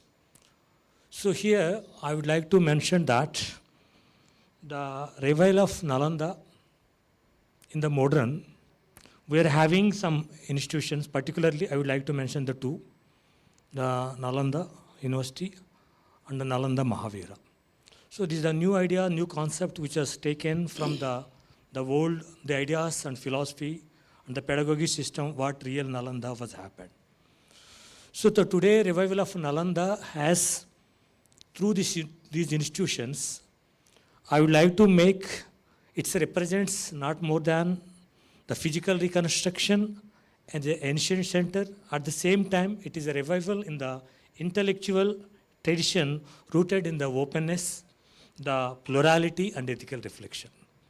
So in the reflection, there are the 4 directions I would like to introduce. First, the revival of Nalanda, historical role in the ground of cultures in the several, but I would like to focus in the 4 attempts. The first one is how Nalanda re-established in space of intercultural dialogue, just as the new Nalanda brings together the students and scholars from the diverse countries and disciplines. It promotes the academic environment where the different cultural, the perspective not only the accommodate but actively engage. So in the modern scenario, what the scholars and students are required, what they learn from the ancient setup of the pedagogy system, which are located in the new Nalanda, Nalanda and Nalanda University. So in this way, the whole world, it is increasingly marked by cultural tensions and diversions. The modal dialogue both are relevant and necessary. This is the perspective I would like to mention. The second, yes sir. Second, the revival, it constitutes the ancient tradition inquiry with the contemporary global. So here, I would like to make the 2-3 important points. The new Nalanda, the old Nalanda legacy is contributing or continuing significantly discourse on peace and compassion and conflict resolution. So here, the values of nonviolence, compassion, and the middle path, central to the Buddhist thought, what you were sending in the earlier the description. So it's offer the framework which are facing the Buddhist framework, which are followed from the ancient Nalanda tradition, which will inculcate in the new Nalanda both institutions. The fourth one, the revival of Nalanda global cooperation and the cultural diplomacy. Here, historically, Nalanda functioned shared in the intellectual heritage of Asia, but today, its re-emergence foster renewed the academic and the cultural connecting among the nations, particularly within Asia. So importantly, Nalanda, it's how to make ancient linkage wisdom with the particular new dimension. Generally, my opinion is, when I look how Nalanda or Buddhist, influence to the global civilization or global challenge. You can say culture kind of. When I see, only in the Buddhism, it says that Sri Lankan Buddhism, Japanese Buddhism, Chinese Buddhism, Tibetan Buddhism, and so on and so on. They divide to the geographically. In the rest of other religion, you cannot divide in this way. You never say American Muslim, Chinese Muslim, Chinese Hindu, Chinese Christian, and this and that. But with the Buddhism, There is Chinese, Tibetan, Hindu, even now going to be American Buddhism kind of. Why this? Because Buddhism emphasizes very much on how to train your mind. Yes, sir. Apart from that, they do not emphasize on what kind of culture you are following. You know, what kind of uniform dress you are having, what kind of food you are eating kind of. You know? Yes, sir. You know, Buddha emphasized only avoid from unwholesome action, do good, tame your mind. That is the essence. That is doctrine of Buddhism. Emphasize that. Therefore, you know, Buddhism gives space. Yes, sir. To world. Yes, sir. You know. Therefore, Buddhism become once in a light of Asia kind of. Yes, sir. Yes, I sir. think, in my view. Yes. Anyhow, okay. Now, Yes, sir. second, we go to second part. Yes, you know, dissemination, contemporary relevance. Yes, sir. Could you elaborate how Nalanda tradition relevant in this present scenario where people are following the Darwin theory kind of, you know, those who are powerful, you know, they will live kind of, yeah, survival of the fittest kind of. In the against of that, you know, how Nalanda tradition can counter or how relevance, could you light on that? Just picking up from what you just made a comment on Professor G's, I think, presentation, is that I think going from country to country and giving Buddhism a tag of its own, I would say is a charm in itself. Well, that's not the question that you've asked, but I'm just trying to sort of continue on what has been asked. But then, if I understand correctly as to what you're saying or asking, is that Buddhism is the science of mind, whereas the present religion or the modern religion, which is science, seem to go hand in hand, except the other one is visual, whereas Buddhism is more like introvert. Having had the opportunity to work with the scientists from prestigious universities in the West, I've found out that science with their billion-dollar technology is stepping up on a baby step of what the Buddha taught some 2,500 years back. That in itself says how relevant, as I said in the very beginning, because truth lies there. It's for us to discover. And the best way of discovering was taught by the Buddha himself. So, and again, to reiterate what I've said in the first statement is that to be able to understand the teachings of the Buddha through dialect or through logic, and to sort of peel off directly from what the Buddha taught seems to be quite a stressful or a strenuous job. That was simplified by the scholars in the Nalanda University. Hence, we have, each one of us from different nations gathered here today, have the opportunity to just practice it to get to the same goal as where the Buddha went to, right? Or what the Buddha saw, I must say. Hence, be it in any tag or category or the nationalism that you want to sort of create or want to own Buddhism, it is prevalent in the same category.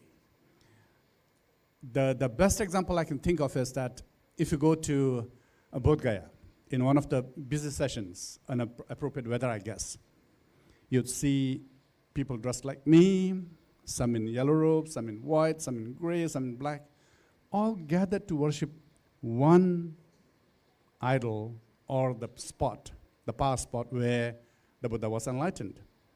That in itself indicates that whether you belong, whether you take the ownership of Buddhism to any of the part of the world that you belong to, the essence of the teachings of the Buddha is the same.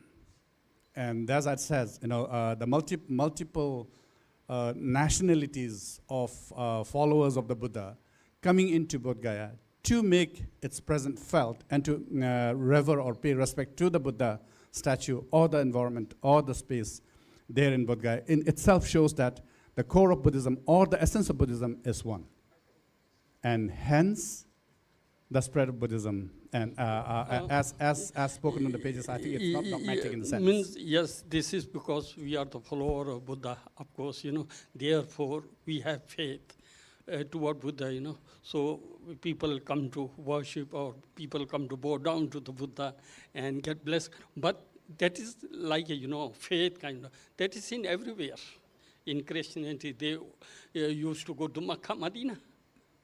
And of course, Christians go to the Jerusalem. This is very much similar.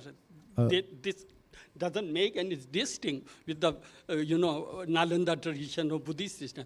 My question was, what is the, essence, which, counter to the survival of the fittest philosophy kind of, yes. Exactly, that's what I was... Merely devotion doesn't work, I think, yeah. But my question was actually... Professor, to agree to disagree, I go to Bodh Gaya not to just sort of worship the idol itself. My personal experience is, it reminds me that... Maybe you go to pay your gratitude, maybe. Well, let me, if you just allow me, I'll just go a little bit into it. The Buddha statue that I see is absolutely a stone statue in a very powerful spot, curved by some, somebody who says it's exactly looking like the Buddha when he used to be present. My being in presence of, be it in Bodh Gaya or elsewhere, is that it reminds me that such a person existed some, thousands of years back, who taught the technicalities or the path of the truth that leads to the freedom from samsara. That is the motivation that you go to any of the temples to sing. Okay, thank you. Okay. Yeah, all right. Now, I was just going to come to the point that you asked. Same question for Professor Shivaji.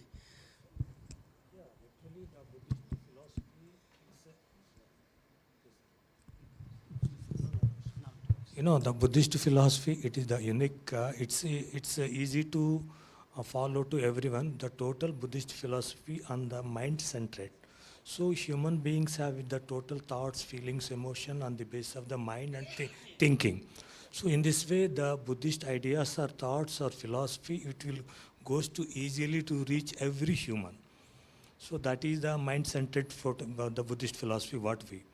Secondly, the essence of the Buddhism or Buddhist teaching, it's spread from India to throughout the world. So the people who are making thoroughly to give the works on the mind, automatically the Buddhist ideas or thoughts mind can easily attack towards that. So every human having their own mind, so when their thoughts, when they have to use their thinking, in the positive or negative, whatever that, it should easily to get the touch what Buddha teach. So the total centrality of Buddhism, Buddha philosophy, the Buddha teachings, only on the basis of how to practice. That is the essence of the Dhamma. So in the ancient Nalanda, what was the, there are many scholars, like, some Chinese scholars, towards attract to them and come to the Nalanda and learn lot of the things from there and spread to their countries. Okay, means among many methods, among many philosophy, among many, technique, which technique do you think, very, very impressive? Yes, sir. Or acceptable? Yes, sir. Actually, my question was actually that. Yes, sir. To global. Yes, the philosophy, inquiry in the sense, on the method, what you said, that I was also playing that. The philosophy of inquiry. Inquiry means to know what reality is, what the truth is, what the, in the earlier discussion was also happened, what the reality is, to know what the real, what the truth, what the essence. So what the ultimate reality. So once the human started these questions, automatically they will easily touch what Buddha Dharma teaching. So this is the inquiry method is the only easy to words to work, attract the Buddhism or Buddhist philosophy. Generally, I think that in inquiry and debate and argument, these are the, attribute or quality of our philosophy, Yes, if there is philosophy, definitely there is a question, answer, debate, and so on, Okay, anyhow, yes. Professor. Thank you, Venerable. It's very, very important question and very significant question, I think. So I want to put 2-3 points pertaining to this question. One is Buddhism is actually, it is science. It is very high and above than many communal dogma and others, the people's rituals, rites, and all those things, which are in the practice. I remember, one Vipassana teacher, Sayaji Ubakin, who used to say that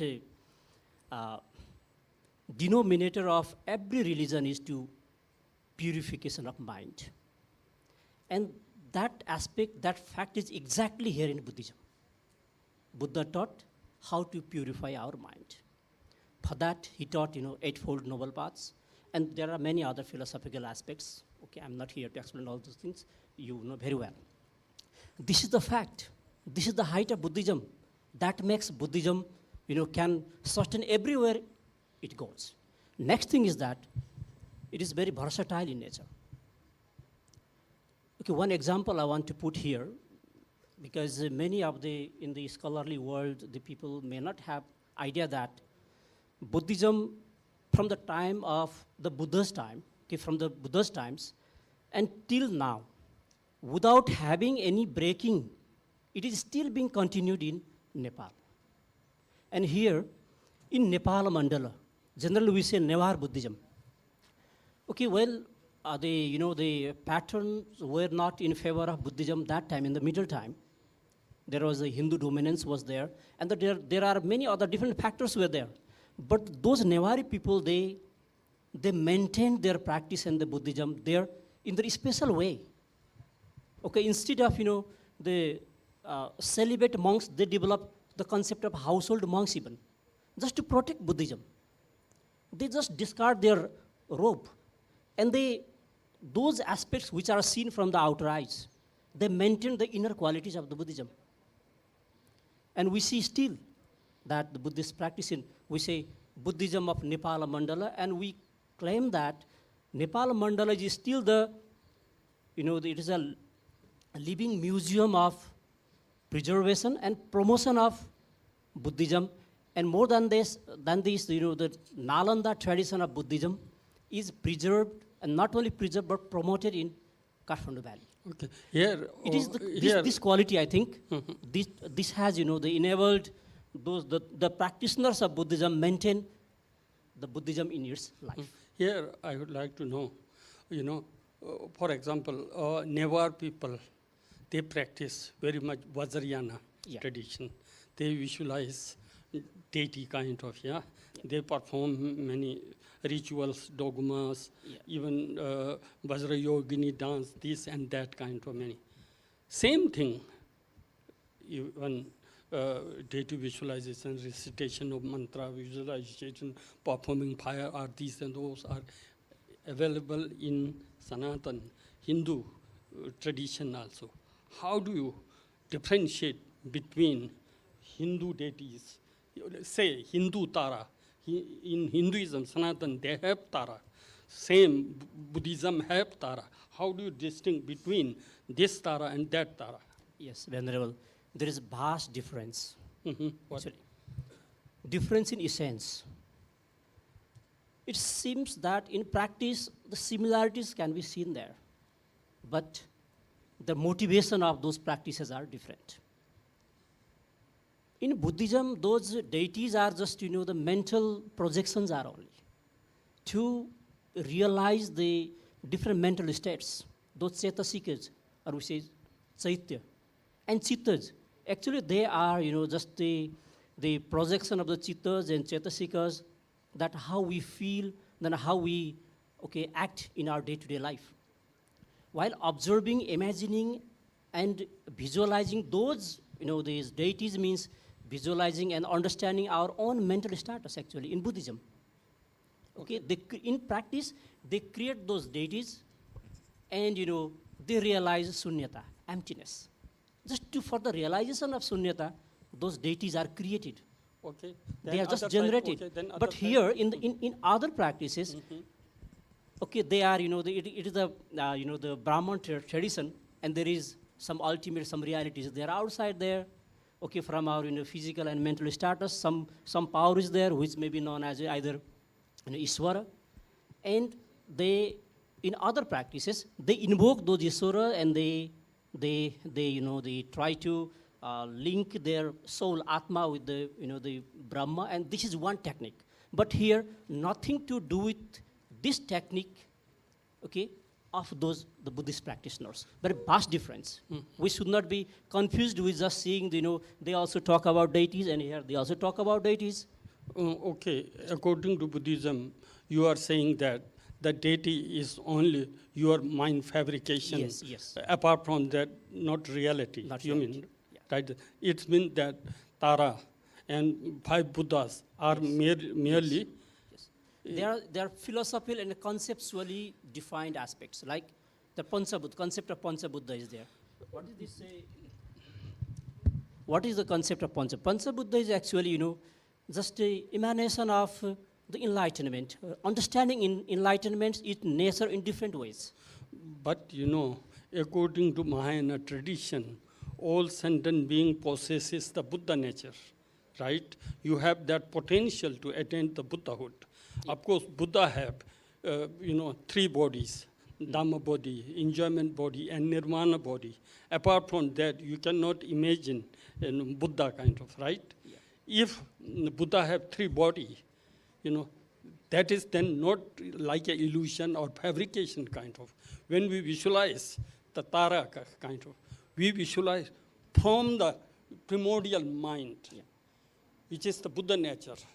From that Buddha nature, we raise, Tara and deity and so on. How do you say that is, illusion kind of? Yeah, okay. Thank you again. For example, in Theravada tradition, they practice, they meditate on skeleton. What is different between meditation on skeleton and meditation on Tara? Is there any differences, or they both are same? Okay. Meditating on a skeleton is one samatha practice in Theravada tradition. Out of the 40 different samatha objects, there is one thing is there. It is Asubha meditation technique is there. Just to train the mind, okay, they practice that way.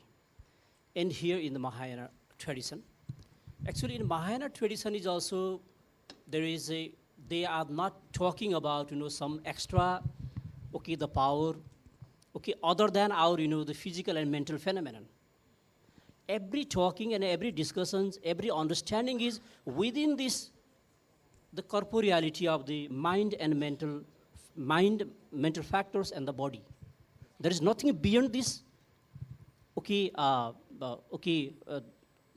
beyond this periphery. So from here we should understand that the different techniques, have been developed. Okay, in Mahayana or in Vajrayana technique, in the Nalanda tradition also they have developed, just to ease our the practice, just to get enlightenment more quicker and quicker. Only these techniques have been developed. Other than there is no the essence, reality, reality and existence of those, the fact which is beyond our mind, mental factors and our body. No, once you, maybe later, maybe we discuss personally, kind of, okay. Now, once again, we come to our topic, kind of.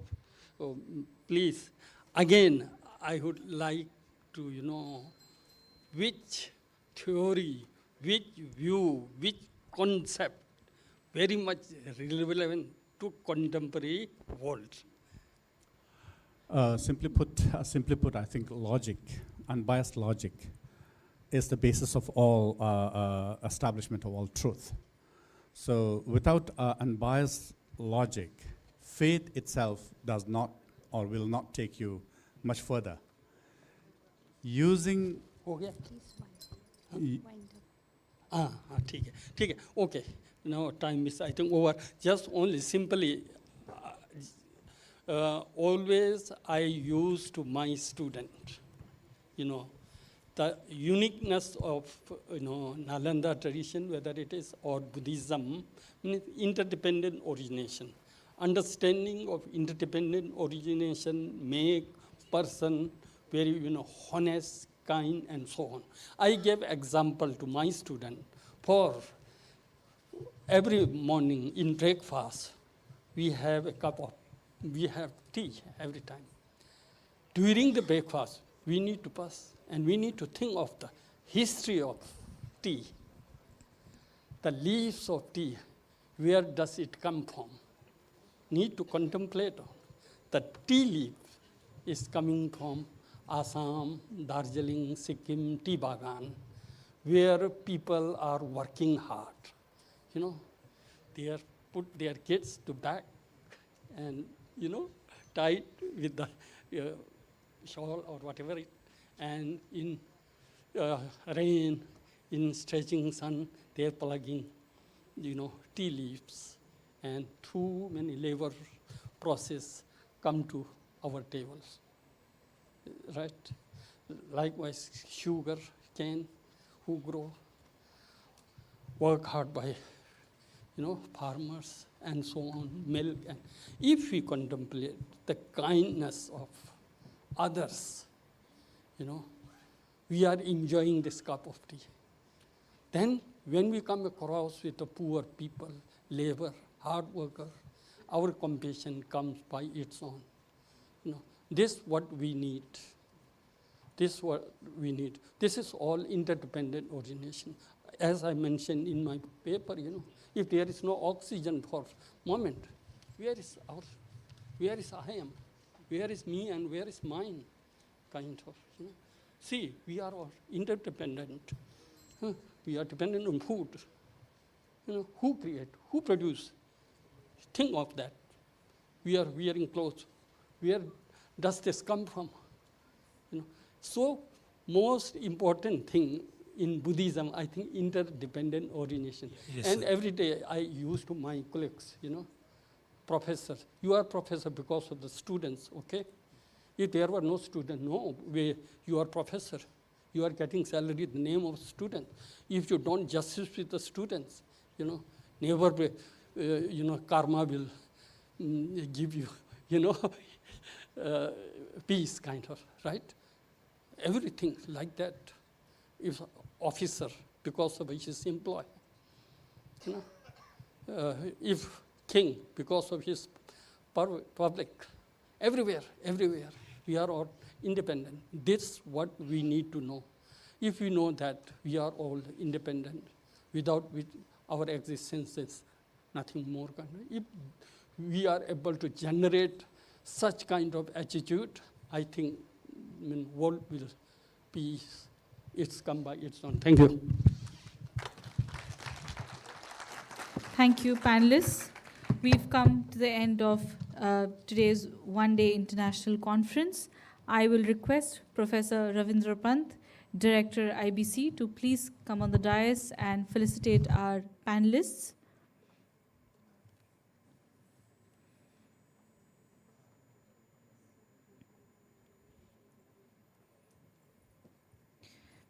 First, our moderator, Venerable Professor Dr. Wangchuk Dorje Negi.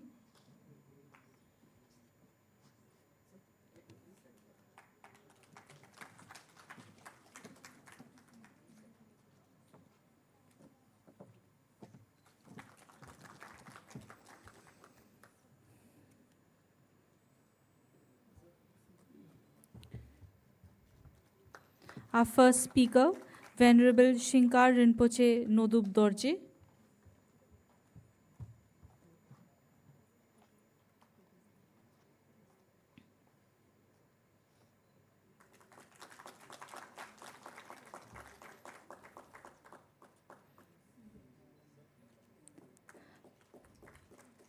Our second speaker, Dr. Chintala Venkata Sivasai.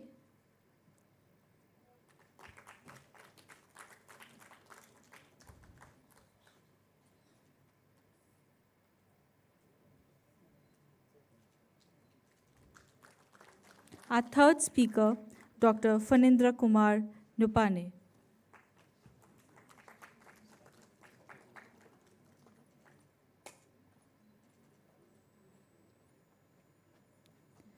Requesting all the panelists to please come forward for a group photograph.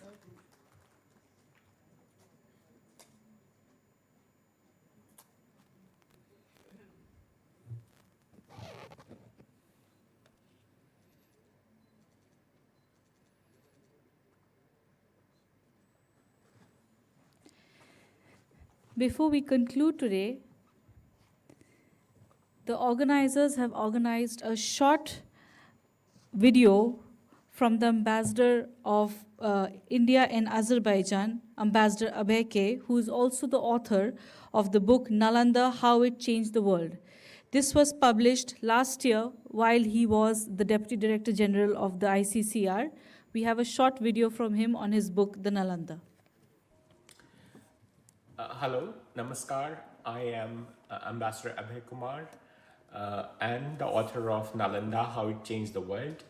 I would like to congratulate, first of all, the International Buddhist Confederation and DAIC for organizing this wonderful conference on Nalanda's contributions. I am happy to share that I have studied in great detail the contributions of Nalanda Mahavihara and written about it. So I would like to begin with this point that Nalanda Mahavihara was not just a Buddhist Mahavihara, but a place where the idea of university itself was born. As you would notice, the word university has the core of it, its core is actually universal. And Nalanda Mahavihara became the first institution in global history to provide universal access to education. Its admission policy is well known, where anybody could come to the gates of the Mahavihara and engage in debate and discussion with the Dwara Pandit. And the success rate for admission at Nalanda was only 20%, as written by Xuanzang in his book, the Tang Records on the Western Regions. Nalanda not only provides universal access to students, but also has the universal number of subjects. So it was not just the Buddhist philosophy which was being taught there, but also astronomy, mathematics, Sanskrit studies, as well as medicine, alchemy. All these subjects which were known to mankind were taught at Nalanda. These have been written, these come from the records left by the Chinese travelers such as Xuanzang and Itzing, and so many other travelers who visited Nalanda 7th century onwards. Apart from this, Xuanzang writes that Nalanda, the teachers at Nalanda also came from all across the known world. They were not just from South Asia or Southeast Asia, but they came from the known world that time. And besides this, the design, the architectural design of a university, of a modern university, actually developed at Nalanda, which today is well known as the courtyard plan. So Nalanda, for the first time, standardized the system of a courtyard and the residences of monks around it.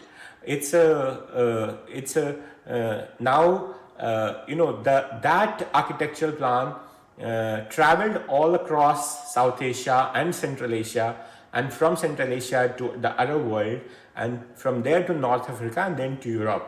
So today the universities of Oxford and Cambridge, their quads and courts actually, they borrow from the architectural design which was courtyard plan, what we know as courtyard plan, which developed at Nalanda. Besides these, also the administration system of a university, in the sense that not only administration system, but also the financial endowment which was given to a university, and how colleges and universities functioned at Nalanda, traveled to the rest of the world. And the first college in Europe only appeared in 12th century AD, at a time when Nalanda was already at its sunset phase. So as we can see that these are two very important contributions of Nalanda. But besides this, we also have Aryabhat, who is considered to be the father of Indian mathematics, who is considered to have taught at Nalanda Mahavihara, and is credited with the use of zero for the first time. So he becomes the first Indian mathematician and globally first person to use a positional notation, and in his works. And later on, his works are improved by another Indian mathematician called Brahmagupta, who writes Suryasvat Siddhanta, in which he uses the number zero, as we see the symbol zero, for the first time. So it's actually the Aryabhat at Nalanda who becomes the first mathematician to use zero. And later on, his works and the works of Brahmagupta gets translated into Arabic at Beit al-Hikmah in Baghdad, and then his works are also translated into prose form by Al-Khwarizmi, after whose name we have algorithm. So these are three concrete contributions of Nalanda, but also we have Nalanda's contribution in poetry, in yoga. For example, the Hatha Yoga, which is practiced all around the globe today. Actually, the first or the earliest text of Hatha Yoga comes from Nalanda, from the Siddhas of Nalanda. The architectural plan of a three-dimensional mandala, which is found at the temple of Borobudur in Indonesia, is also found, also actually evolves at Nalanda. So in terms of philosophy, Nalanda was a place where Nagarjuna's Shunyata or Mahayana was taught, and became very popular, later giving a new form of philosophy which is known as Yogacara philosophy, which was brought there by two brothers from northwest of India, and also Vajrayana, which developed at Nalanda. So later on, Vajrayana was taken to Tibet and Mongolia from there by the great masters of Nalanda. And Buddhism, actually, the Buddhist philosophy highly influenced the philosophies of China, Korea, Japan, and Southeast Asian countries. So in art form as well, Nalanda played a huge role in shaping the Southeast Asian art forms. So these are some of the, for example, Panchayatana architectural form, which evolved at Nalanda, later on became a standard architectural form for which is actually visible in temples in many countries, including at the Mahabodhi temple in Bodh Gaya. So these are some of the contributions of Nalanda. I think for more, I would recommend that you read the book Nalanda, How It Changed the World. Thank you.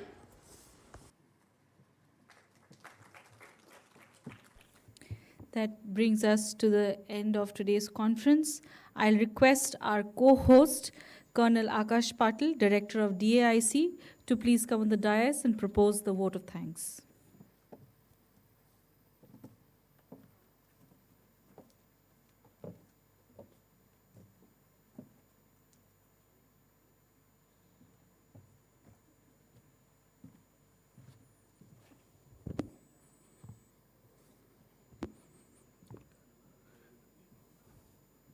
Most respected Sangha members, distinguished diplomats, members of the academia, esteemed researchers, dear students, members of media, and all the guests who are present here in Bhim Auditorium of Ambedkar International Center, and all those who are joined online with us.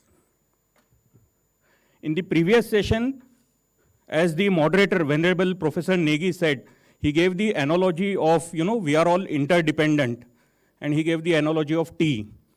So I don't want to take a lot of time because high tea is also catered after the vote of thanks. Ladies and gentlemen, it is both an honor and privilege to stand before you and propose the vote of thanks at the conclusion of remarkable gathering dedicated to the timeless legacy of Nalanda Mahavihara. Today's conference has truly lived up to this spirit, beginning with the powerful idea which the DG said, Nalanda is not just an institution, it is a phenomenon. As the day unfolded, this thought resonated through every session, every dialogue, and every shared insight. We offer our deepest gratitude to Venerable Rinpoches, whose wisdom and presence brought profound spiritual depth to our deliberations. Our sincere thanks to Venerable monks and nuns, who reminded us of a truth that it is both simple and transformative, that knowledge must travel from head to the heart. Only then does it become wisdom. I extend heartfelt appreciation to our distinguished speakers and scholars who enriched us with their insights, especially in reflecting on the ethical challenges of the modern AI age. Your perspectives have beautifully bridged the ancient and contemporary, showing us how Nalanda's legacy continues to guide humanity even today. To our respected academicians and researchers, we thank you for illuminating Nalanda not merely as a historic center of learning, but as a sacred space, a place to give knowledge. In fact, we have an auditorium named in this center after Nalanda. If you, while exiting, if you see to your left, auditorium of 100 sitting capacity, the name of that auditorium is also Nalanda. I would like to express my sincere gratitude to all the participants and students who are present. Their curiosity, engagement, and enthusiasm is what keeps the spirit alive. A special word of thanks to the media for carrying the messages today. And behind every successful event, there is a dedicated team. Thanks to Professor Pant for curating this wonderful session, a day-long international conference, very well thought out 4 conversations, team IBC and team DAIC. So DAIC, Dr. Ambedkar Center, is not only a convention center, but we are supposed to work on 2 verticals, which is socio-economic transformation studies and Buddhist studies. So on the second vertical, when we collaborated with IBC, that is how we are here today. As we conclude, we carry with us not just knowledge, but inspiration. A reminder that learning is most meaningful when it transforms us and when it is shared for the greater good. With profound gratitude to each one of you for being part of this journey. Dhanyavad, Jai Hind, Namaskar.